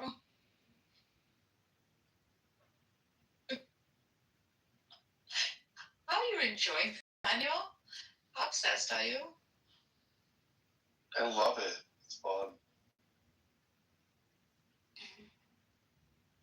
It's not as easy as you would think. So if you have some idea as to what you want to make, you kind of, if you really have an idea of what you'd like, you have to redo it like maybe 10 times, 20 times, little tweaks. So it is challenging in some ways. It's so fucking bad. It's like, I had to explain like I'm a doctor and that it's imperatives, that it makes it larger. And he's like, no, make it larger. The largest. Big old body boobs. Yeah. Oh, come on, this is fantasy. Look, the overflowing golden ratio to me. Yeah, wait till you see the others. More shape. For the sake of decency, I can't put them on.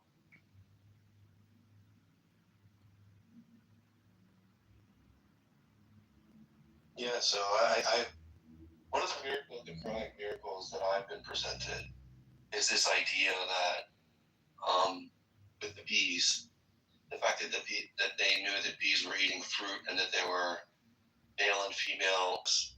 How would they know it? How would they seen such little tiny genitals? Yeah, genitals, yeah. No, there is something obviously like quite spectacular. So I can tell you how they could figure this out.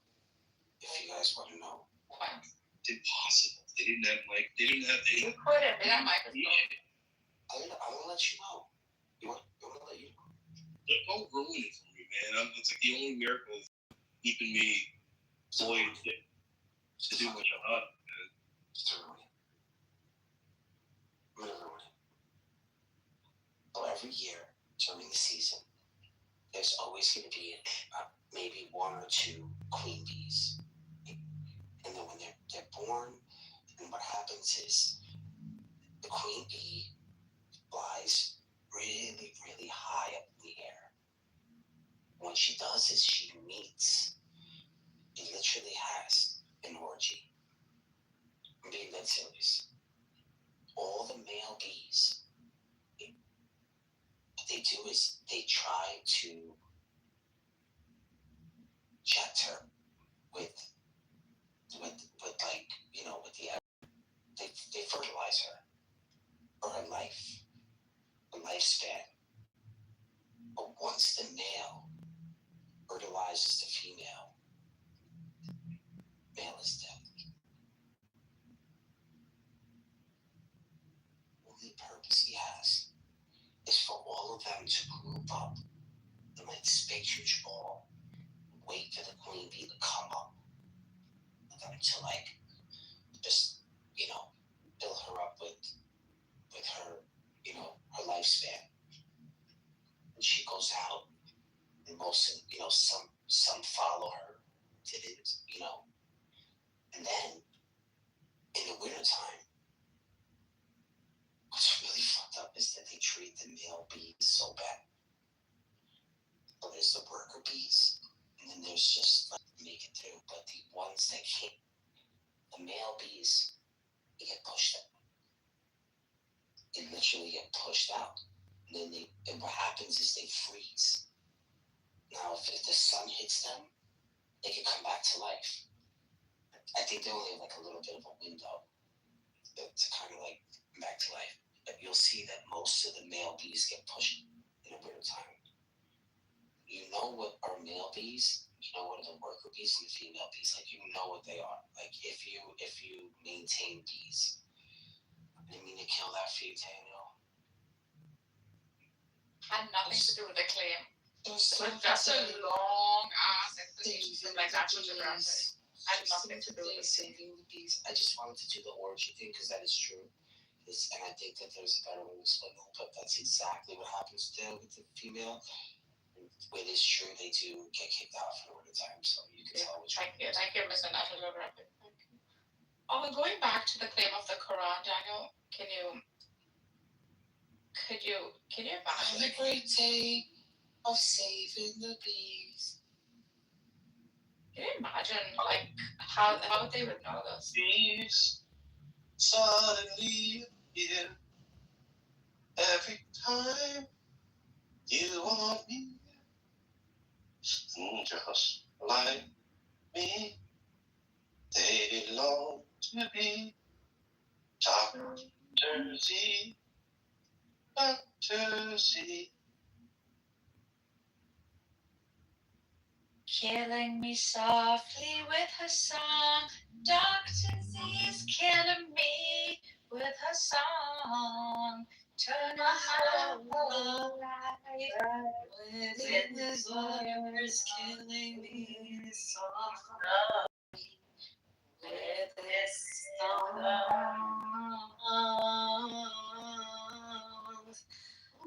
La la la la. La la la la la la la la.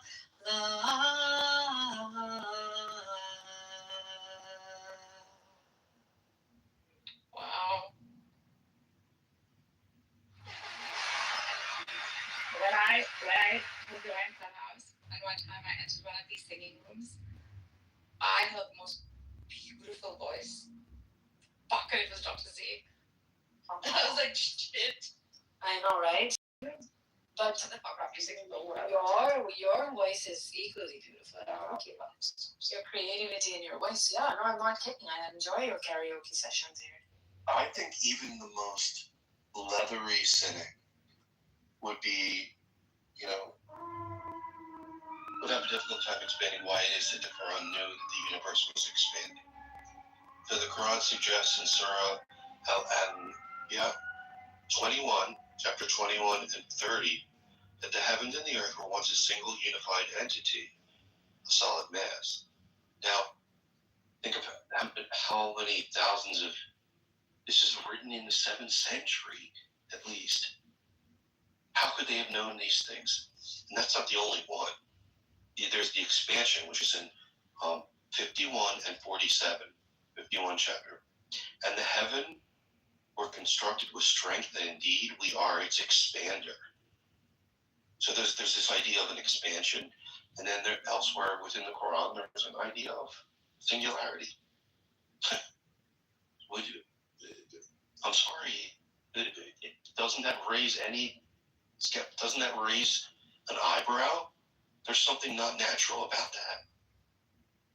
Do you feel guilty, Muhammad, and the early Sahaba knew about this miracle and never shared it with the world for like hundreds and hundreds of years? Like, they could have really pushed like technology like in the right direction. Like, does it bother you that they kept all this information themselves, Dr. Z? I mean, do you feel guilty about that? I think it was extremely groundbreaking for the time frame that it was revealed in. It is absolutely groundbreaking. I don't think they concealed it. I thought that was the foundation to build on, right? Like, cosmic realities God is sharing about his creation, the singularity, the fact that there is an expansion of the universe, And the reflective light of the moon. I don't know. There's so many other things. The cloud formation, alternation of the night and day. Alternation of the night and day. You don't think it was a bit Jewish of you guys to keep the information to yourselves? I'm not trying to throw any digs. I'm not saying anything, but it's like, we're just picking up the things that you pick up from them and us. I just want to know, do you think it's, very exclusive? You know how the Jews are. Do you think that you guys kind of chewed that one out? I don't know. I don't think so, because this foundation actually gave path or created path to so many Muslim scholars, basically, and going back into physics and algebra and mathematics, and one of the if not pioneers, but then along those lines that they started working in that direction. It's sad that it didn't, like, nowadays the Islamic direction is completely different. But back then, this was the foundation, and the scholars banked on that. Early Islamic scholars, excelled in different subjects. Why do you think they did that? This was the inspiration. Quran was the inspiration. The teachings of Prophet Islam was the inspiration. Absolutely, and coincidence, expansion, coincidence. And we could go on and on. But there's so many of them that are just weird. So this is from the 57th chapter and the 25th verse. Surah Al-Hadid. We sent down iron, in which is great might and benefits for mankind. So modern science indicates that iron was formed in outer space and brought to Earth via meteors. And I'll do one more. You could go on and on. The orbit of heavenly bodies. The Quran states, this is the 21st chapter and the 33rd verse. The Quran states that the sun and moon move in their own orbits, which contradicts earlier long-held beliefs that the sun was stationary. It just keeps going on and on. And at a certain point, you have to say to yourself, is it a coincidence, or am I just being stubborn and not looking at this text in a way that's honest? I was being so dishonest with the Quran for so long. And at a certain point, when I saw so many of them building up, I said, okay, there's something here. Maybe there was a science that was unknown, that they knew these things. That's my explanation for it, that there were scientists of that in that area that knew. And I do think that there is scientific information within the Quran that couldn't have been known at the time. So that could be extraterrestrial, whatever. You can't ignore all of them. No. Isn't that right? Well, apart from that, I don't know when exactly the time being relational was discovered, but Quran mentions time dilation, relativity of time. One must wonder when was it actually discovered? Prior to the 7th century? Was there any indication? Maybe in the previous scriptures, I would give that. But other than that, was there any indication of time being relative and relational to the object? What else? Quran talks about. There's so many things that Quran talks about. You mentioned many. Relativity of the time is one. There was one more thing. The biggest one is the unseen. Like, hello, what you see is not what all it is. The fact that there is a reality beyond your vision, beyond your perception. That's there. Like, our first belief is to believe in the unseen. Believe in the unseen. It's remarkable because shut up. Who is doing this? Listen to me. Believe in the unseen. Stop. I know you guys are trolling, but I'm going to still say it. Believe in the unseen is incredible, because that tells you that your reality is just confined to your sense perception. But guess what? That's not the ultimate reality. There are things beyond your imagination. There's things beyond your perception that exist, right? God has just asked us to believe in it, right? That's the fundamental of Islamic principle, that believe in the unseen and believe in the right, starting with the unobservable universe. Well, guess what? I can't observe it, but I'm being told that there is. So what am I supposed to do with that information? Then you gotta submit. Like, yeah, your immediate reality, that the bubble that you live in, might not be the only existence. There might be other things that are created that we don't have access to, but we still believe and we still submit. And this is the essence of Islam. So what's the proof, Ms. Karanti?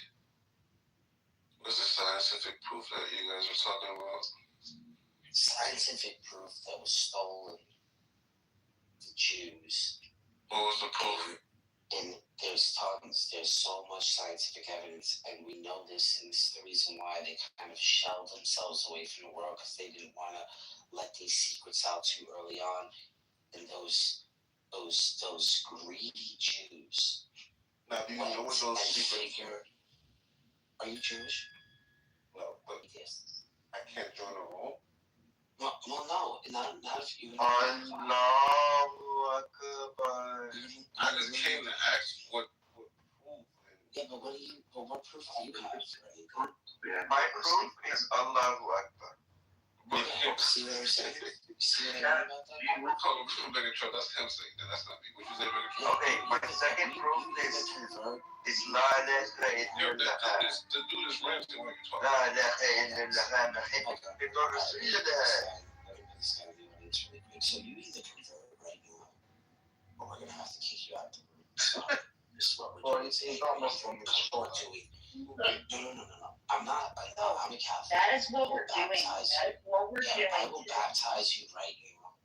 You do a small prayer for yourself. If you either convert to Christianity, we're leading with the sword today.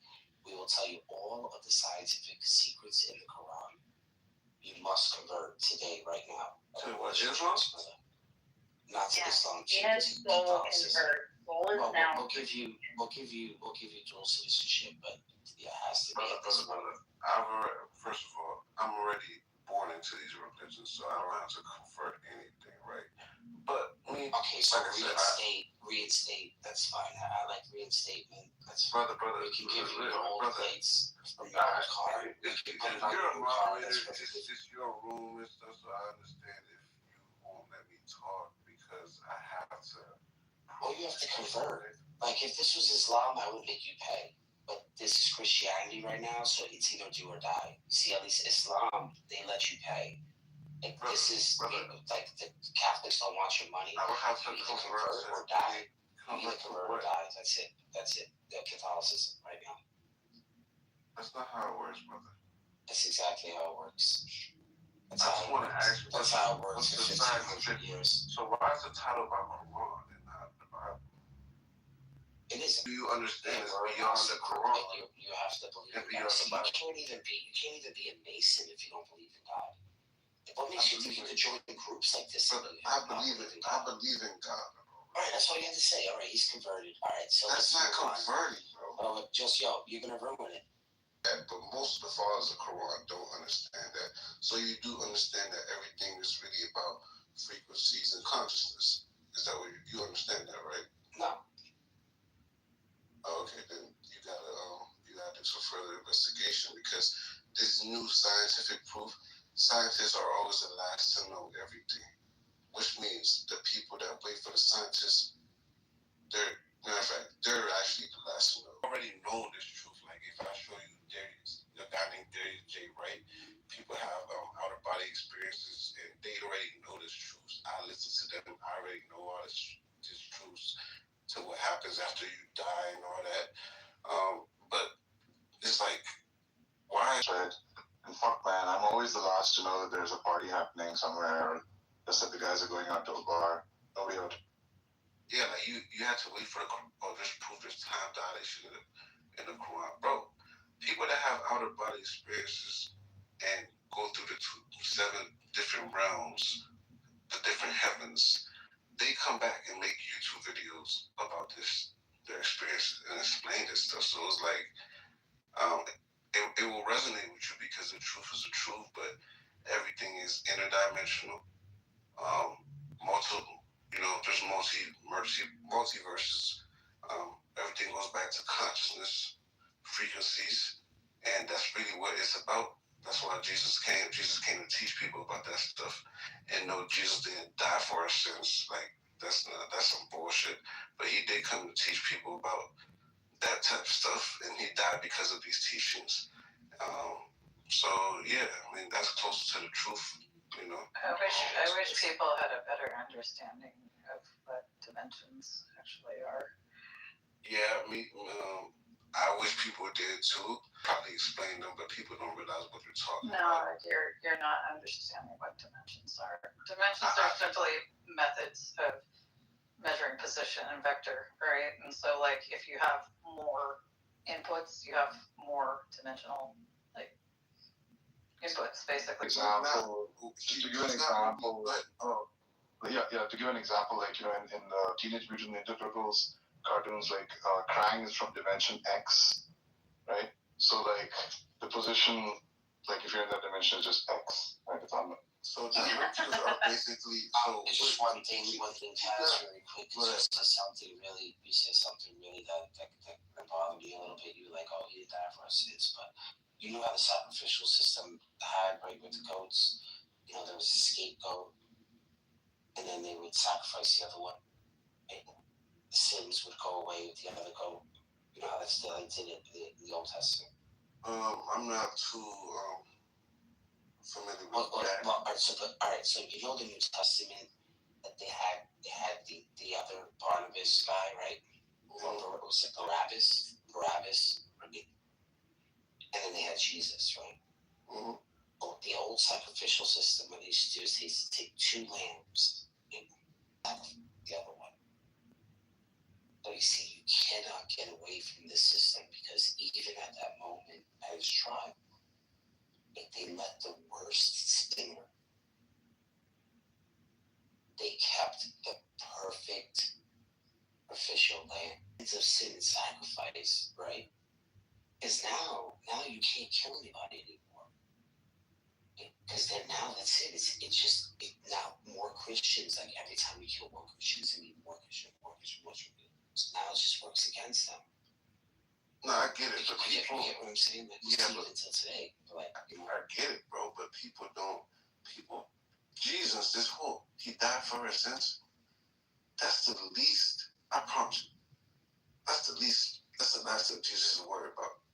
People thinking he came here to die for our sins. I don't know if you understand the difference. Like, he how do you think they knew the bee thing? How about the bee thing? Like, they know that bees have female and males. How do you think the Quran knew this information about the bees? Because that information was world. There's always been people or entities with knowledge coming from the source. So it used to be common knowledge about these things. People used to know this common. At some point, things felt. So basically, in these different dimensions, yes, there's different entities that can basically phase through light differently. That's what they are. Heaven is one of those dimensions. Hey Bart, did you know that bee colonies are 95% female? And they're matriarchal? Yeah, that's what I'm trying to tell you. So the ones that are left out in the wintertime, those are just like, because the men are just there to fertilize. What I mean, all the male bees, they die. After their only purpose in life is to create that big, huge circle for the queen. And that's it. That's just their goal. And then she fat and she likes them. And I guess the once when she's done, I guess she puts out this kind of smell, and then the rest follow her or to the colony. Yeah, what'll happen is if you develop it, there's always one queen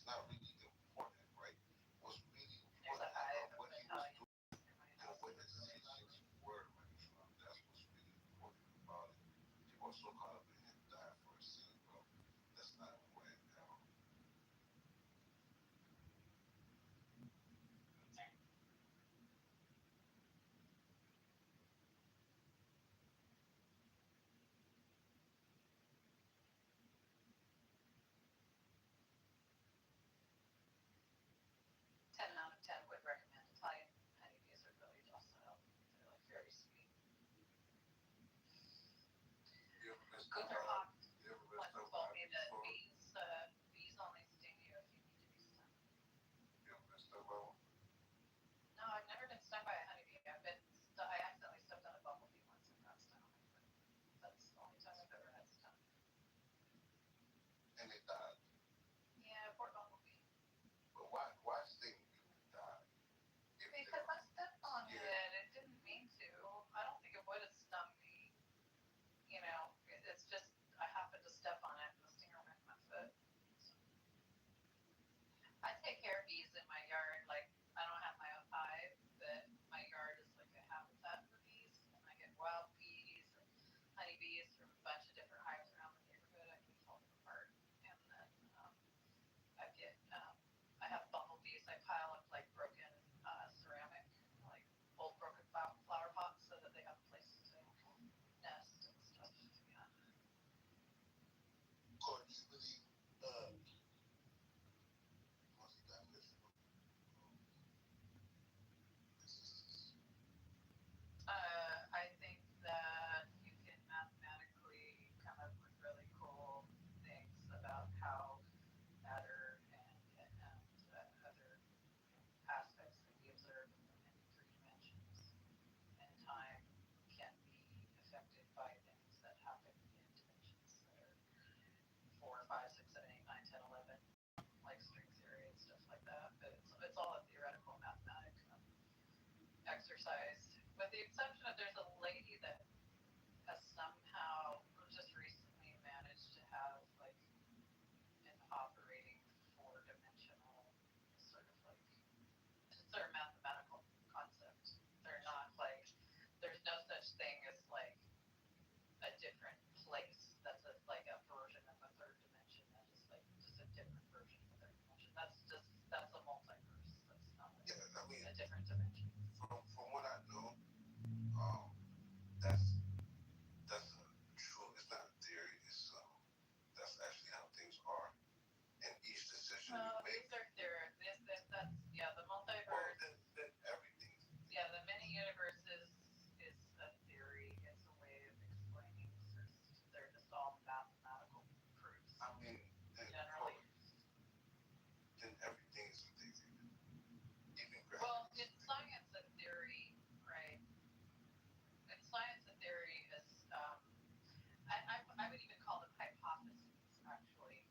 But people would use theory in the colloquial sense. But like the many universes is more of a hypothesis, where something like, the theory of evolution or quantum mechanics or general relativity are scientific theories, which means that they're tested over and over again in different methodologies, and they've yet to be proven false. So we have all sorts of data that shows that the predictions they make are accurate. I mean, and things are always changing. Like for example, in the domain of health and fitness, I think orange theory is the dominant. Yeah, that's true.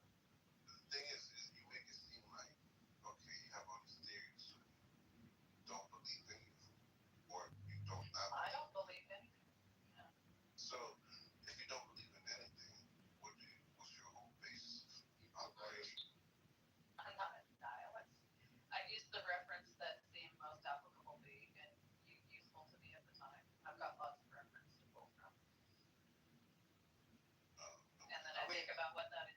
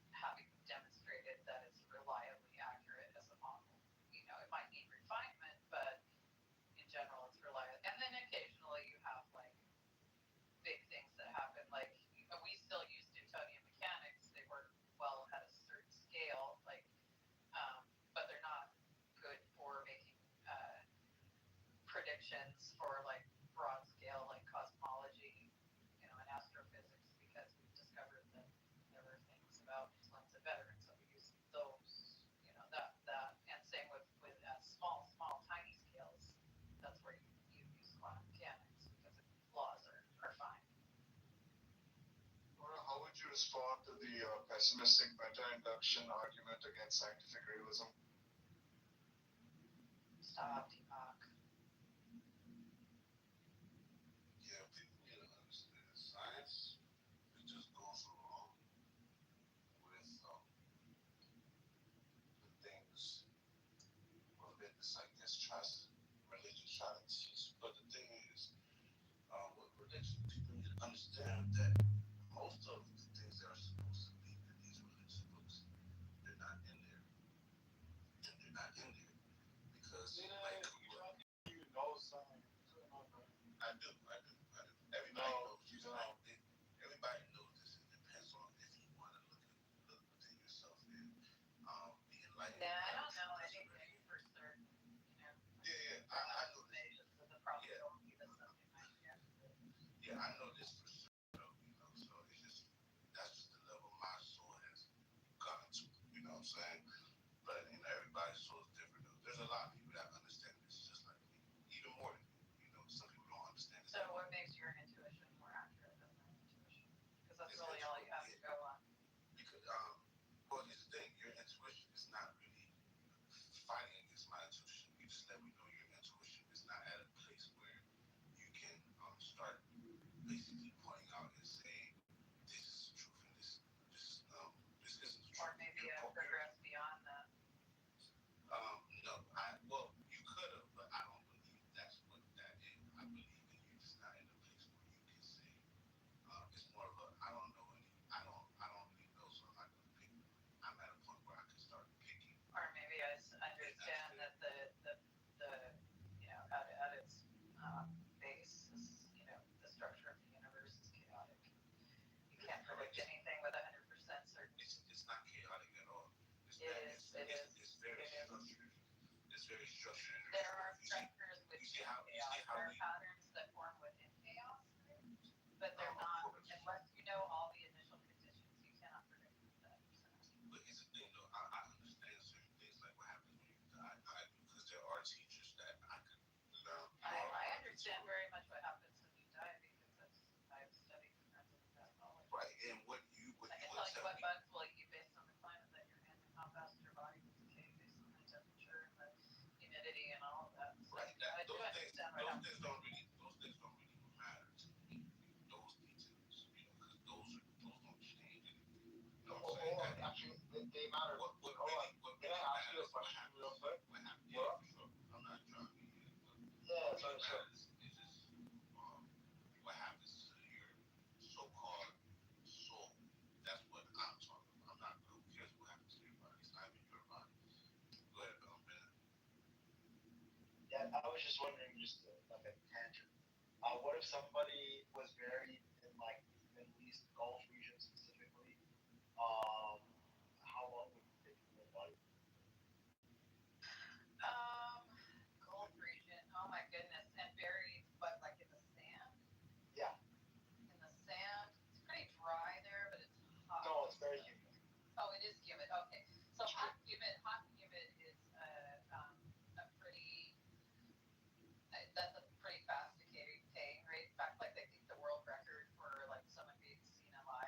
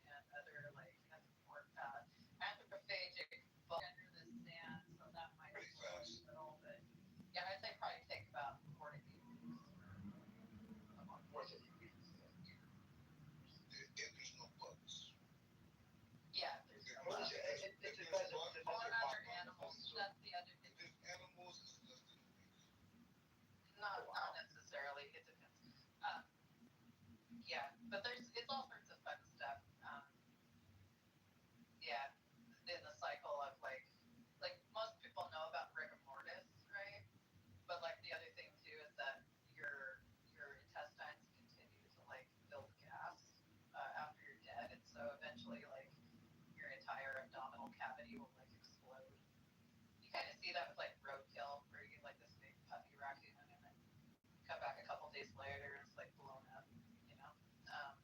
Other fun stuff is like if you're in water, underwater for a long time, eventually all the fat and the will start turning to soap and your skin will start sloughing off, so you'll start making like suds in the water.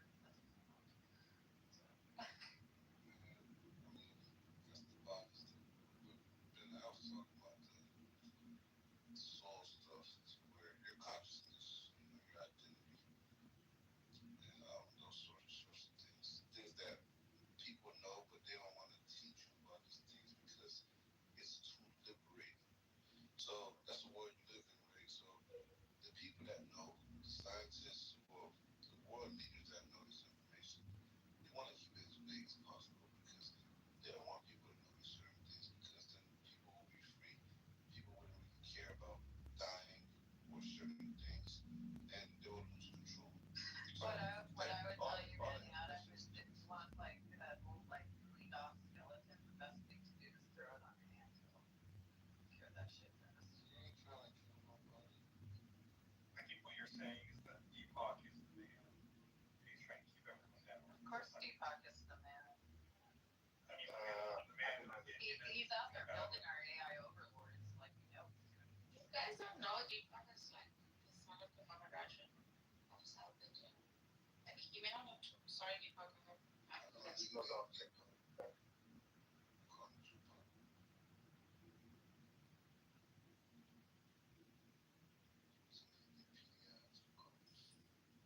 why are you trying to lie?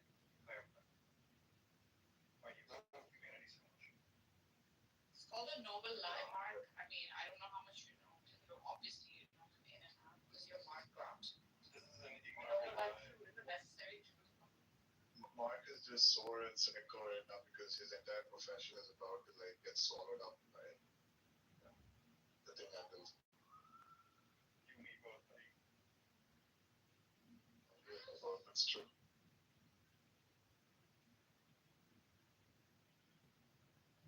I'm fine until they actually have useful self-driving cars that can operate on all parts of like the transportation grid. I'll be retired by then. You believe in still what they go for school? You mean the UAP files? What? UFO files. Do you know what an unidentified aerial phenomenon is? That's what it's called. Because not everything is flying, you know. Not everything is flying. We're only talking about the unidentified phenomenon. We're talking about UFOs. The things that come from not Earth core. Not necessarily. Not all UFOs are extraterrestrial. I In didn't fact, say that. most of them aren't. Okay, If not all of them. Since most of them aren't, I'm talking about the ones that are. I don't think we have any confirmed examples of extraterrestrial unidentified objects.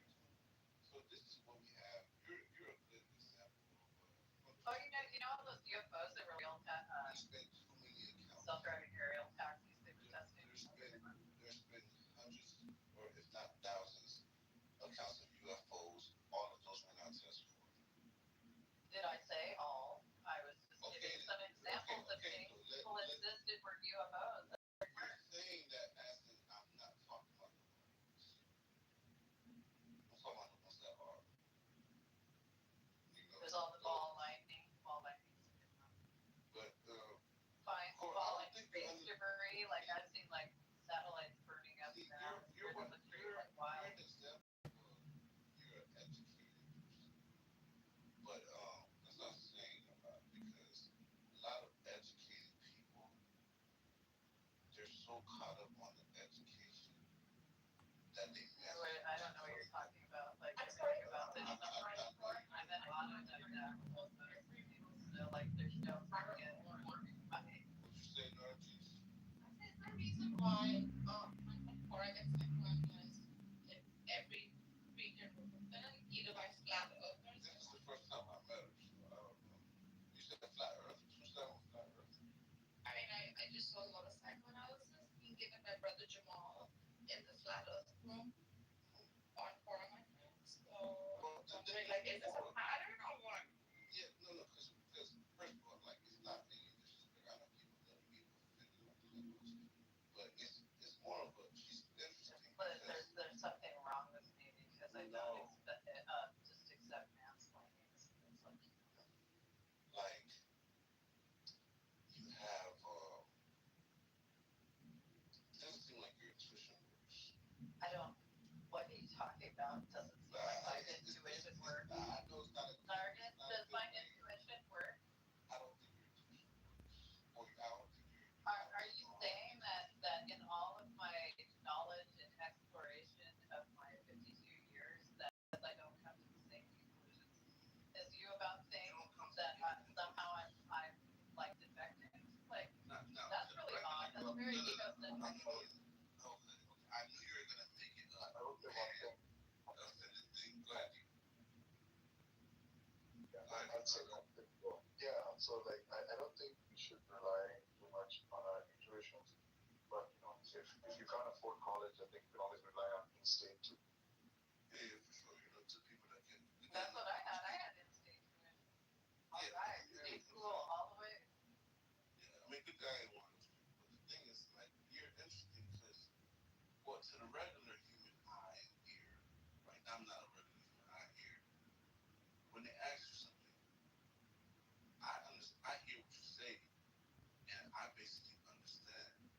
You said nothing. So, Kat, let me tell you something about myself. Let me tell you something about myself. I don't know. I'm just saying. Let me tell you something about myself that might jive with your UFO content, right? Don't be offended. So I literally am good friends with the man that created the OMSHAT conspiracy theory. Like the Inca Nebula papers, like back in the late 80s, early 90s, right? His name's Joe Matheny, right? We're friends. We've been friends since about 1998, I want to say. So yeah. He's been on our bell many times. All this stuff, right? I grew up listening to Art Bell. Seriously, I had an AM transistor radio that I would hide under my pillow in bed and sit there and listen to like KGO out of San Francisco because you could only get it at night, right? And I would listen to Art Bell all night. It was great. And so like I'm immersed in all this stuff. If you think that I like have no sort of exposure or curiosity about it, you are just absolutely wrong. Like Whitley Strieber, Linda Moulton Powell, right? I've heard it all, okay? And I also know the other side of it, the money side of it, right?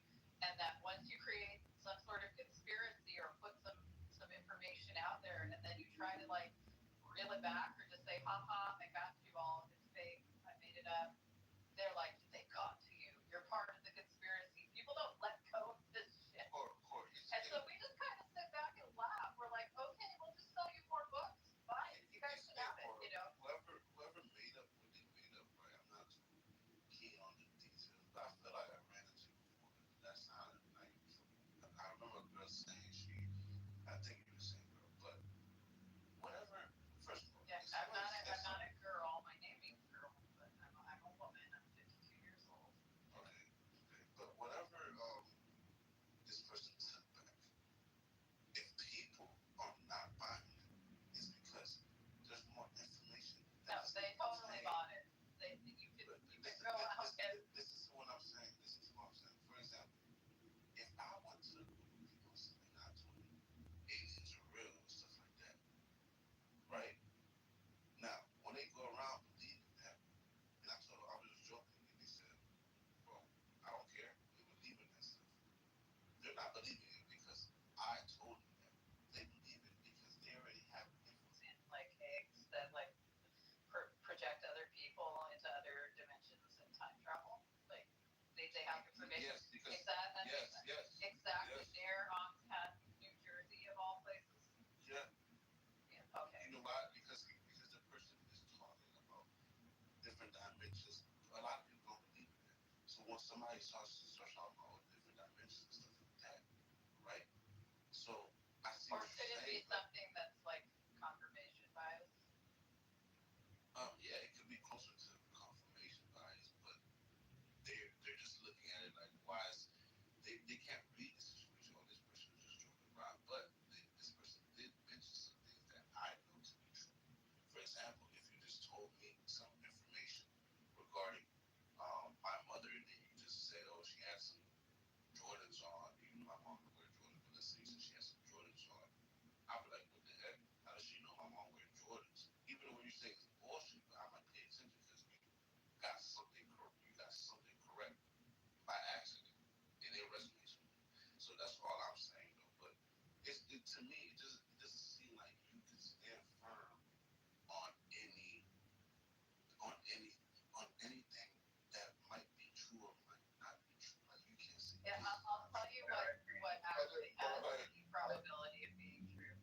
People see things in the sky that they don't know what they are in places around the United States, and we take it secretly because it's like a national security issue, and we dissect it and reverse engineer to see what people are up to, right? Which is like could be anybody on the planet, could be any other foreign power, right?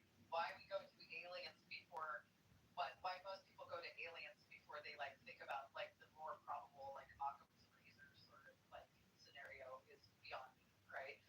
So Well, here's the thing, when you have a lot of evidence, right, that aliens do exist. When the UFO files told you that when they so and so land on the moon, they saw these objects flying near them, right? When we have videos of people flying the fastest jets in the world saying, yeah, this object came to us and started following us and then was going faster than us with technology we can't explain, right?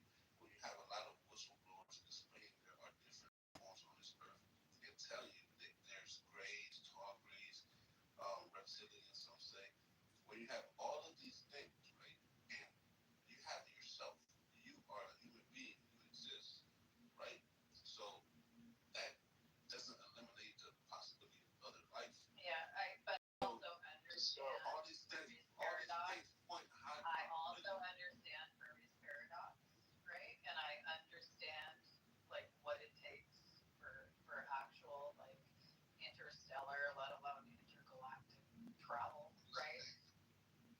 We have corrupt their own terms of the fact that there are all these secret extra dimensions, right? I just posted a paper in the in the chat, right, on large extra dimensions from higher dimension inflation, and here's a quote from the paper, right?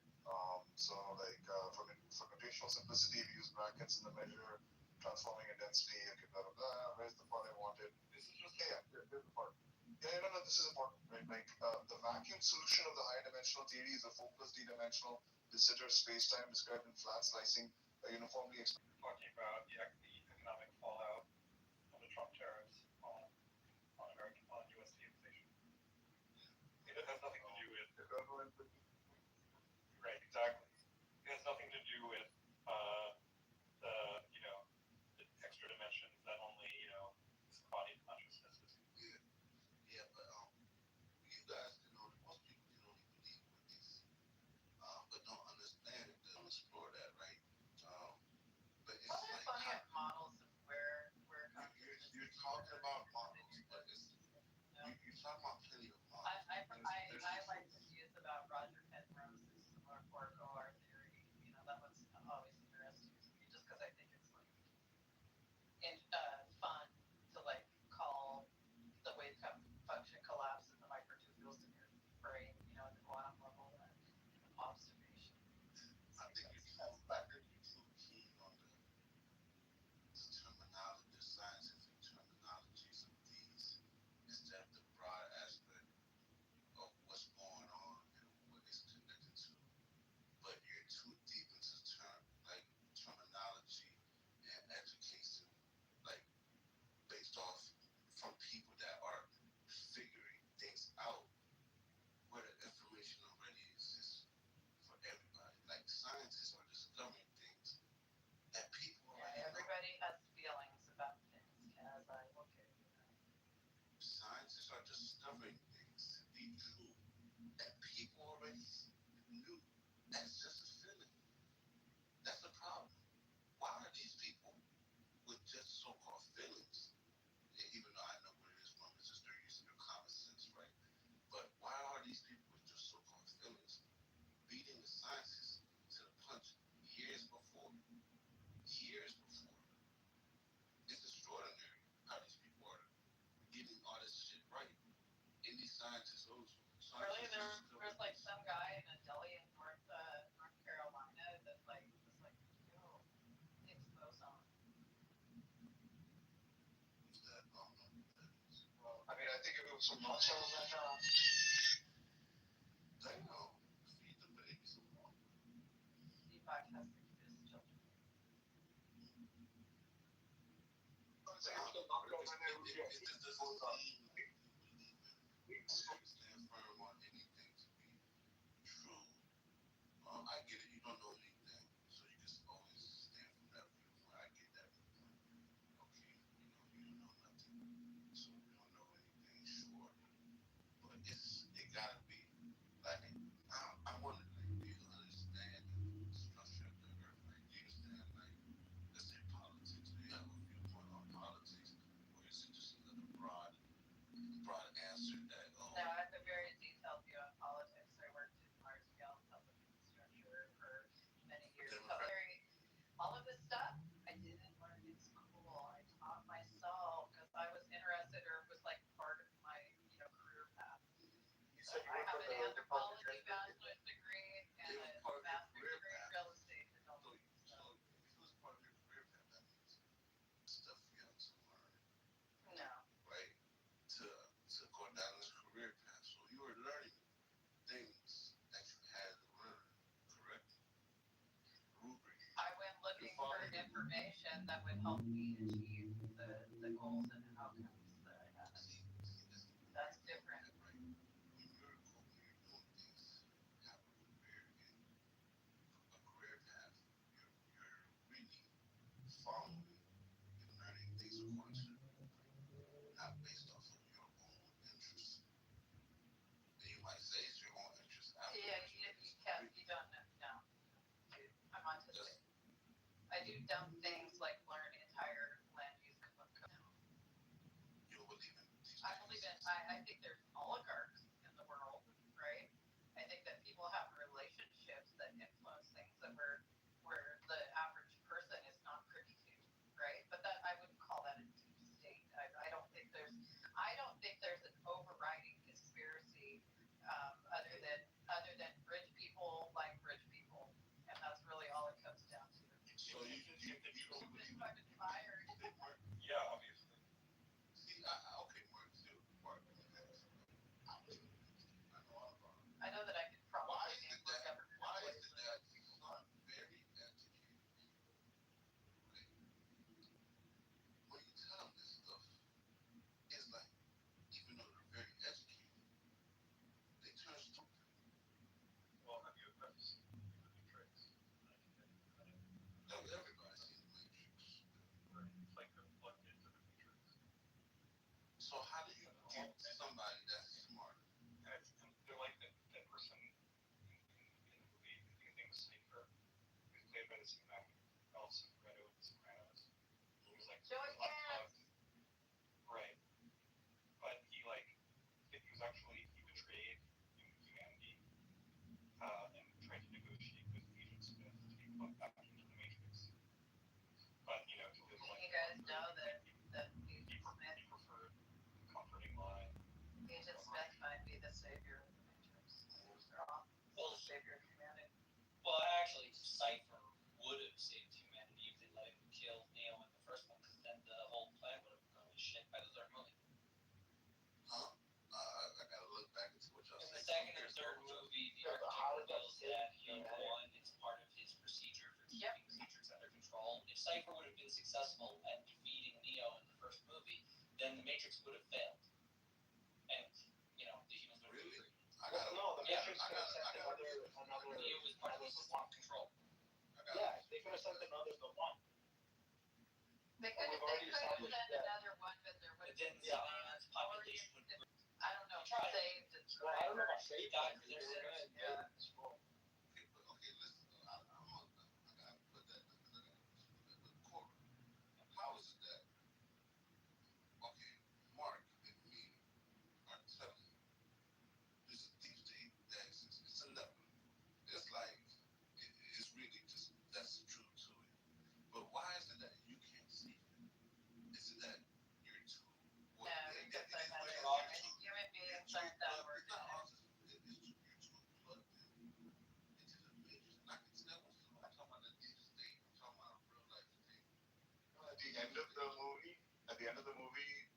destroyed the Matrix and left me. Get it? Okay.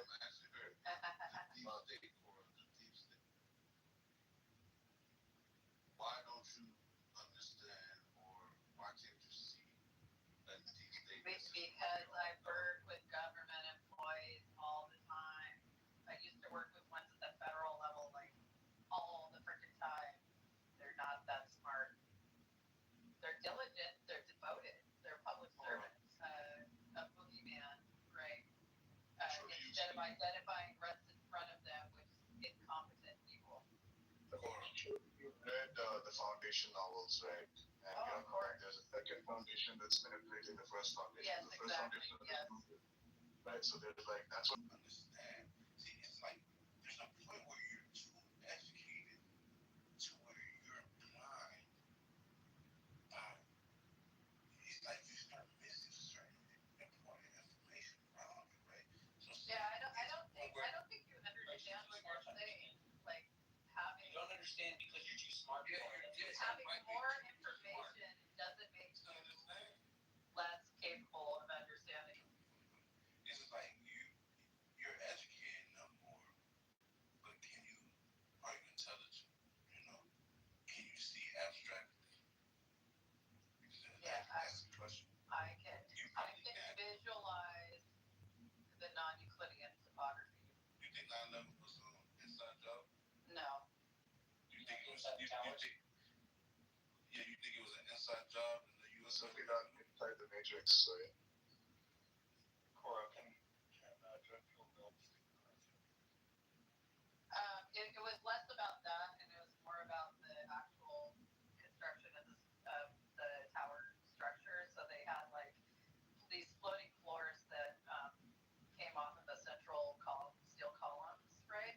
And as soon as you had one floor collapse near the top, it just was like dominoes all the way down. So it didn't really have to do anything with melting beams. It had to do with the weight of one floor hitting another all the way down. Melt the beam. Oh yeah, the beams were melted near the impact site, but it didn't melt like all the beams. It was like enough of an impact and destabilization to have the one floor start falling on top of another. The explosives also help. So do you think like one floor hitting another one. So you think it's a coincidence that 9/11 has been depicted plenty of times prior to it occurring subliminally right on TV? If you look at like the Wingdings font at Microsoft Word in the 1990s, you type in 911. The 9 is like the plane, and the 1 is like towers. You don't think it's funny when you fold a dollar a certain way, it shows the Twin Towers falling down? Oh, like those mad. You don't think? But here's the thing: it's not the one aspect. It's not the one individual coincidence. It's when you pile up all these coincidences together. That's what we look at. It's not the dollars is falling through. Oh my God, the dollars like this. If you watch The Matrix, right? If you watch The Matrix, at the start where they show his ID, his birthday is like 9/11, 2001. Which more like Neo was a Virgo. It's the date on not his birthday, but the date said like 9/11 2001 on the ID in The Matrix. It seems like the probability of that being chosen by chance is like 1 in a trillion. Correct. And now people that are educated, 1 in a trillion, or in the case of them, trillion.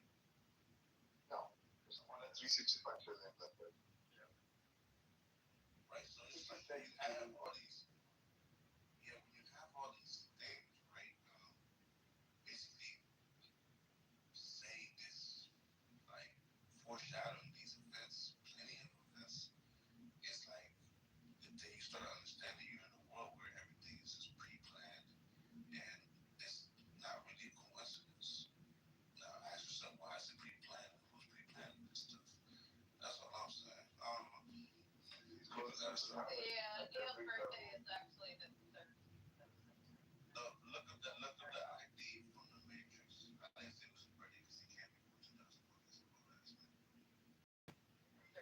September 1971. No. I think it was the expiry. I think it was the expiry of this like e-card for the corporation you work at. And the universe, No, his passport expires on September 11th. Oh, the passport. Oh yeah. The universe, is technically lasts hundreds, trillions of years, to say the least. Like all the possible dates in the future that could have been chosen. Well, the trillions upon trillions of dates. What are the probabilities it shows? September 11th shows one. It's infinitesimally small. That's just math. The universe is just permeated with coincidences at every level, right? Like look at like the fact that the degree to which an object sort of like the amount of effort it takes to slow it down when it's traveling is exactly equal to like how much No, he got his first passport when he was 20 years old, because he was born in 1971.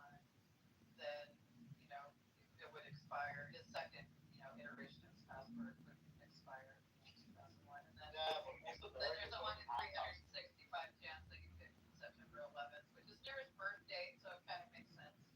But there's no hard and fast rule that passports have to expire in the world of Matrix, not 20 years. It could have expired after exactly Every 10 years. 173,000 years, or like the fact roughly 13 possibly.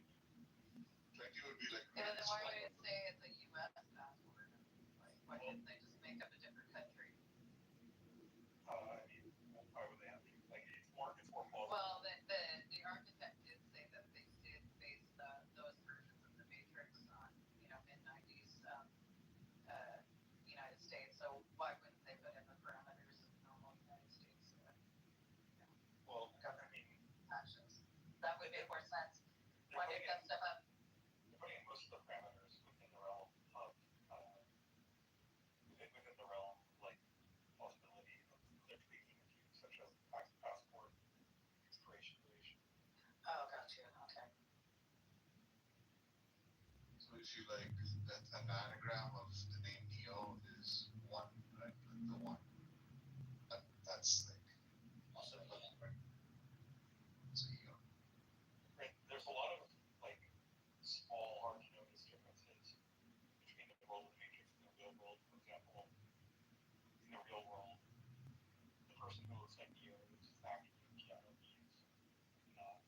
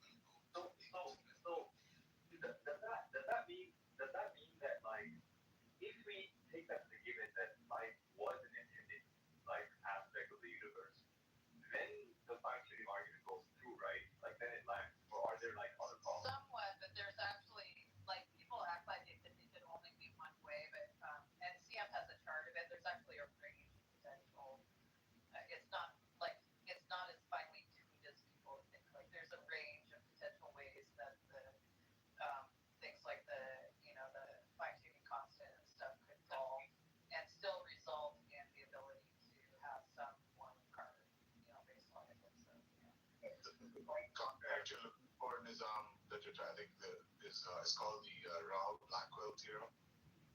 You can read about it on Wikipedia and stuff.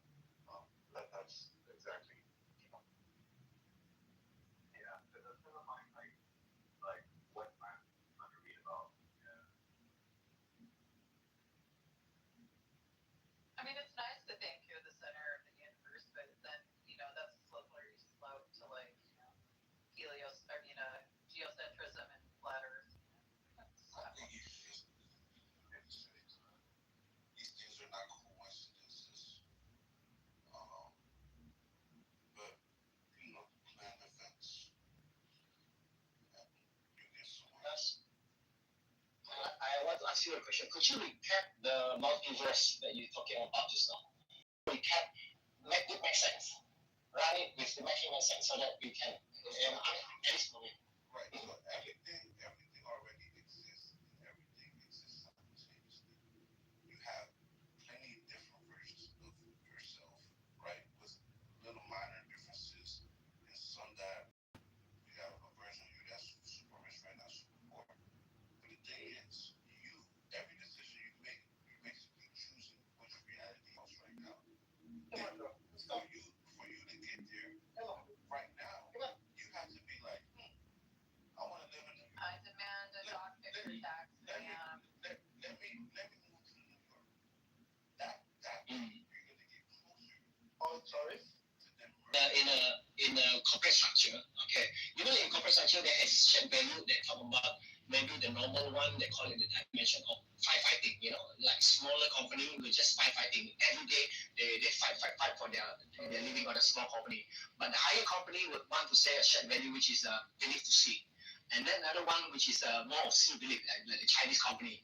They see the opportunity here, you grab. So then I'm looking at anything that I do, I have to react to it, and then generate outcome. But other than that, I say, why not I look at belief to see, then I master the belief to see skill set, then I get into that, the outcome will be different. So like I am in this verse, and then I can jump to the other verse according to my that one. So I will look at the three dimension. Does it make sense that it is like three combination of spice that I can select? I'm going to use this spice, then I'm going to expand this spice, and I'm going to mix this spice and that spice, and this is how I generate the output that I'm getting right now. Correct. So for me, correct. Deepak is an expert in spices. This is great about my family.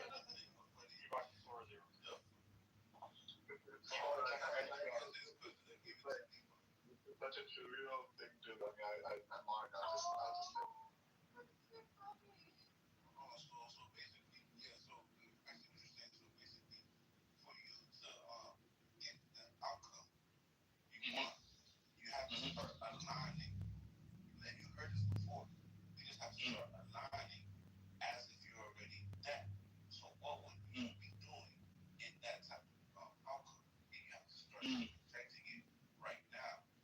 And with that intent, you slowly, step by step, move closer to that. First, you're going to go to the next version. You're going to probably merge into the version of a closer version of you that's closer to that. Then, when you make a change, a closer version that's closer to that. Until you keep taking those steps to get closer to that last version, then you're there. That's how I would see each decision basically pushes you to different things. Every decision you do matters because you're potentially jumping. Okay. All right. Now, having that, let's say just now, at least I can logically say there are two different dimensions of belief system that I can hold. The one which is the lowest, firefighting, the one which is highest, belief to see. Now, having that dimensions that I'm doing, now, how do you personally able to ponder, like, hey, how this guy never met me is talking about it, and suddenly I'm here also looking at, hey, I've been thinking about the same understanding, but I run with it in this manner. You run with that you are talking about. And how did you get hold of that? Is that somebody, or you are like, how did it happen to you from not knowing until you pondering that this might be true, or this is, confidently say this is true? Okay, that's a real interesting question. So, from a child, I've always been somebody I like to debate, meaning I like to see things logically and find out the truth. So maybe just that just led me to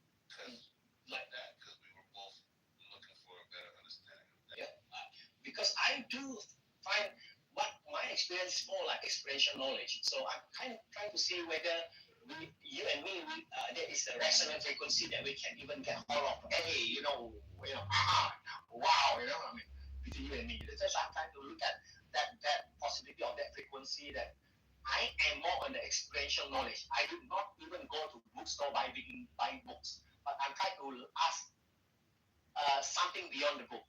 Like let's say there's a book that in bookstore, I will keep asking, who write the book? Why he is writing this book? Something like that. Like yeah, this guy must be something like that. Right. So basically, I had experience with it too. So I wanted to be somewhere in life, right? And one day, years ago, I was sitting in my mom's room. In my mom's crib, in my room in the basement. And I decided, and I had somewhere to be at 10 a.m. And I decided I'm not gonna go there. My cousin comes in the room, right? And my cousin comes in the room and says, "Dude, you didn't go. You're tripping." So I'm like, "All right, I'll go." So I end up going. I get there last around 2 p.m. Right? And then that's when I was the last, it was an interview. I was the last to have the interview. And when I had the interview, the person that interviewed me, he ran out of spots. He's like, "Damn," we just started talking about whatever. He really liked me. He ran out of spots. He asked his manager, "Yo, can we hire this person?" His manager said, "Nah, we already ran out of spots." So he runs next door to a different manager on a different sector and asks him, "Yo, can you hire this person?" And he said, "If you trust him, I trust him." And then he's like, "Hey, yo," he said, "You can start Wednesday." And then as I'm leaving, he tells him, and then that little decision, and everything has happened exactly like that. No, okay, I called 3 years. The next 3 years, my whole life changed drastically the next couple of years. But I was only able to happen because I decided I knew what I wanted, right?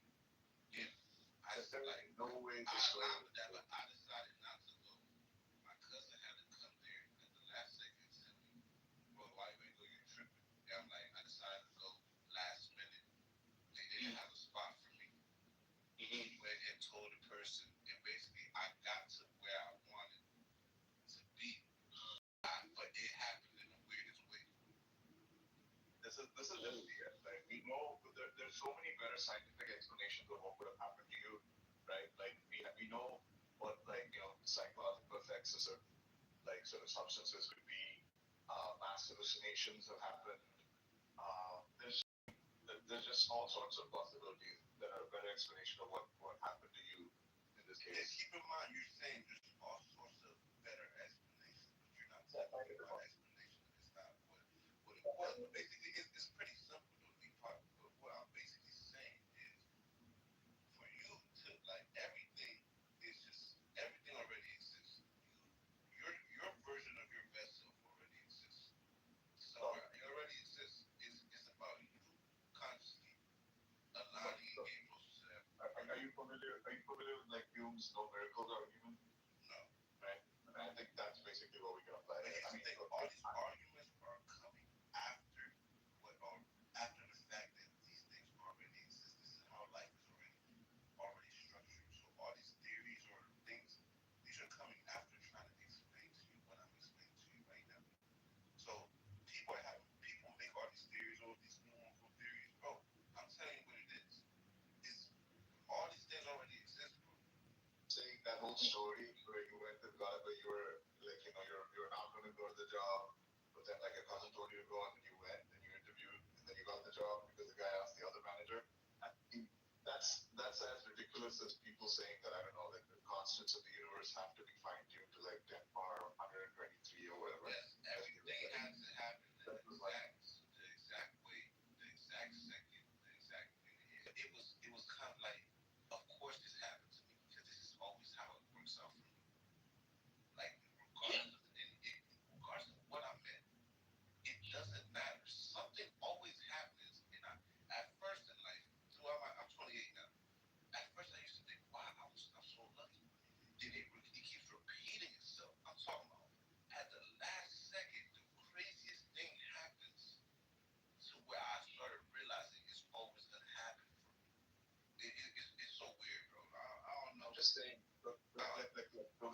explain it, right, is that have you ever heard of the miracle of Fatima?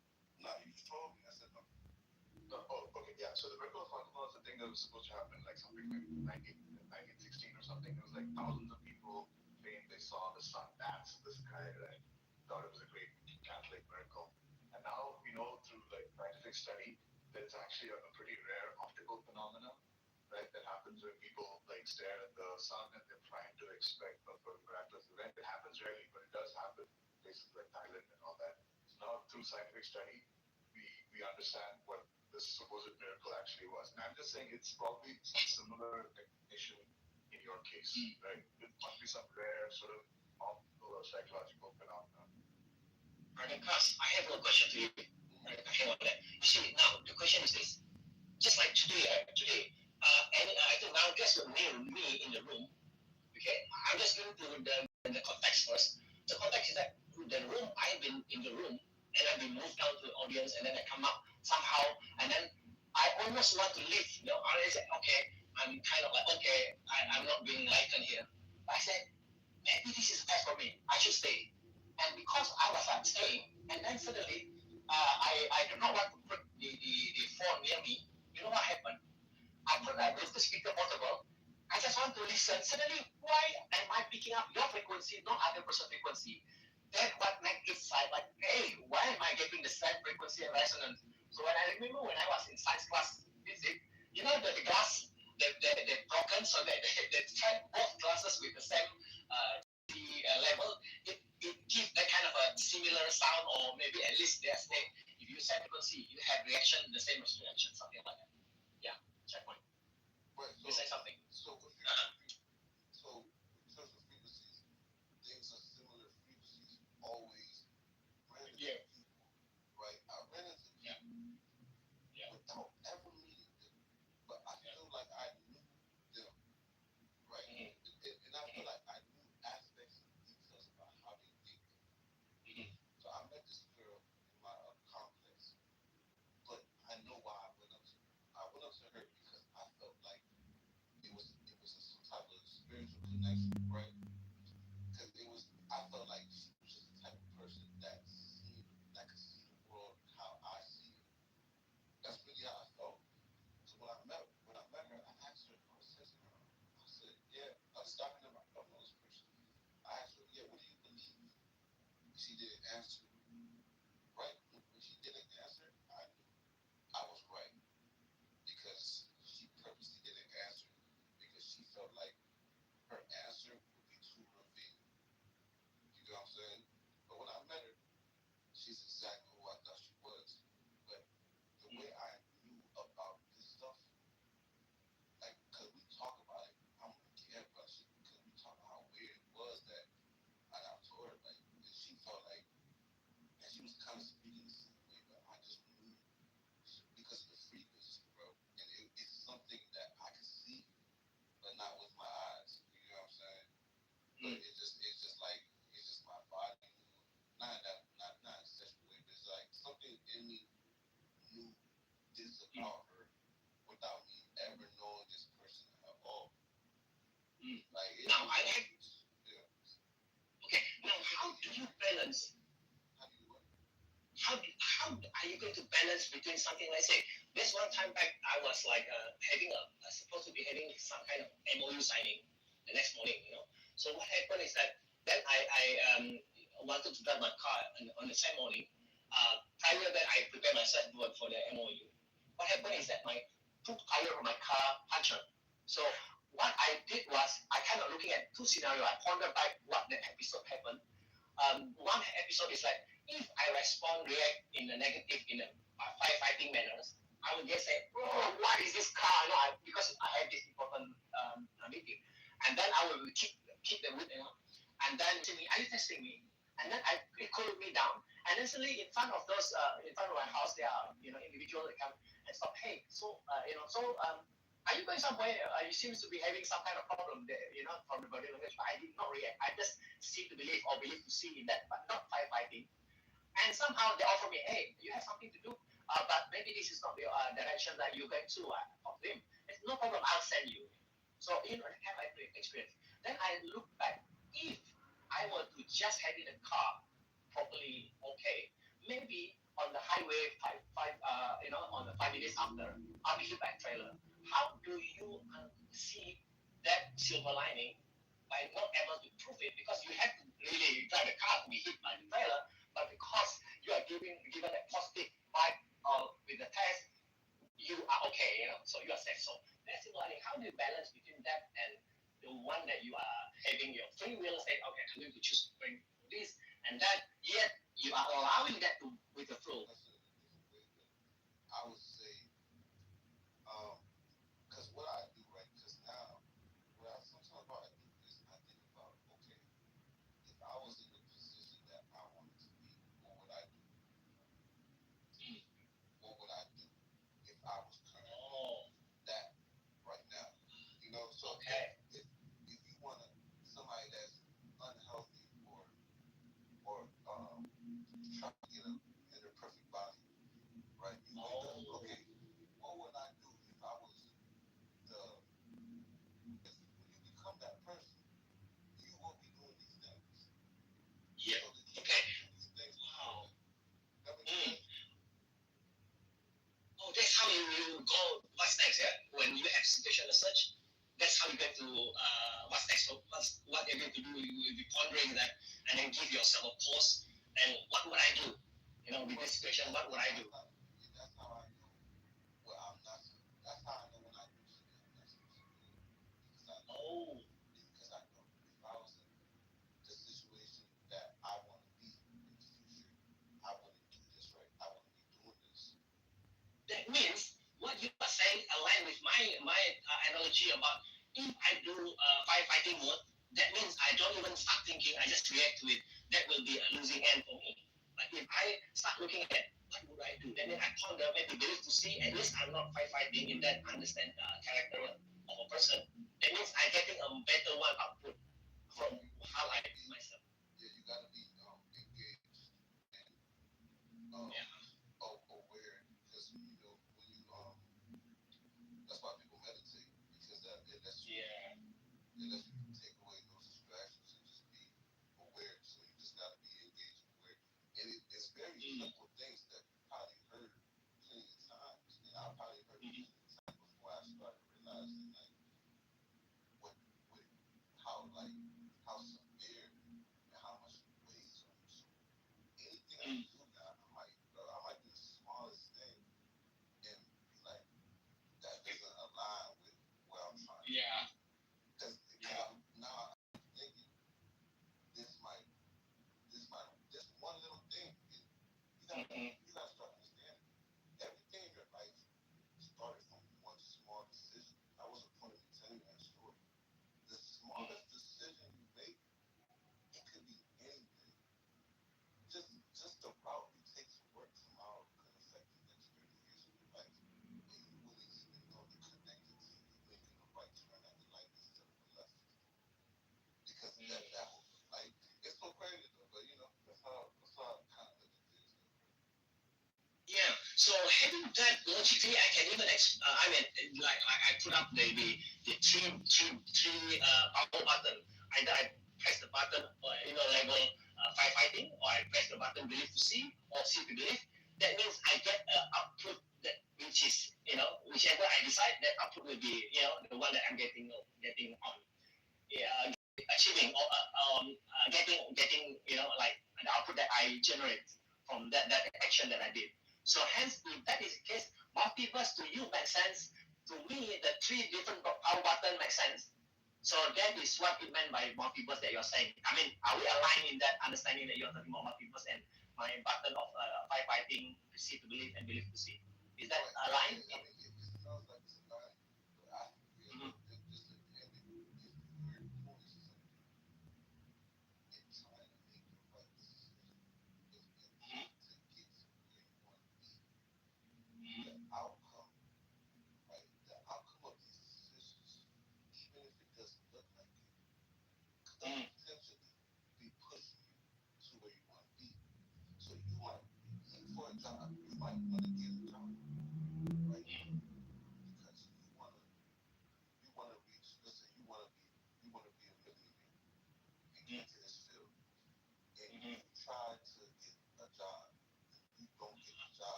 several times, right? Do you have that kind of experience that it's like what it meant is that you have a plan well to do, but that plan is superseded by the designer plan that is specific for you that you don't even realize. Right. And Oh my goodness, that is interesting, man. And while I get there, Huh? for example, right, this is an experience that I had. So Mhm. when I got somewhere, right, because a couple places that keep in mind, these places I went to, it's people I knew that were trying to get in these places. Like I had inside people, and for some reason it didn't work out still. So I go on my own place, and then it aligns, and then the person tells me, yeah, man, everything happens for a reason. That's why you're here for me, and I'm talking to you right now. And he doesn't even know I'm really paying attention to his words. Like, it's crazy this guy's saying this. You know what I'm saying? Because it's like I'm receiving the message as in it's not him telling me, but it's a message from beyond. It's not even him telling me this. You know what I'm saying? Okay, next question. Having you realizing that you are having this route, do you experience some kind of backlash, or maybe people like the route is kind of lonely kind of route, and then nobody, like you overthinking, this is not true, Have you been experiencing your inner circle, your family members or friends, close friends that even unnecessarily everybody around me, I'm cool because I'm fine with it, but because that's my personality. But who understand how things work? But the thing is, these people that understand things with you, they're probably most of the time they're not there because they got their own things. Most of the time, it's the regular people that are gonna be around you. And I just, but like I said, I just like that's just my thing. Like what I know is just what I know. If I run into people to talk about it, I'll talk about it with them. But those people, I just live regular lives with them when I run into them. Unless they reveal to me that they know this type of stuff, then we get into it. But I'm never gonna try to, because people just gonna. It takes time for you to even understand certain things, how things work. It takes a while to. How do you call what you are getting? Is that something above your paycheck? And it's like you are kind of like, okay, downloaded to you. It's like the movie Matrix 1. Everybody has it. Everybody has it. But like I said, most people are lives, and they learn throughout these different lives. But there's souls that are more mature than other souls. But I just feel like it's information that's ingrained in everybody, and that's really what all these religious texts try to. That's the true meaning behind it. If you're unfiltered and not touched by man, that's what they're really trying to teach people, right? But isn't everybody now? They don't want you to know this stuff because that will give true liberation, and people will. They can More able to control you, yeah. Yeah, they influence you. Like for it in a good and bad way, because now the person that committed murder is sentenced to death. They're not gonna care. Yeah. People are not gonna care about certain things. They are more persistent. They are more stable in terms of facing challenges as well, where nobody can plant fear into them because they are able to be more agile or something like that. Right. Okay. Now the next thing that I'm kind of pondering. Okay, so if you are having that kind of experience, how do you tell it? Is that like okay, you said something that you said it is in me. Okay, I'm just trying to understand because something that when you were saying what you're saying that flashed to my inner eyes is that looking at SIM card, the mobile phone SIM card. Hang on, not mobile phone SIM card, the one which is a 1980s. The dial up, the phone that dial up that you get internet without the Wi-Fi. The current one, I think 30 years ago. So what happened is that I had to dial up, but I have this SIM card and connection. This SIM card is the one that I have embedded the values that you talk about. Oh, so everybody has. As long as you are human, you have that SIM card. Okay. However, you also finding ways to get connection to the telco so that you can get more data from the data from the telco, maybe the raw material of to make it even more, in terms of you cooking your meal. I mean, how do you look at it in that context? So it's like different machines can read SIM cards faster than others. Let's say you might have a USB 3, a USB Thunderbolt, USB-C, but basically there are USBs, but the information is transmitted at a different rate, and some files are less corrupt than others. So the thing is, the challenges people face is having a lot of corrupt files and the data, and just a slow processor. But that's where people need to understand how come some people do and some people don't. It goes into a lot of people in this city without going too deep into it. Now, okay, having your current state of your stability, are you consistent in your performance, or you are fluctuating? Like sometimes you can get it, sometimes you don't. Sometimes you feel what is the state of being that you are right now? Are you consistent in what that you are already having, like they call it permanent user password, or you are just merely getting the temporary user password at the moment? What is your current state? Yeah, I mean, I definitely fluctuate, but it's more of it's a fluctuation which I think is inevitable. But it's like I said, you're always headed towards your destination, regardless. But it's now I can acknowledge that, so it doesn't really matter anymore, because now I understand the rules of the game. Yeah. How things go. Okay. Yes. Yeah, very true. Okay, now there's something that I kind of like looking at. Does your family growing up self-conditioning helps in how you were brought up? It does not matter. I see your profile. What's your holding values? Say that again. Belief system, holding values. Something that you hold on, like you believe in God, or you believe in some kind of. I believe in a source consciousness, which some people consider God.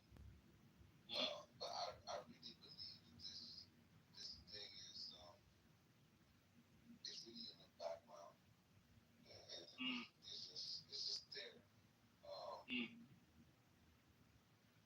I believe you have a higher version of yourself that is aware of all of this, and just a small piece of your soul is in this realm, and you forget things. And the whole thing is to remember who you are, and you're always being guided towards that. So I believe that after death, you never lose consciousness. You still have your identity, but you and your body, you're not your body, right? So, but you still remain conscious. You still have your identity. You still are who you are. You're the only person that's gonna judge yourself, and based off the life you live, if you don't feel like you did it right, you're gonna want to do this again.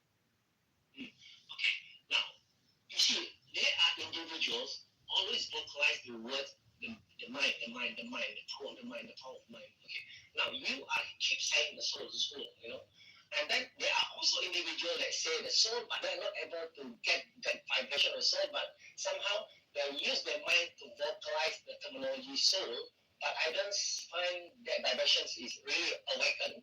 So whereas you kind of like looking at when did you start looking at the soul as something that is relevant in your context hierarchy rather than your mind. I have not heard that you say your mind as a core driver. So how did you get hold of that? Hey, the soul. I mean, like how did you? So your soul, I mean, so it's always like I said, I've always felt these things. When I got older, I learned how to express them. But Before that, can you give me just some context before that? How was it? As a kid, it's just I always felt weird, like something's not right. Like the stuff I know is not. That's not what it is. But in terms of that, it's like your mind is what creates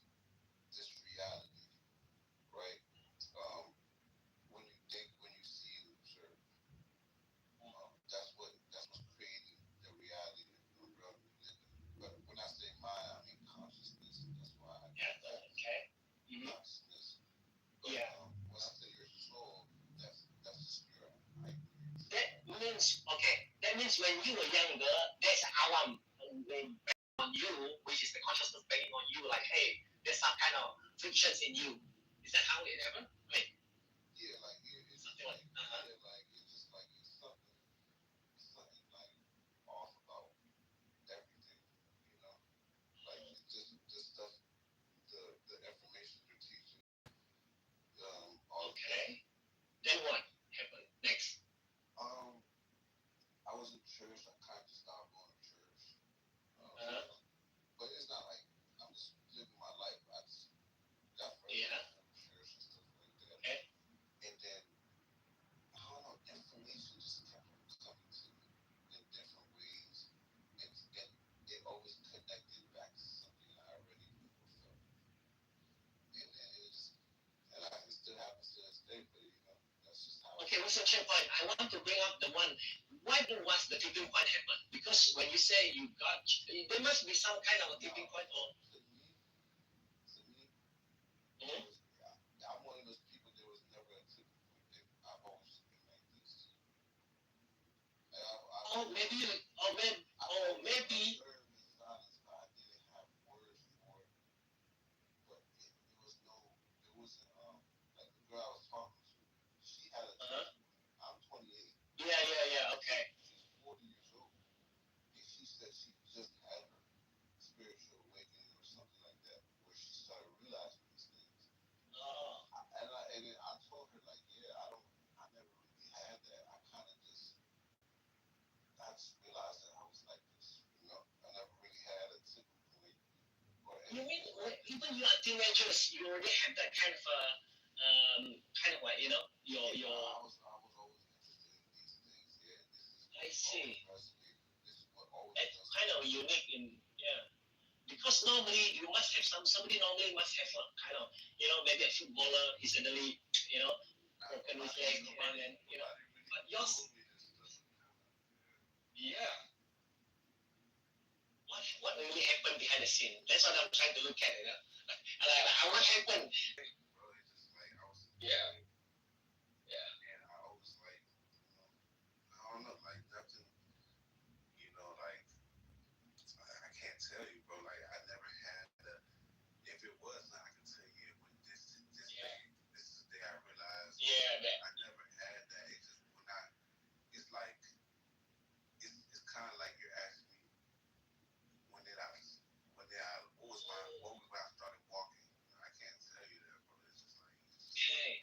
Have you been bugging yourself on maybe you know, that when you were a teenager, there are moments that you're bugging yourself in the last 3 years in a row, you know, like maybe 1 year continuously, you know, like you keep having more higher decibel of why, you know, do you have that moment, like kind of like more profound, spiking wisdomly somehow, you know? No, I mean, do you have that moment? I think because I'm Haitian, so I was born in Haiti. I wasn't born in America. I was born in Haiti, but growing up in church, I came when I was 5. But even when I was in Sunday school and stuff like that, that's when I was like, as a kid, like that's when I was like, why? Like because it's like they were telling me some certain things in Sunday school, and I used to be scared of hell. You know, I used to be scared of going to hell because I was like, and I always think of it like, bro, how would it make sense that you can go to hell for not being Christian when other people are born without a choice in different parts of the world where they won't be Christian? Yeah. So it's just like I was just thinking like that as a kid. I don't know, and I can't. Now, if I were to say, hey, God office, let's get, there's one behind the scene. I just asked from God office. I'm just imagining right now, a file about you. I read it out to you right now, something like this. The moment you were there during the time when you say, why a person we have no choice of deciding I want to born as Chinese, I want to born as Indian, I want to born as whatever, you know. So we have no choice. So now. Yeah. Okay. So having that kind kind of pondering. To me, I mean, behind the scene, I look at, and then maybe the designer is saying, hey, I am the designer that I make you, don't ask this question. I want to make you to appreciate why, regardless of what I'm going to plant a seed, but you have to make sure this seed that you receive, you have to plow nicely on a good land. It will grow according, your time. So that's why you grow with it. Yeah, that's the first. That's just like Yeah. nobody planted that seed. That's how I was thinking. Most people, actually everybody else around me, just took the information as that. They didn't question it. I sat there and I was questioning it, but nobody told me to. There's nobody around me. I was a kid, bro. This is like when I was 5, bro. So this is like, so nobody. This is just how I'm thinking. Like I'm just like, Now, yes. This is okay. Now I received the relation to storyline. During during the time that you are pondering that why am I born to be this? I don't, it's not my choice. And then maybe you say something about how do you get it? You say it's already been in every of us. Maybe the seed is already there in you. You are knowing that hey, I'm going to plant the seed that I have. I'm going to polish the SIM card that I have. I'm going to service the SIM card that you have. The mobile SIM card that you have. Maybe that's what you did to yourself. That it grows. Yeah, most people. Yeah, because if it's in everybody, probably. Yeah. So you are also in a way, to me, how you present yourself is like more experiential.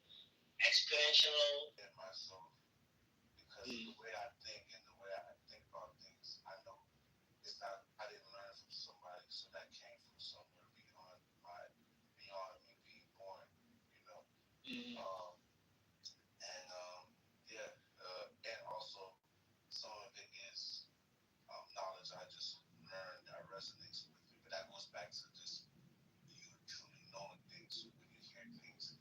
It's like when you hear somebody say, like you could be in a crowd and somebody yells your name, but you can't hear anything else. You just hear shit.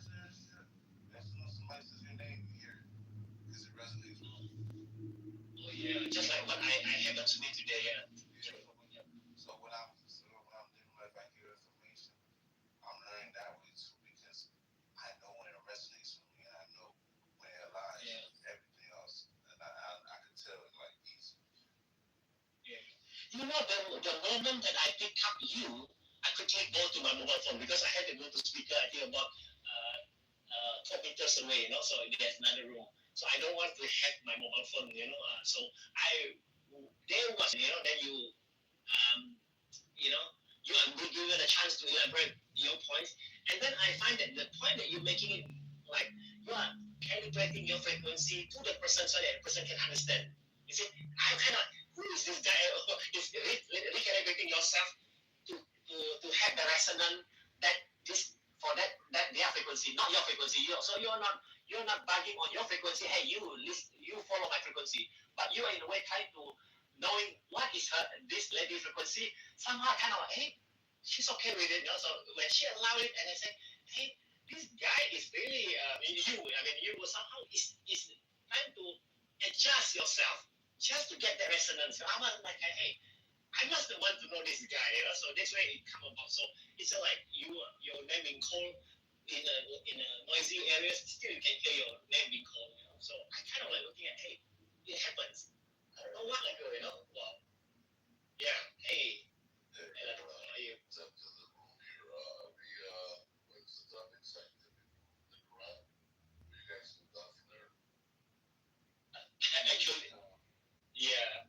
But we are just one of the speakers here. But the title was, I think, with some of the earlier moderator they come up with that. Oh, okay. Right. So, yeah. Are you a believer? So. Yeah, I am. I think Brother Cornelius. Yeah. Islamic believers. That interesting, Brother Aaron. Okay, let me just me and him. How do I say, Cass? You are a different space. I'm a different space. Then we harmonize not because of our religion. How's that? I mean, that's how I. I don't operate based on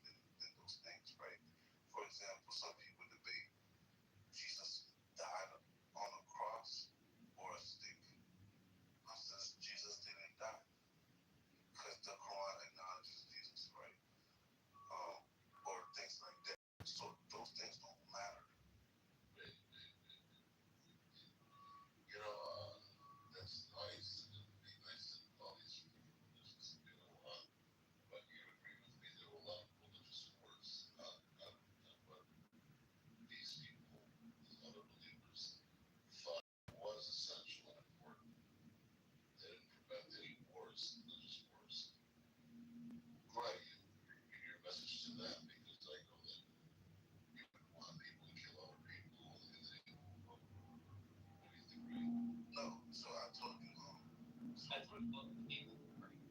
Right. So yeah, people shouldn't be. People back then weren't killing because of a book. That's for sure. To do so in a book that is, in part, the premise of all laws. Yeah. Well, he said that Jesus didn't die, so Jesus didn't die. Okay. No, I'm saying Isn't that like a Christian heresy to say that he didn't die? some people say he did, some people say he didn't. But if they said he didn't die, I guess it didn't kill him. Sure, some people say he didn't die, some people say he did, but I think all of the Christians say that if you say that he didn't die, then you're a heretic. But here's the thing is that doesn't. What I try to tell people. Listen, they'll call me a heretic too. I'm not afraid of Christians calling someone a heretic. No, they say what I'm saying is right. People debate about things that don't change anything. Yes, they Well, do. that changed something. But why do you think that is? So Jesus dying, right? Like Moving on to something to debate that won't change anything. No. I want to finish what I'm trying to say here. Look, if Cass says, and if Cass has many people like him that believe that Jesus didn't die, Okay. Where do you think I'm driving to? I don't know. Where are you driving to? As a Jewish person, Telling me. I'm not accusation of Jewish people. That Cass, I believe that there are people like you that right. What I'm saying, right? What I'm saying is some people do believe that, some people don't. Obviously, some of them believe to make all of us in Inquisition and crusade and a lot of other stuff. How do you think they stuff, Cass? Here's the thing. Here's what I'm saying. I think you're missing the message of what I'm saying. If Jesus was I like what you say. I love that you said that. Right, but here's the thing. Here's what I'm saying. If Jesus was a man, then yes, Jesus died. But the fact that some people say, oh, Jesus didn't die. Well, he got resurrected after 3 days, right? So the fact that people say, oh, he died. Resurrected means dead. Some people say he didn't die, right? But the thing is, I think that's just Muslims. It doesn't matter. Jesus had to die regardless some way. Right, that was my question when you started this line of questioning. Of your broader point of how would debating this change anything? That's what I'm saying. People are debating this, but it doesn't change anything. So people are wasting their time debating things that don't mean anything. But I think maybe because you didn't answer the first question and moved on to your second question, you're ill-equipped to answer your second question. Your first question was, why would anyone debate that? It doesn't change anything. One of those premises is it won't change anything if these people debate it. I think they're debating it because they think it might change something. No. Well, they think it might change anything. But inherently, it doesn't change the message. What's important about Jesus, not that he died, is the message he was giving to people while he was alive. Jesus' death is not as important as his life. So, him dying. Let me place it a little differently. You can say that his life was more important than his death, but the contrast, regardless of like life and death, is the reality, the truth of what happened.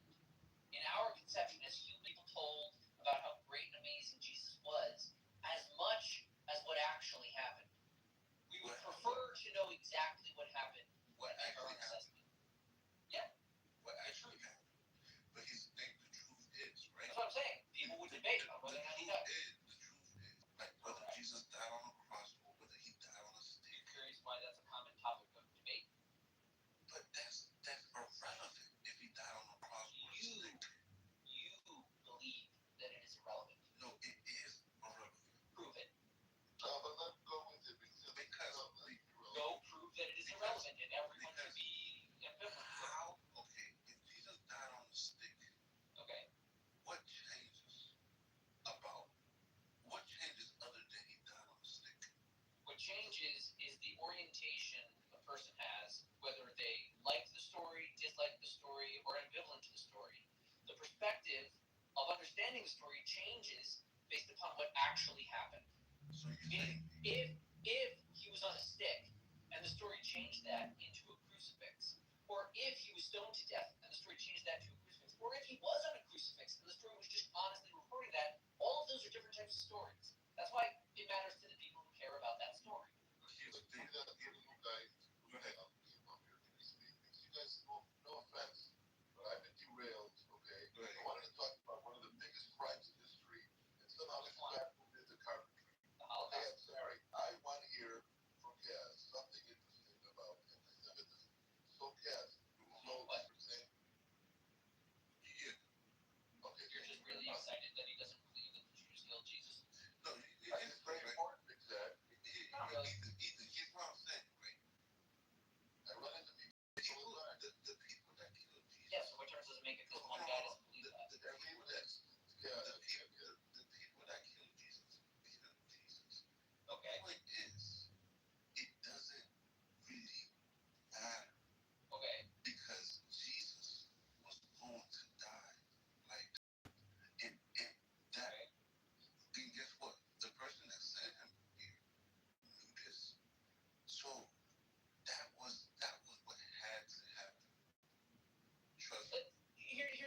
sort of the problem with your approach. It feels like you're sensitive to some questions, like you do think there's like areas of study, but you're kind of making a broader meta-nihilistic point of curiosity over the questions. Like, you're right, it doesn't necessarily change anything, but that doesn't mean you can't be curious and figure out what you think I is didn't true. say you can't be curious, but the fact that it is a debated topic means we will never have the definite answer.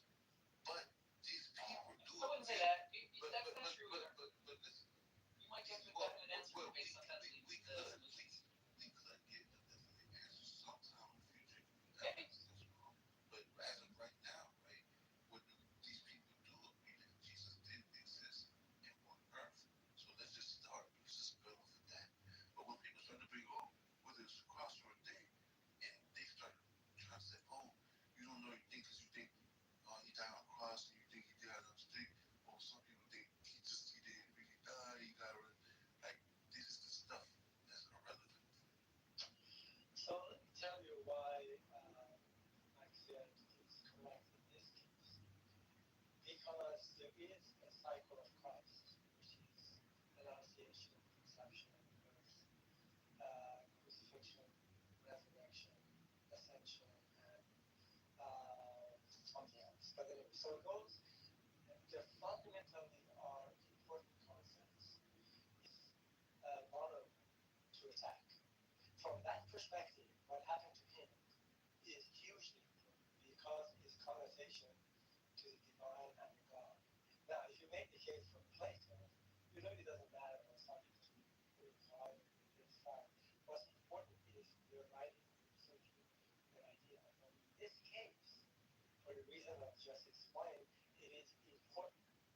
It's an important debate to be had because if any of these pillars are removed, then the whole foundation of Christianity in terms of surpass of Christ, hence his divinity and being the Son of God, will collapse. From that perspective, let me just from that perspective, it's hugely important. That this is a different case that I give example of philosophy, philosophy, which doesn't matter to exist. In this case, it exists. Look, you're saying that, right?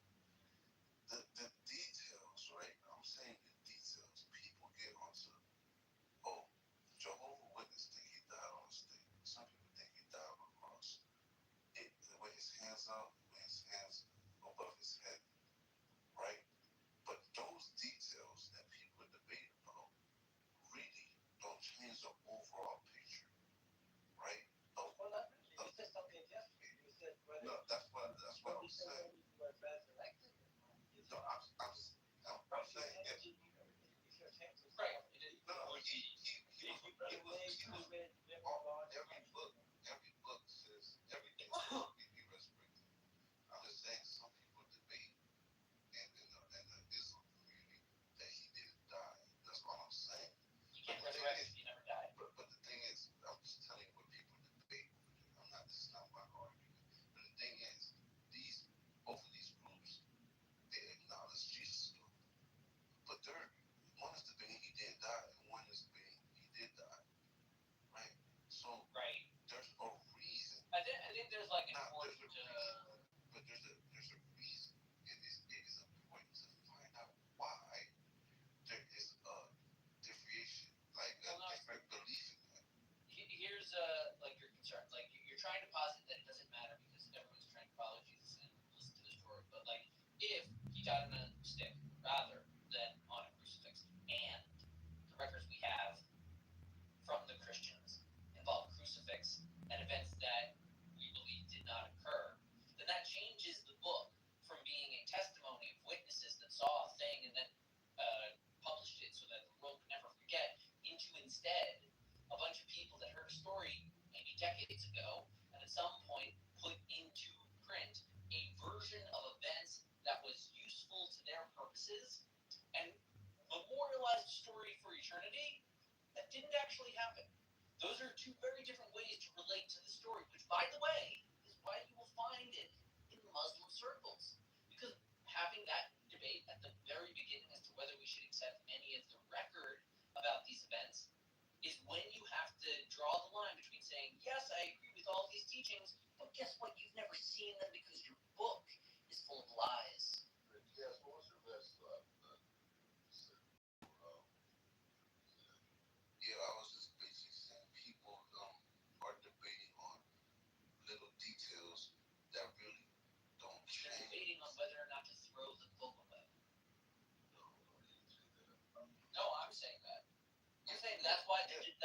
debate matters. The people that have the book, they already have it. They don't care what you debate them. But the people that say, I like Jesus and don't like this book, this is when they're going to fight the book by saying it's a discrepancy. It doesn't fit what actually happened, and I can't trust this source. That theory is, I guess, as a question. People are debating things like, whether Jesus died on a cross or whether he died on or was on a cross and was a stick. They say he got stabbed with a spear. But both of these people believe in Jesus, and I understand what you're saying is look at the main message, not these details that are not as significant. Look at the main point, right? Right. And it makes sense language in mind we would call the acre, right? Makes that either? Yeah, you're quiet. No, because I just want to say we would call it the acre, right? The ikar. Of the story? No, but Kaz is trying to tell us that we have to focus on the main point of what these books are saying, right? And people go astray, they go into all kinds of, minuscule or whatever ideas about something and they're missing the main point. They're seeing trees, they're not connecting the dots or whatever, I don't know. So I think is that what you're saying, Kaz? Yes, people are the dumbest things to debate across. And therefore, that's a great point. Now I just want to move on to what way to have more people think like you, because I happen to like that idea. I think people should focus on the main message instead of shut, whatever they call that. And how would you think? Hard question, though, and people are not willing to get to the right thinking because the wrong thinking has done so much damage. But the cross thing is just a tip of the iceberg, bro. It's a lot of things, right? My problem with all these texts is if I ask 100 pastors, what does this verse mean? And whether it's from the Bible or whether it's from the Quran, if I ask 100 of them, what does this mean? I promise you, unanimously, all of them will not say the same thing. Okay, but you're addressing the theologians. Okay, you're trying to maybe find a solution. Okay, theology, but let's think about psychology. Maybe the reason why there's so many interpretations comes from a psychological reason, and we should go with that way. The reason why there's all these interpretations. There we go. You get what I'm saying, right? Now, I went into the room, I asked them, would you believe in Jesus Christ if you were the only person that believed in him? What? I don't get it. No, You're saying like if I was the only guy that would just... I think he's talking if I was a follower, yeah. I think he's talking about like parent thinking, trend thinking, group thinking. I was saying just like if the majority... This guy's saying yeah, I don't know why. If the majority of people in this world didn't know who Jesus was, or... Yeah, I'm assuming that. And let's say you, like I said, somebody came up to you. I'm not, now you're already putting... I'm asking, what's the level of like a follower of Jesus? You're like, you're oscillating between him appointing me on a holy mission and him being a crazy person talking to me. This is what I'm telling you. I'm not saying it has to be crazy. Somebody came up to you and told you, hey man, Jesus existed way back then, man. He died for your sins. Yeah, I'm talking about... That's happened to me before. Okay, but here's the thing. This is a world where this is not the norm. Shows up. That still just sounds like a bum on the street saying the end is nigh, no? But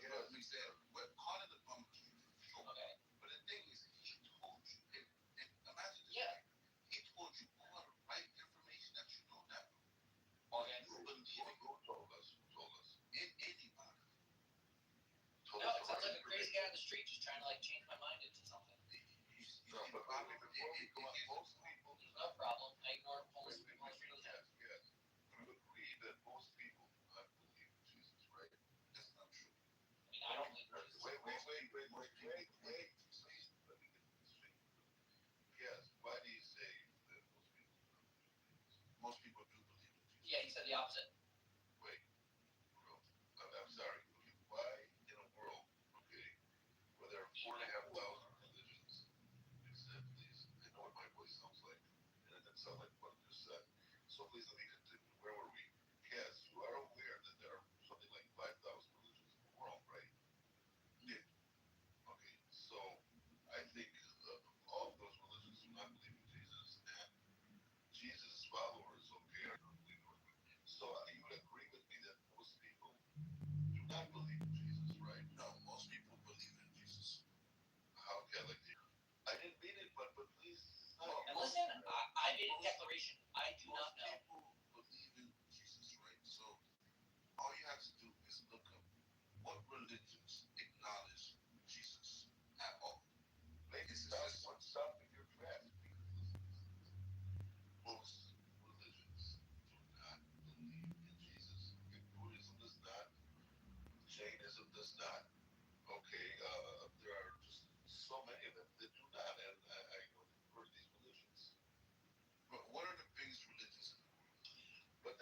But I just pointed out, if you read Islam, it's called morality. Which 25%. Judaism. I didn't say Judaism. I said Islam and Christianity. Well, that's right. If you Judaism's tiny. We're the size of one. Yeah, it doesn't hold for that position. So guys, let's look at it from a completely different perspective. Think about the population of the universe. 8.4 billion people. And out of all of the Christians, Jews, and Muslims, that adds up to about 4 billion people. So that leaves you more than 4.5, 50% of the people on the earth that do not believe in Jesus. I mean, that's a big simple. Christianity acknowledges Jesus. Therefore, they believe in Jesus. It doesn't matter. Yeah, Don't like. Follow. Islam, the Quran acknowledges Jesus. Listen to what I'm saying. Hold on, you're not listening. I mean, really, you're frustrated. I just gave you numbers, mathematically, numbers adding up, and I proved to you that you're incorrect. Now, I'm not incorrect. God, let me just finish. Now, again, we're going back to the same assertion we made before, that Islam accepts no religion, and Jews will accept no accept and then the Christians.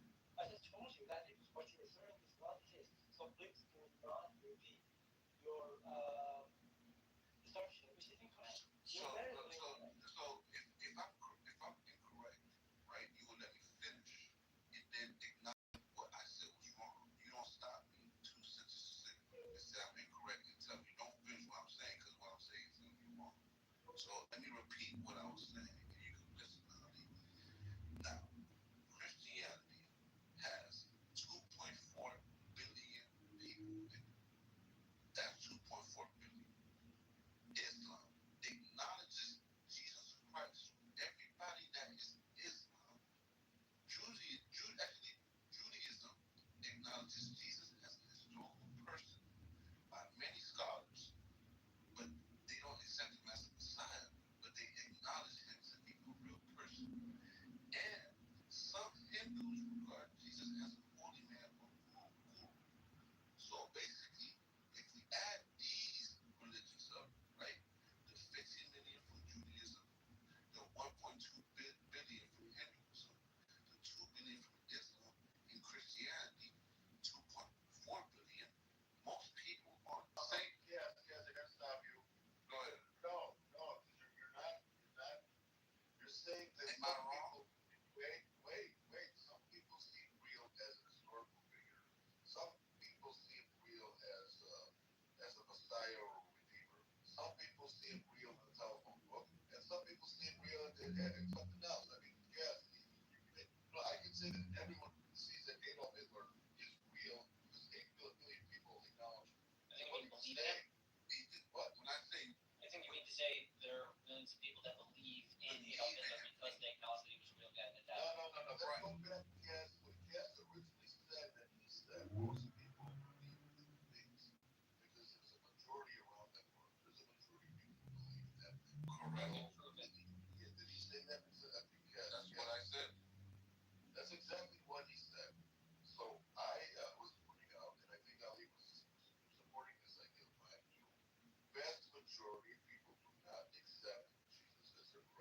I didn't say that. I didn't say what? You just said that sentence. I said the majority of people on earth believe Jesus Christ. What is they don't believe in Jesus Christ? No, you gotta be careful. I say believe. No, he wants to capture everyone. Okay, bro. What? He's trying to capture. That's why he's using a bigger, broader notion of believing.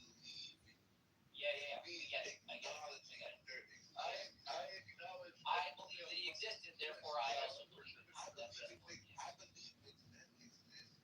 Right. I don't question that. Right, so I must be your review. Oh, but yeah, listen, let's get back to the point. Yes, made the assertion that people worship Jesus, and they would not have done so had not been for a lot of other people worshiping Jesus. That's to a point. I can see what he's saying. All right, but for him later on to say that the majority of no, what you're talking about, yes, is the error you're thinking. What you're basically saying is people believe something because someone else believed it and told them about it. Is that right? Yes, is that what you're saying?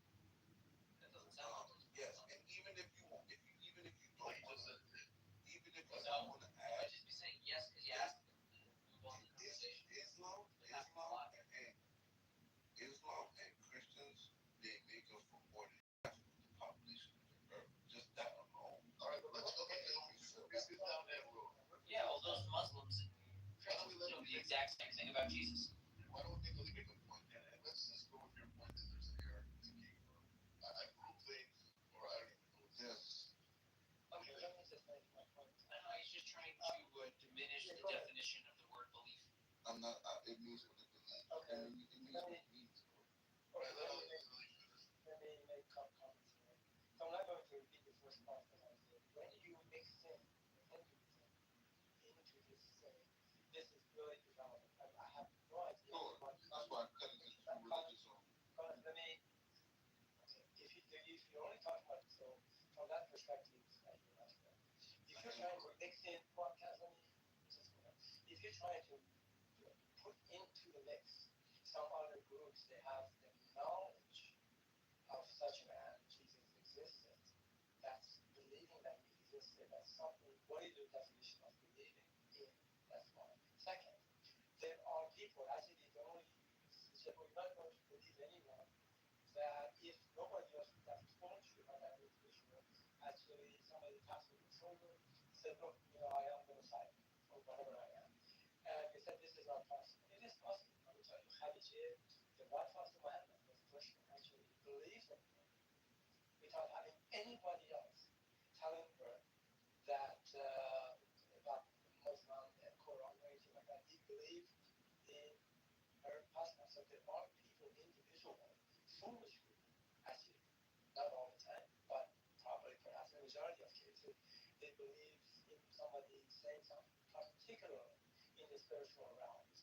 So that was my comment, and then let's go back to my question. Tell me your definition of belief in the context of people believing in Jesus. What do you mean? Believe means to believe something as if it's not real. And would you say you believe in Hitler? Yeah, I believe in it. Okay. Right, you see how you're like losing the sense we apply. Like I say, like would you say you believe in Donald Trump? You believe in Vladimir Putin. You believe in Bibi Netanyahu. You believe in Hamas. I mean, like, you are losing the meaning of the word belief in order, it seems to me, motivated reasoning, so that you can capture, like I said earlier, as many believers in Jesus as you can shake a stick at. And that's just not actually what you really want to be doing. You want to find people that actually do believe in that man. Not just believe that there was a guy. The word to believe here is used, what's the word used to believe? I think in one hand, believe means to worship, and another part, believe means to acknowledge. And what Cass has done here, I believe, is fused both of them into one little category, believe. Yeah. But the point is, Cass, I think what we're really, a more meaningful discussion about religion would be why do people worship when we talk about belief? We're talking about why do people worship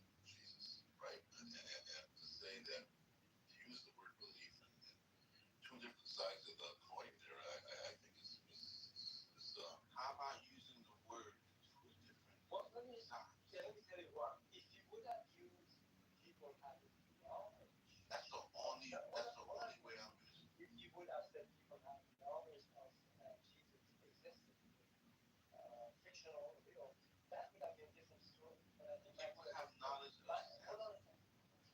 I think Max said, hey, that you capture as many people as you can under this umbrella. So if you use the people having the knowledge of everything that you mentioned, that's the difference to the movie. Most people on the face of the earth, they have the knowledge of Beatles existence. The point was to start. The whole point started with me said it. Me telling him, if somebody told you, came up to him randomly in a world where it wasn't just, the status quo to believe in this stuff, and told him that this man existed and he did this and that, to the point to where we're talking about most people in this world believe in Jesus. What does that mean? They acknowledge that he is real and he existed. Why is this important?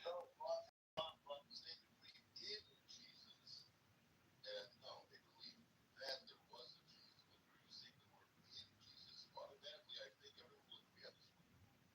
That it means I believe he was the Messiah, I don't believe in Jesus. I believe that there was a Jesus, but let's see the story of Abraham. Okay, Kaz, you know where Abraham lived, right? You know what they did in the time of Abraham? Yeah. What did they worship? What do you mean? What did they worship? Well, Abraham was believed to be, according to the legend, the first monotheistic God that we all believe in. The Abrahamic religions, wasn't Abraham the first one? Yeah, that's what the text said. All right, now, according to your point that you made, people believe things because other people believe things, right? It's inherited thinking.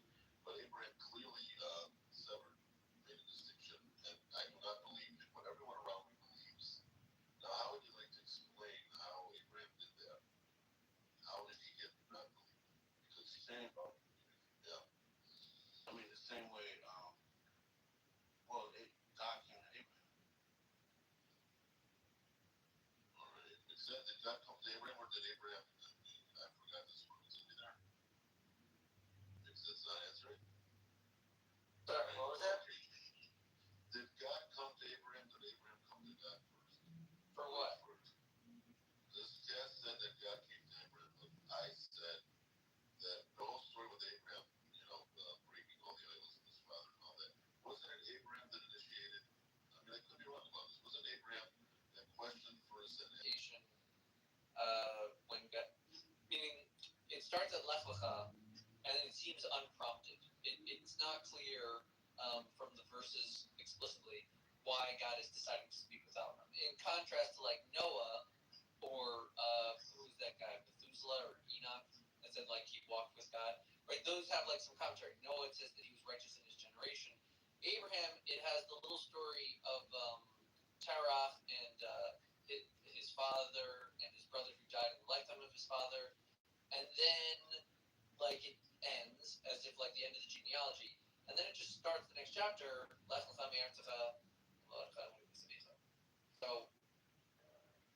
So I'm saying it is somewhat unprompted. The rabbis filled in the blank and explained why was his son dead, what was Abraham doing, and how he was, fighting idolatry. But inherent within even like that starting point is acknowledging that there's some kind of history that they're ignoring because he's 75 years old when it starts. Yeah, you think they're ignoring the history in the Bible? No. The Bible isn't ignoring any history. It's very focused, but it leaves things deliberately ambiguous. So, like in the example of like Abraham, when his entire mission starts at 75, the Bible is referencing there's a whole life of Abraham that is just not pertinent to this story. When Moses starts saving the Jews at 80, it's saying it tells us a bit of his early life, but it says everything up until the 80 is again not what this book is about. But here's the thing, right? You think that the Bible doesn't include this? Or the Bible doesn't include every fact that ever occurred.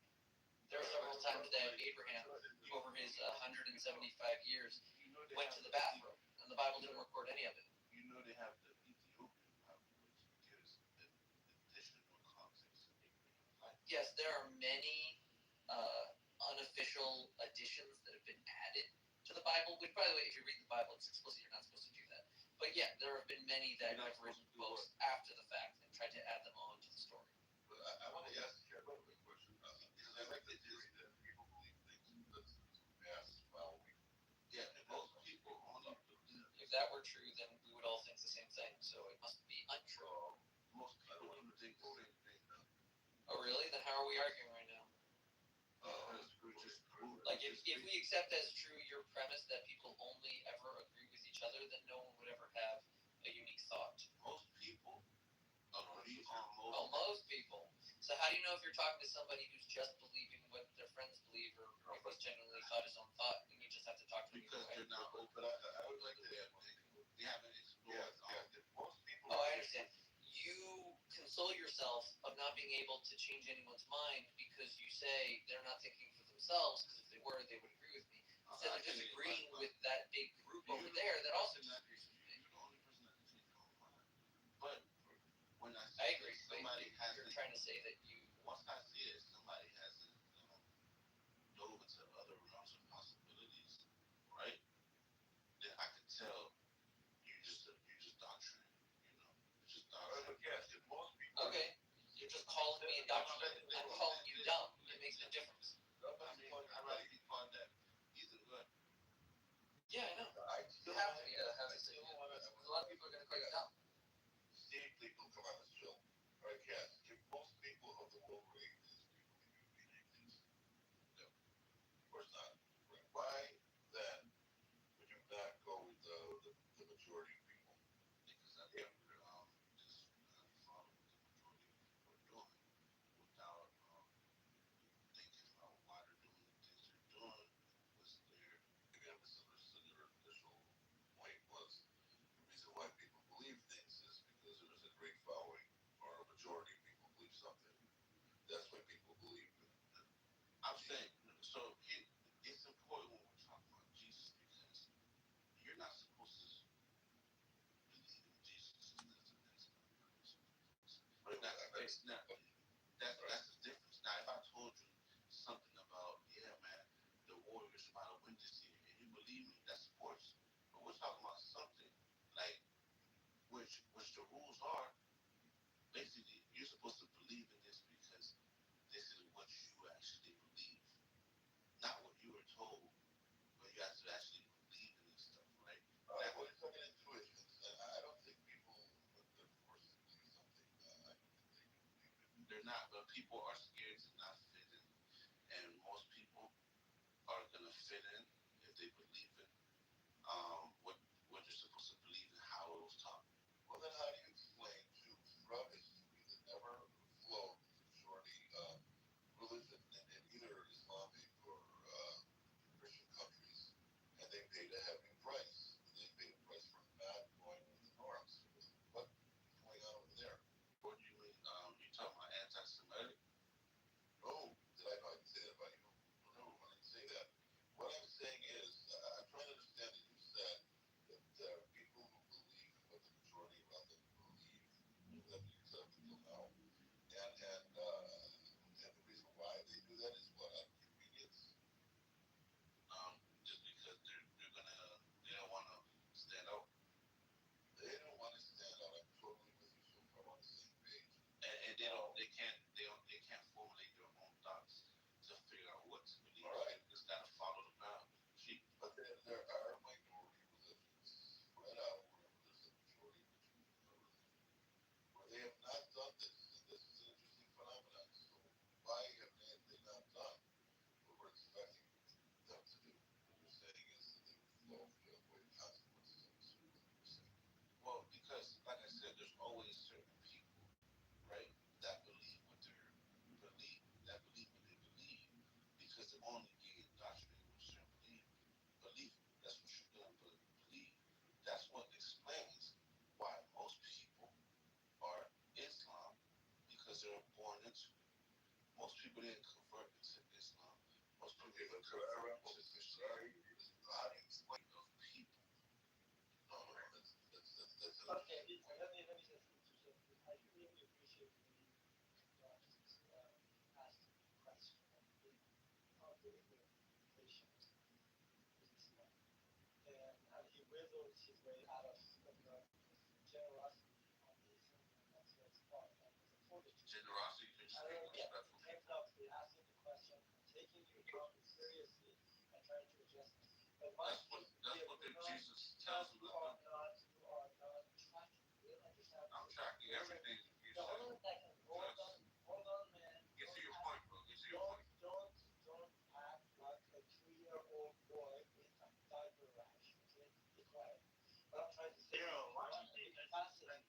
we do not have the capacity to understand. Are you talking about you? If you're talking about me, if you're talking about me, if you're talking about me, I'm talking about you. I'm talking about you. I can respect it if you're talking about the give the mic back to me. Give the mic back to me. Ali, you're not talking to the point. You don't have the mental capacity to understand what. Okay, are you done? No, I'm not, because you keep interrupting me. I said, if you're going to engage in this, you get an answer out. But this man had the capacity to whistle out from everything that the game generously offered to me. Just an explanation and questions. I'm giving you all explanations. My reasoning, I have not heard a single word of, common sense reasoning out of this man's mouth. I think he's totally You can't understand conversations. in this room. You're not capable of understanding conversations. That's your way to understand that, But basically, that's what it is. I think Cap, Ali is gone, but he's upset because he's touching a hot spot. He doesn't believe in God at all. And yeah, Finn is also, he's Jewish, but he doesn't believe in God. What do you think? He's Jewish. You think you don't believe in God? What? You don't believe in Got God? that in the conversation, but thank you for bringing it up. But I think if we don't want to discuss this, we don't want to engage in something that the room is want to move on. No, the room doesn't want to move on. Ali doesn't want to. All right, so we were talking with Kaz, and Kaz is saying that thinking is generally inherited. People inherit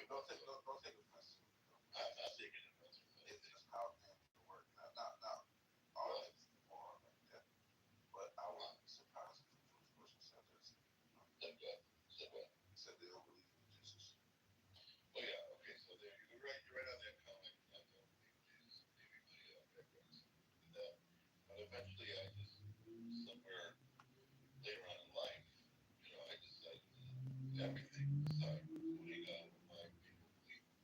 Whatever.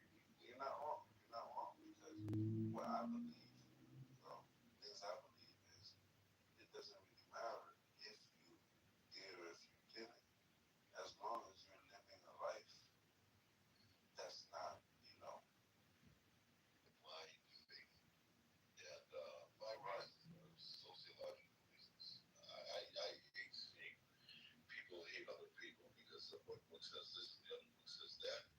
And they can go round and round in circles. And I mean, it starts with Clubhouse and it goes on to all kinds of situations in life. Blind faith scares the shit out of me. And there's really nothing.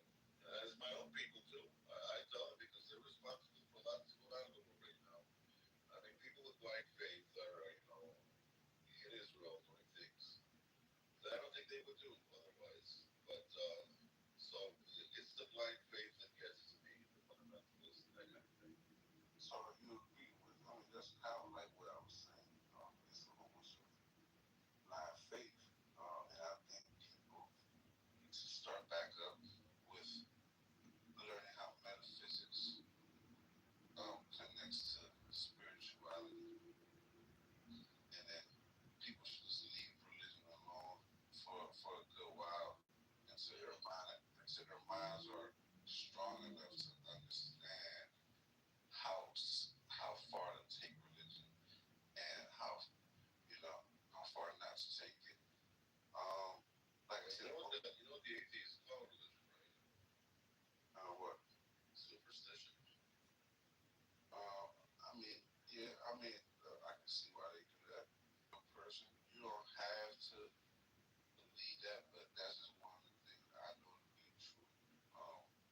Which is one of the things that most people should just believe that, if anything. What else? Yes, Jews do run the world, but it's not the Jews that people think. But the Jewish community is used for a lot of major corruption. That's just what it is. Wait, calm down.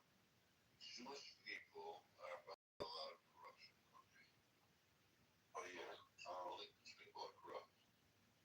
Though, I'm just saying, the biggest people are posting as Jewish people. Who are the biggest people? That's the belief that one believes because other people believe it. That's exactly what you said. No, that's a belief that I've learned, that I've done the due diligence to confirm that this is accurate, and basically this is accurate. So I didn't just believe. I'm never comfortable with just believing what somebody told me without doing. What's the Jews control? What's the Jews control? Jews control media, banking. There you go.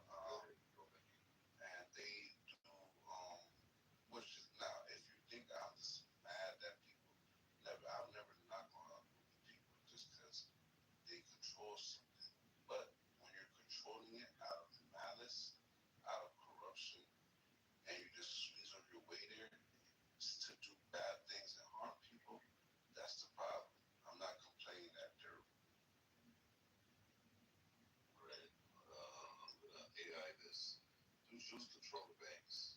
the AI will never tell you what you see. Now they won't tell you. Okay. Even people that don't realize the world they live in, I use ChatGPT and stuff like that, but I use it for things like, how do I write this code? How do I do this? When it comes to information, like if you ask, okay, what confirm anything with it, because they're not programmed to tell you the truth on in those situations, bro. So keep that in mind. They're programmed to tell you certain things, but they're not programmed to tell you to confirm controversial things, brother. So you really believe? Okay, how many Jews are there? How many of them? What do you think? How many Jews are in the world? Is it 6 billion? How many? I know it's not 6 billion. Well, ouch. Okay. There are about 7 million Jews in America, and there are about 7 million Jews elsewhere. Maybe like 15 million Jews in the world, right? Do you think the Jews control the banking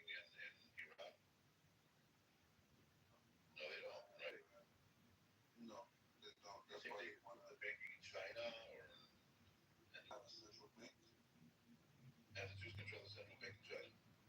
Jews control basically all central banks. Well, can you show me any proof to that? Oh, brother, dang, this is like, I gotta start writing this information down because people always ask for proof, and this is one of the easiest things you can get all the proof to. But basically, the bankers that came here to pass the Federal Reserve Act and associated with the Rothschilds family. So when people look at the Rothschilds, right, people say, "Oh my God, like it's a conspiracy, like that's a real family."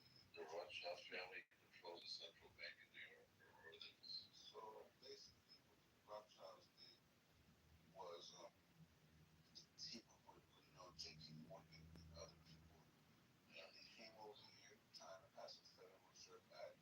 Now the leaders here at the time didn't want that, right? So what happened was the very next year, the Titanic set sail.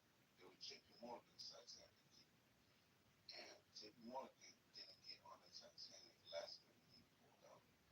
Boom, the Titanic sinks, killing all the world leaders who were opposed to having a Federal Reserve. As you know, the Federal Reserve that's sunk, right? And then the very next year, the Federal Reserve Act is passed.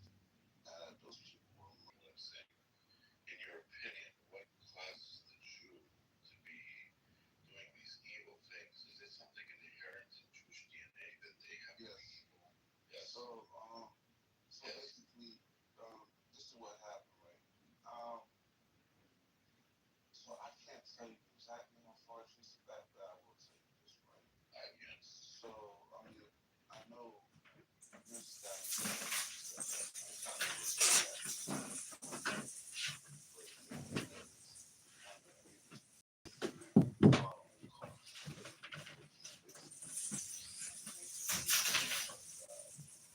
Exceeding is the way to get closer to God. That's what Sabbath is saying. Oh, seven types of okay.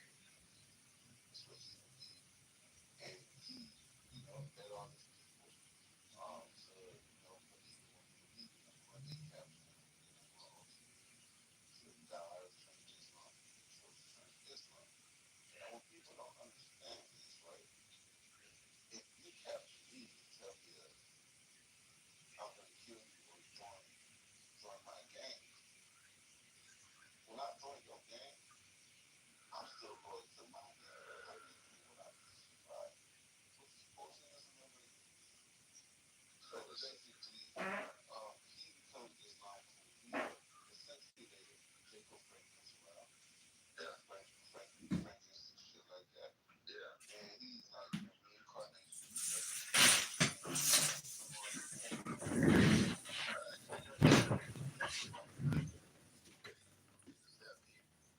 I mean, you have Jacob Frank. Now, this is where it's important. Now what have we established? That there are Jews that basically hate Jesus, hate God, and are purposely fighting against God by doing and making it a purpose to do as much sins as possible, the most horrific sins possible. Now we have that established. What is Jacob? Let me understand something. The only people in the world that have apostasy and all these things like you're saying, only Jews have done this, and no other people have ever done this. Listen, it gets more interesting, right? So, do you know when the Illuminati got founded? Oh boy! All right, let's hear about the Illuminati. Do you know when it got founded? They got founded along the way that go on ChatGPT or Google. All right, what's your point? Please make it. All right. The Illuminati got founded.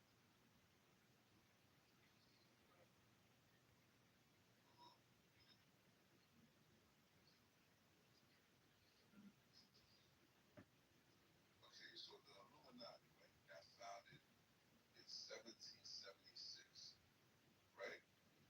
All right. In Germany, right? Jacob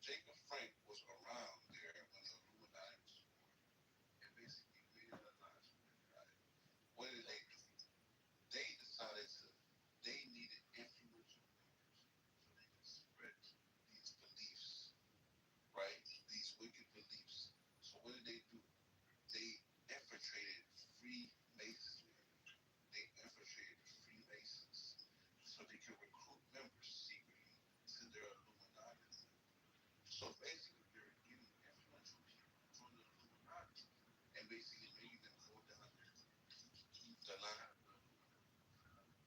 Now you have all these, they're just building power.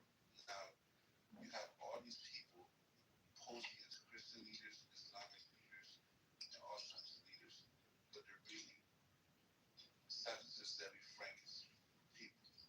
And these people are so influential, right? That and they're spreading their influence around the world. That's why the Rothschilds sent when the Federal Reserve Act was being passed, it was the Rothschilds that sent their people to the Americas to get our culture and the banking system. So they sent the Rothschilds to do that. And that's where the connection is, bro. So basically, it's not everybody could have done this, but these people did it to the level where they got the influence and power. And that's what the world is, right? Let me ask you a question, right? You have three Abrahamic religions, right? Jews, Islam, and Christianity, right? Yeah. Right. And you pointed out that Christianity and Islam, okay, have like 50% of the world power, right? Would you say that world domination, they're not Jews. Jews started this whole business. Jews have been around for a lot longer than most religions. But they don't dominate, they can barely dominate Israel. Okay. Why have we overlooked that there are other groups that have been successful, all right, in world domination? Okay. What about Chinese and the Indians? All have far successfully dominated more parts of the world than Jews have. The thing you're not understand is the Jews control most of these places that you're talking about. Oh, Jews control China? They have a deep state. Well, then how come China is selling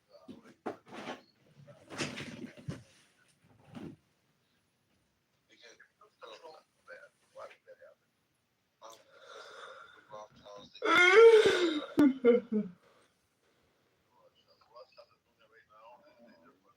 they're always funding both sides of the war, bro. But the thing is, how do we know this? How do we know this?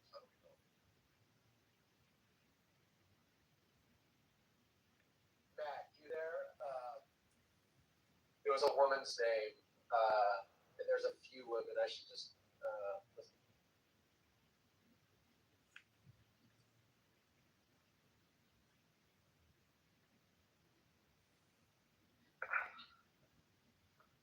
Sorry, were you saying something, Wallace? Oh no, I came in earlier. And Pepe was talking about some files and there's an investigation that's going to happen on a female. That's why it's on the. I can't recall, and I only caught the tail end of it. And I think it's just happening today. It's like breaking news of classified information. Tulsi Gabbard. Yeah, was it Tulsi Gabbard? Yeah. I'm still trying to figure it out. Well, that's interesting because I think everyone, even if it's nothing, it's what everyone's hung up on. And so if that blockage got cleared out and it started flowing, I think anything that could be taken away from people that is unknown that people are waiting for, I think. But then just more gets piled on top. So I don't know what I'm doing. Never mind. We're not going to find out anything. So, yeah.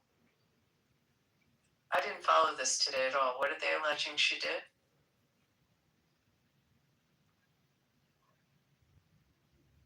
I'm still reading up on it, but all I know is her offices were raided. Yeah, that's it right now. So looking.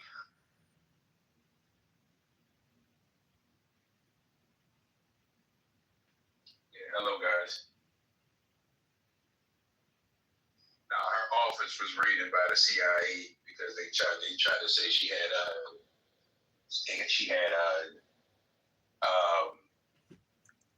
classified information on the JFK files and MK Ultra files. So that's why. Oh wow! So that's the files. That's wild. That's completely different than an Epstein. So she had on JFK files that were never released. I'm assuming that was the case. Everything is just happening. It's just unfolding, so the details are still sketchy. But they saying that she possessed classified information that was a part of these two files. Talking about Dulcie? Right. Yeah. MK Ultra? Because a lot of that information is supposed to have already been destroyed. Right, but just think about it. The CIA raided her office. You know what I'm saying? Like, well, she's the head of she's the CIA. She's the head of she's the CIA boss. Only the FBI couldn't do that because she's technically the boss of the intelligence services. Only the CIA could do that.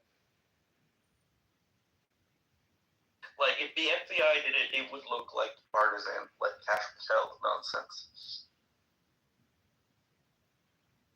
No, and I appreciate that, Mike, because that is what I heard the tail end before they stopped talking about it. And I was going to say maybe it's like a 72-hour rule on this one, because I think it is just breaking, and there's probably more to come. And yeah, I think tonight when I get to my destination, I'll try to read about it. But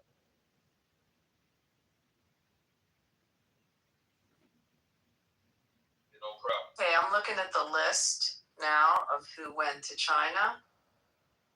So Jensen Huang from NVIDIA, Elon Musk, Tim Cook from Apple, Larry Fink from BlackRock, Steven Schwartzman from Blackstone, Howard Morgan from Boeing, Brian Sykes from Cargill, Jane Fraser from Citibank, Larry Culp from GE Aerospace, David Solomon, Goldman Sachs, Sanjay, I'm going to butcher this name, Mehrotra from Micron, and Christino Aman from Qualcomm. That's the list.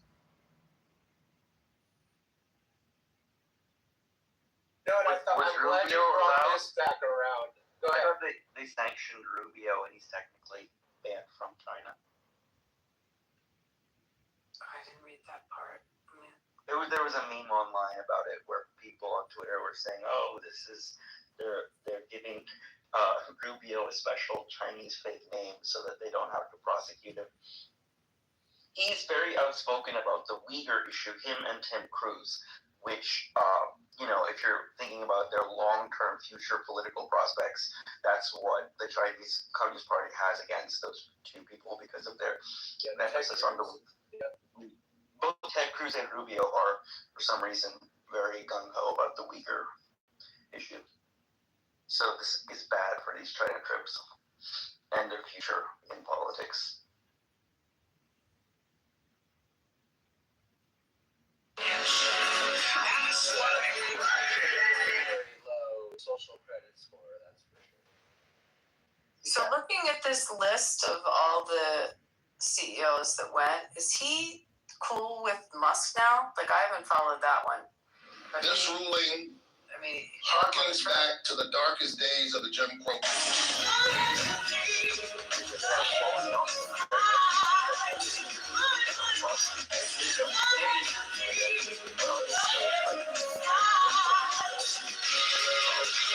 Ku Klux Klan is in Tennessee erasing black folks. They gutted the Voting Rights Act and redrew the map.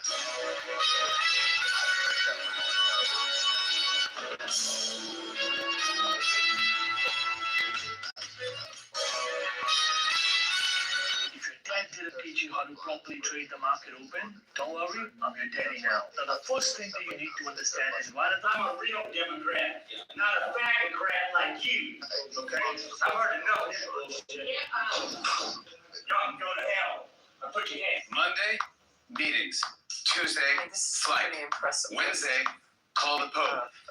As I stand here in Athens, Greece, looking at Yeah, it's funny. I sit and think about it, and I imagine like a big swarm of fish trying to stick together, so not one of them stands out, and they're all kind of in a big, huge tank of sharks, which is China. And it is interesting to see them all go over there. Nothing will happen. I hope not. And how can it? Because we're going to have big deals happen. And if something bad happens, big deals can't happen. So this, I hope, is going to be something great. Get the ball rolling and do great things. Do you think of all the private planes that came in at one time, all of their jets? I mean, I doubt they all flew on Air Force One, although I could be wrong on that. Marshall, do you know? No, I'm not entirely sure, but I wouldn't be surprised if Musk and those guys took their own private planes out. They have Air Force too, Vice President's plane? Or Yeah, but these guys all have their own very big BBJs. I mean, I gotta believe that's a lot of corporate execs going. Yeah, they're not all cramming in one can. Are you kidding me? Yeah, I don't think we another ChatGPT question. It's a long flight. They're not. They all need their own bedrooms. That's ChatGPT. Well, how many executives did you say, Abby? Because that'll kind of tell you. I mean, even if you had half the planes for them, which that's not even realistic. Let's see. 1, 2, 3, 4, 5, 6, 7, 8, 9, 10. Like 15, I read. 12, 15, and then all their staff.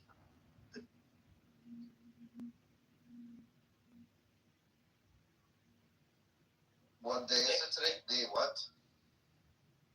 When did they all land there? Yeah, what is it, the 13th or 14th? I should look at the calendar again.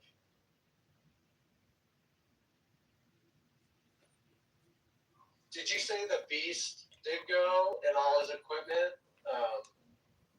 Or is he traveling light? Well, I wonder if he'll use one. Is he going to use a Chinese electric car over there? I assume that the embassy has. That's the other thing you keep talking. When we talk about the Beast going over to these places, I mean the embassies themselves have cars that now whether they all have a place like China, you would think maybe they keep a bulletproof car there. This is interesting. ChatGPT's not giving you an answer to this one. Dude, listen to how paranoid these are. No, but like ChatGPT's being paranoid answering this question. This is even more tricky. The main people who would try to target them would be Iranians who want revenge for Khomeini, and that would be the wild card, whether China lets Iranians into their country. They generally don't. They would stand out, but. There's Larry.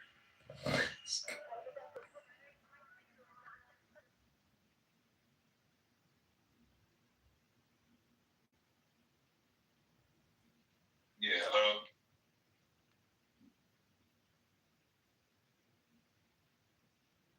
Yeah, I mean. Yeah. Okay, I got some more information on the Tulsi situation, right? It said there are recent claims that Tulsi Gabbard was reviewing and preparing to declassify all files related to the assassination of John F. Kennedy, the CIA's Project MKUltra program, and possibly other historical intelligence records. A CIA whistleblower allegedly testified that CIA officials removed around 40 boxes, quote unquote, of these files from offices under Gabbard's authority before they could be released publicly.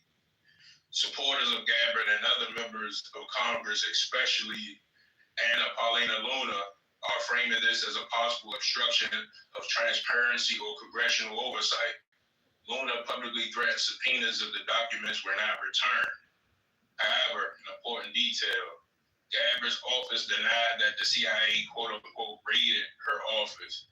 Later clarifications said documents may have transferred previously during an internal intelligence dispute, not in a dramatic same-day raid. Project MKUltra has been associated with secret CIA experiments involving LSD hypnosis, behavioral conditioning, and interrogation techniques during the Cold War. I think we pretty much know all that. The assassination of John F. Kennedy files are tied to decades of conspiracy theories about intelligence agencies organized last crown, Cuba, the Soviet Union, and possible cover-ups. But they were saying, they said that the initial investigation said started because a whistleblower complaint alleges Gabbard improperly withheld or restricted intelligence from Congress involving a sensitive foreign intelligence intercept connected to someone close to President Trump. Critics say that this may have violated oversight laws. Gabbard's office denies any wrongdoing. That's an article out of whistleblower.org.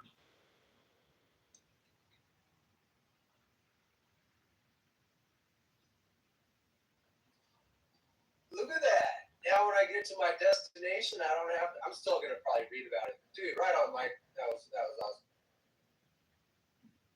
Again, things are still developing, so we'll know more further.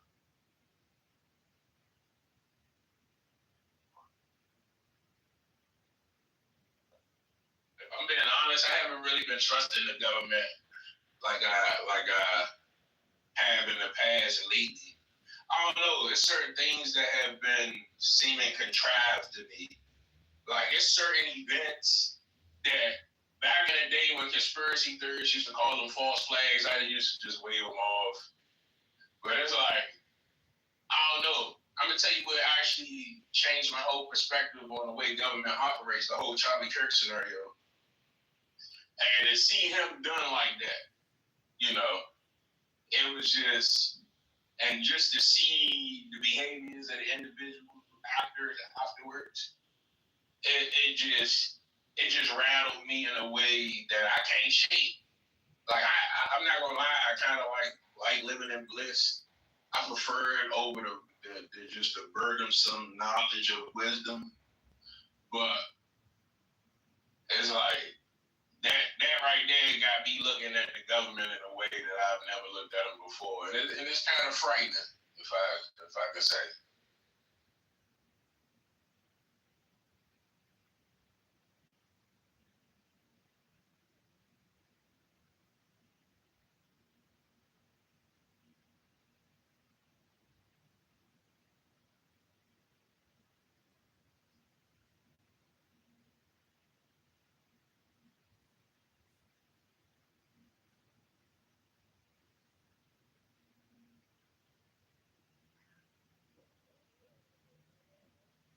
Is Matt still here or is gone? Marshall, what do you think of the primary results on Tuesday? It's Joe? Oh, Joe's in the audience. I'm not sure which way they went. To be frank, I didn't watch it. I saw some stuff about it, but I don't really remember. Did bunches of Democrats win? Yeah, but not the super progressives didn't on the D side, and those primaries didn't win. So they got the same people. So we're gonna have to run against. In some of these places, we're gonna have to run against the same folks as the crazies. Essentially. That's gonna be hard.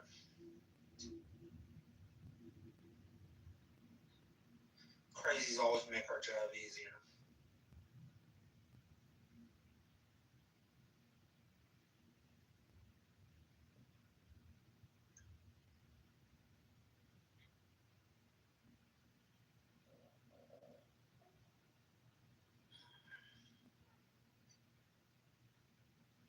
There's a lot to talk about.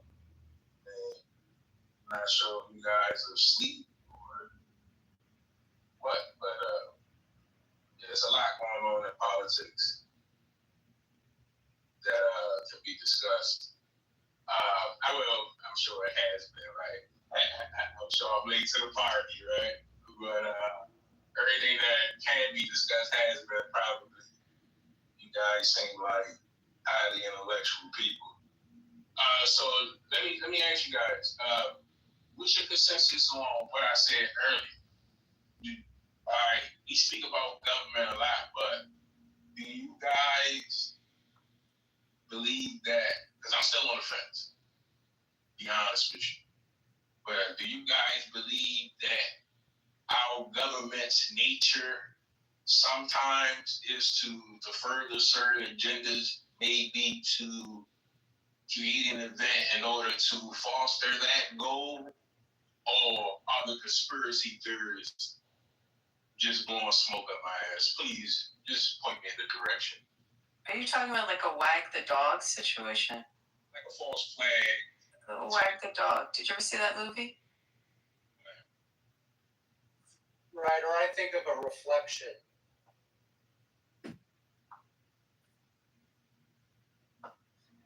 Like the more scared you are, and this is I'm just thinking like the more scared they're going to be. And so if they're that scared, then it's got to be something.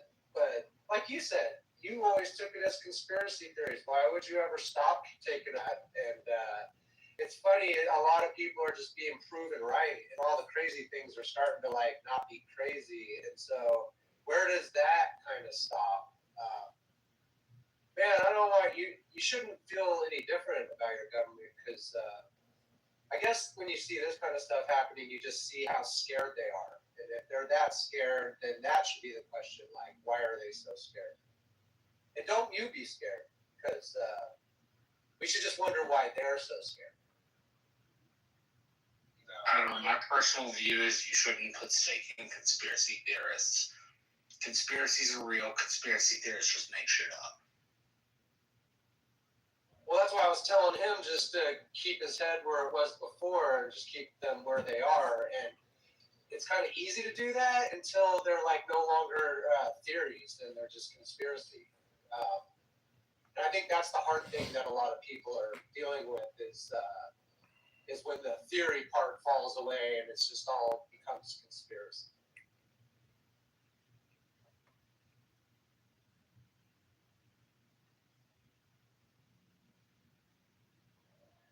Man, you know what? California is going to be hot, and I'm not even following it. I've lived here my whole life, and I'm so tired of California and the system.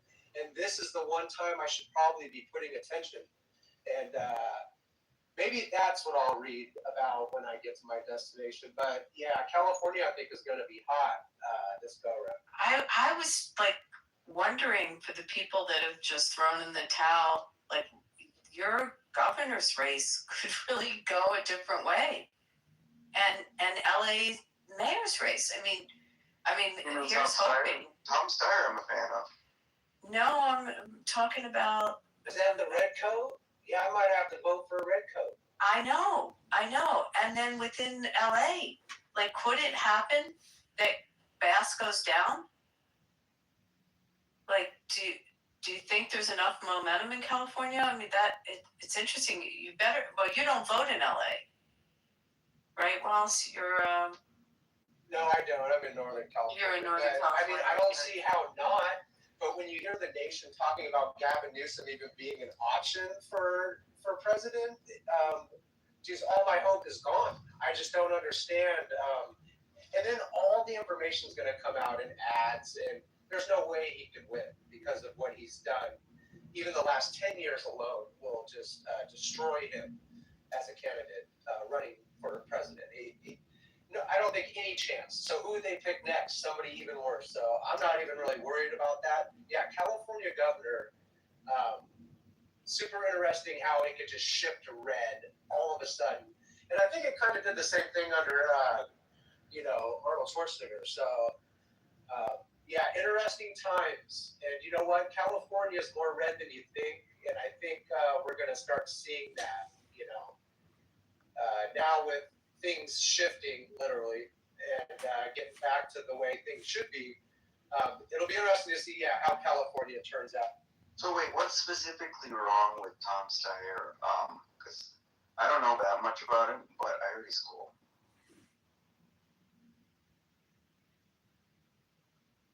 He's not cool. He's a progressive. He's not cool. He's like not, and he made an ass of himself when he was in that debate running for president. But isn't he at least pro-Israel compared to President Trump? But that's not. He's a governor. Like, it's not really the issue. The issue is more. Is he?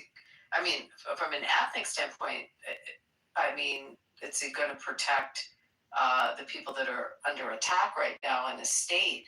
But it's also, you have to look at, focus more on his fiscal stuff as a governor. He doesn't make foreign policy. So. Exactly. State governors never make foreign policy. Yeah, but the what's the guy's name? Who's the Republican from England? Am I blanking? Steve Hilton.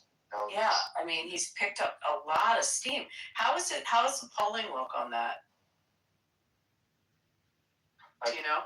I saw his name on the betting markets where he that's how I found out is that I didn't know about he's an alumnus of my high school, so that's why I keep track of him. Well, that's exciting. Yeah, but I don't actually know. Ooh, even another bonus to vote for him. He's been here that long. That's a plus. So the thing about Tom Steyer is that I think he's I think he was a worse candidate personally in 2020 than Michael Bloomberg. But the thing about Tom Steyer is that I think there's a lot of groupthink in California, and I think that a lot of those people will huddle in and pile into him. Hold on 1 second. Pepe, are you awake? Pepe? Coco? One of these mods awake? Peter? Can one of you hear me? Joe, I can't get them to... Well, let me see if I can get someone to come back and...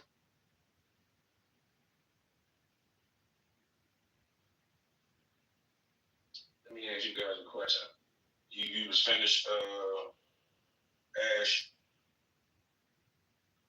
Are you still asking about the Tulsi stuff? I don't think we should talk about the Tulsi stuff. But that's no, I'm not really even thinking about Tulsi. But I was actually speaking about California. Do you guys think certain places are even governable in reality, like realistically? What do you mean? Like, could you administer a city government? I think it means that the West Coast has a way bigger invisible homeless problem, and whereas in the East Coast it's localized in New York City, and that's why I think sometimes people give up on the West Coast because of that. What are you saying? Well, governable. When you say governable, it has a specific connotation, which means like you can't govern a place locally, you can't govern a place countywide, you can't govern a place statewide. Like, did you mean that the government can't actually govern, or did you mean something different? Can't actually rule, control over the people. Can't actually will control over the people. Yeah, because if you look at places like the Bay, you look at places like LA, I don't know if the territory too vast, too expansive, but it seems like it's too much going on in these areas for them to actually. It's almost like they can't build up the police forces enough to actually deal with a lot of these issues. I think the numbers are actually kind of, in terms of employment of the officers, I think they kind of fudge a little bit. We're going through that here in DC. Actually, the chief of police just got fired. I'm sure you guys know about it. Trump made a big issue about the police chief fudging the crime numbers and things like that. So I'm saying, is these places even governed? Do they have the manpower, police-wise, to deal with a lot of these issues? Do they have the political power in terms of district attorneys and things like that? So that's all I was saying. I'm laying right here. No matter how many people are in office in a lot of these places, especially and stuff like that, when you go to a lot of these places, they look like burned waste towns. You would think they third world countries. So I'm just wondering. That's what Mike. We already have seen what the California standard of a district attorney can accomplish and whether they're sensible. That was the very infamous failed Kamala Harris, and I don't think we should rely on that apparatus of the California system to govern it. What it makes California more appealing to, say, Texas, say you're thinking, I want to live in California versus I want to live in Texas, is the Tom Steyer state of California, where there's tech companies and you have the elite of California that is, broadly speaking, very intelligent and makes good decisions. But we don't want to talk about the Kamala Harris side of California. Yeah, and that's what I was gonna say is the sheriff and the DA. Those two things people need to put more attention to, because if you get the wrong people in those positions and it starts going county by county with the same way of thinking about crime and how to deal with it, you can lay waste to large parts of the state. And Northern California has its red and blue problems with crime in some counties. It's all blue almost, but you'd be surprised. There's a lot of red in California and a lot of people who don't want to put up with any of this shit anymore. And so anybody who's progressive and even supports anything that has been going on, I think is going to have a hard time turning this shit around. And that's why it's going to, like I said, it's going to be super interesting. I think it might turn red. And I wouldn't even have said that 2 weeks ago. And the more I'm hearing, I need to read, it's going to get spicy here in California. I just can't live my life basically. Your vote could actually count? So I You can't think, well? myself too much with what other people think. It's just Yeah, and I'm an independent, but even Arnold Schwarzenegger, no one would have thought, but I mean, just there's another, Hollywood person. It's almost like Trump. It's like weird. I'm not going to talk down about my fellow Californians, but man, the progressivism, what's that idiocracy? Like, more Brando. Like, the retardation is just out of control. And we're almost to the point, I think, where people with half a brain are like, what have we been doing? We need to, shift gears or, start turning this ship around. And, I don't know. I think any progressive who is running and would support Gavin Newsom and any of those agendas and fast and Oakland was horrible forever. San Francisco, unfortunately, is horrible. You go there, unfortunately, you got to get a shit map, which that is true if you look it up. California does get it, San Francisco has shit maps that you upload every day, new ones, so you know where to be careful walking, and it's just embarrassing. And we were talking about China earlier, where it's interesting to see what California did when China came over here, and it is crazy how all these people. What the hell is it meant to be? Hola, Senor Homelander. He is Captain Sombrero. Yes, but God, you're such a moron deep. What does he do? Show him. Yeah. Okay. Shh. Interesting time. Okay. Oh, you're gonna love this. It's coming, Senor Homelander. It's coming now. Anyone order extra milk and sour cream?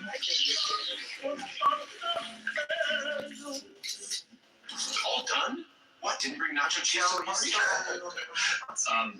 Actually. I think it's done. Stayed out of your way and you and Joe's way. Oh man, come try it. That's disgusting. What the hell? That's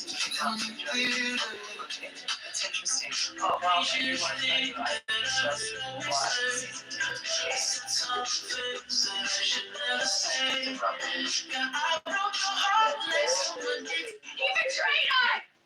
it's 2 years away for the stadium, but we all went in. It's still super expensive. It's a smaller field. But we get to hold on to them here. No, just if I'm actively engaged in activities with you, just tell me what's up. Don't conceal things from me. I went to Philly last week and I saw one of the kids.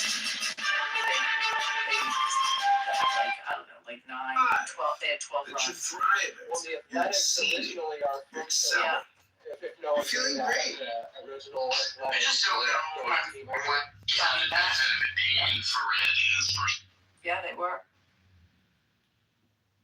Yeah, the Bay Area pretty much lost all their teams. The only one, and it'll probably go to, is the 49ers. And they're not even in Candlestick anymore with San Francisco. You got to go down to Santa Clara, and what a shit show. Do you think the Sharks will stay? Yeah, I mean they're supported so much. The hockey fans, I think, are great down here. San Jose's, I think it's still the most expensive real estate in the nation. It might have changed, but a couple months ago it was. And so, yeah, they're like almost considering that South Bay part of Silicon Valley is huge now. It almost has its own South San Francisco all the way down to San Jose. So, yeah, I don't know. I think if the Bay Area doesn't get their shit together, they're not going to have any teams of any kind. And then all these arenas and stadiums are just going to be for concerts. Area teams, my whole life, I'm 47, and area teams, I'm a 49er fan and an A's fan, which was odd to a lot of people. But, dude, it's all over now. So all I have is my memorabilia and my signatures and memories, and I guess that's good enough. I got to come to Vegas. Yeah, I'm telling you, I'm splitting it because I don't want 80 games. It's ridiculous. I couldn't possibly go. So, but I'll have a decent amount of games, so you can come down here. And once we open, the stadium's going to be amazing. No, I got Black Hole Family. It is what it sounds. It's dangerous and sticky, and yeah, you're lucky to make it home if you hang out there. It's that bad? Yeah, in Oakland it was really bad. So I don't know if there's a black hole in Vegas where half of the people who show up to the black hole, like half of them get arrested, and so the black hole gets smaller and smaller by the time the game's over because they just beat each other up and cause so much ruckus. Well, it's all the people wearing the paint and the horns. Yeah, and but pirate. They can't afford the ticket. Those Raiders tickets are expensive. I mean, wait, I say they can't afford it, but I take that back because even in the better seats, it's a lot of thugs. I mean, that have come in. It's a very interesting fan base, but I think the really rough crowd, the tickets, they can't get in the stadium. Well, I'm really happy Vegas got the A's and the Raiders because I think they're like an all-time great. They're just all-time great teams, and so to go to Vegas and make that one of the shows is good. I was going to bring up the Warriors. The Warriors are just awesome and crazy, and the seasons they've had the last 5-6 years has just blown the city up, and their new stadium is just awesome. It's kind of weird where it's at, and the driving and parking and all that, but it's totally on the water and beautiful. But Warriors, yeah, great team. We're supposed to get an expansion new team NBA here. I don't think we're going to take care of the Warriors away, but I think it's going to be a team birthed here. Are all the mods sleeping? Joe, I maybe leave and come back.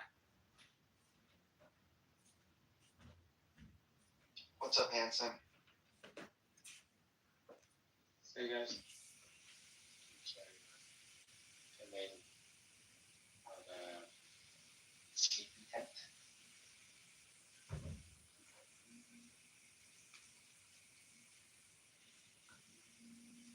Ojo says that Hanson was here before. I was here quite some time ago, and just check back in.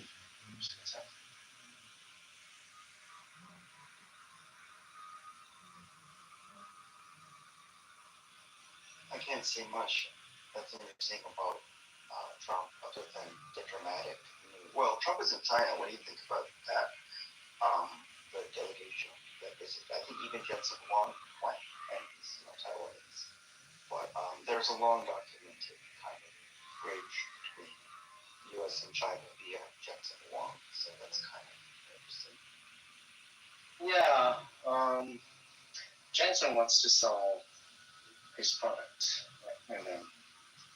But but it is a trepidation that will help any systems. Literally, there's some handicapped or staggered product. Not selling them the most advanced chips, but selling them like 2 generations behind. Yeah, I just don't think 2 generations. I don't think it's. You're a little bit skeptical. Yeah, I don't think it's staggered enough. So, but then interestingly, the Chinese were suspicious of the H20 as well, because the officials were thinking that they may have that was like truckloads or trainloads of data from. I mean, it flies in 20 years from now, 20 years ago versus today. Like Chengdu didn't even have a subway system 20 years ago, right? But then, they give this narrative that they are all, they developed infrastructure. They're not a third world country anymore. But then when it comes to these, pressure points, this Tianjin thing still happened. But then it must be, one of those cybersecurity things, because they were really bad about it. They wouldn't let Trump into the country. Yeah, I mean, they were. I mean, it's a hodgepodge of many things. It's mostly American technology. Even the Tianjin supercomputer centers were American technology and infrastructures. That's not Jensen. That's his cousin, right? Right. That's the Sue, Lisa Sue, and Jensen's cousin. Yeah. So.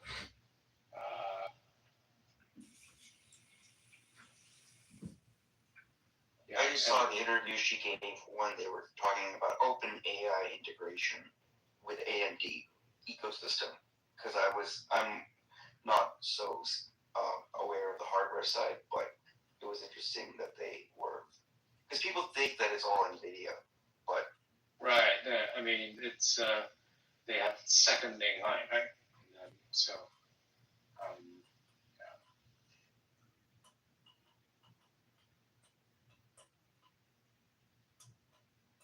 So there was, there were key points or whatever. So, and so that's why the Chinese government hadn't approved, even though they hadn't approved the purchasing of H20. And so, Jensen wanted to sell his wares, but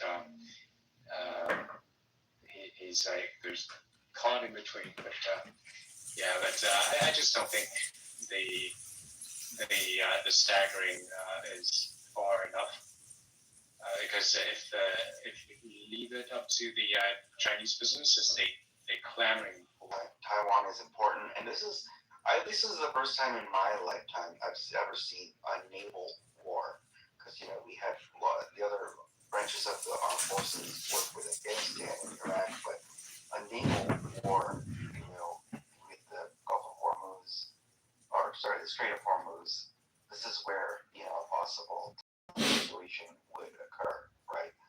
And it would be purely naval. So I don't know why she is playing on fire.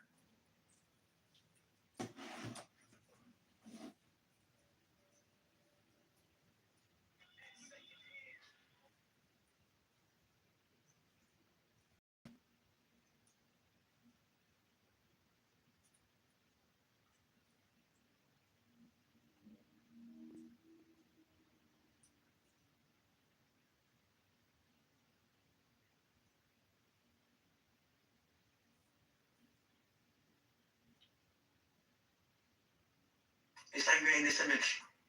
I'm done. studying science rigorously. And so, like, it's, yeah, they'll ask questions like, why doesn't it rain up in, like, Australia? But and I agree, probably when I was 8 years old, I mean, I didn't know anything. So I probably did think everything was just, like, magic.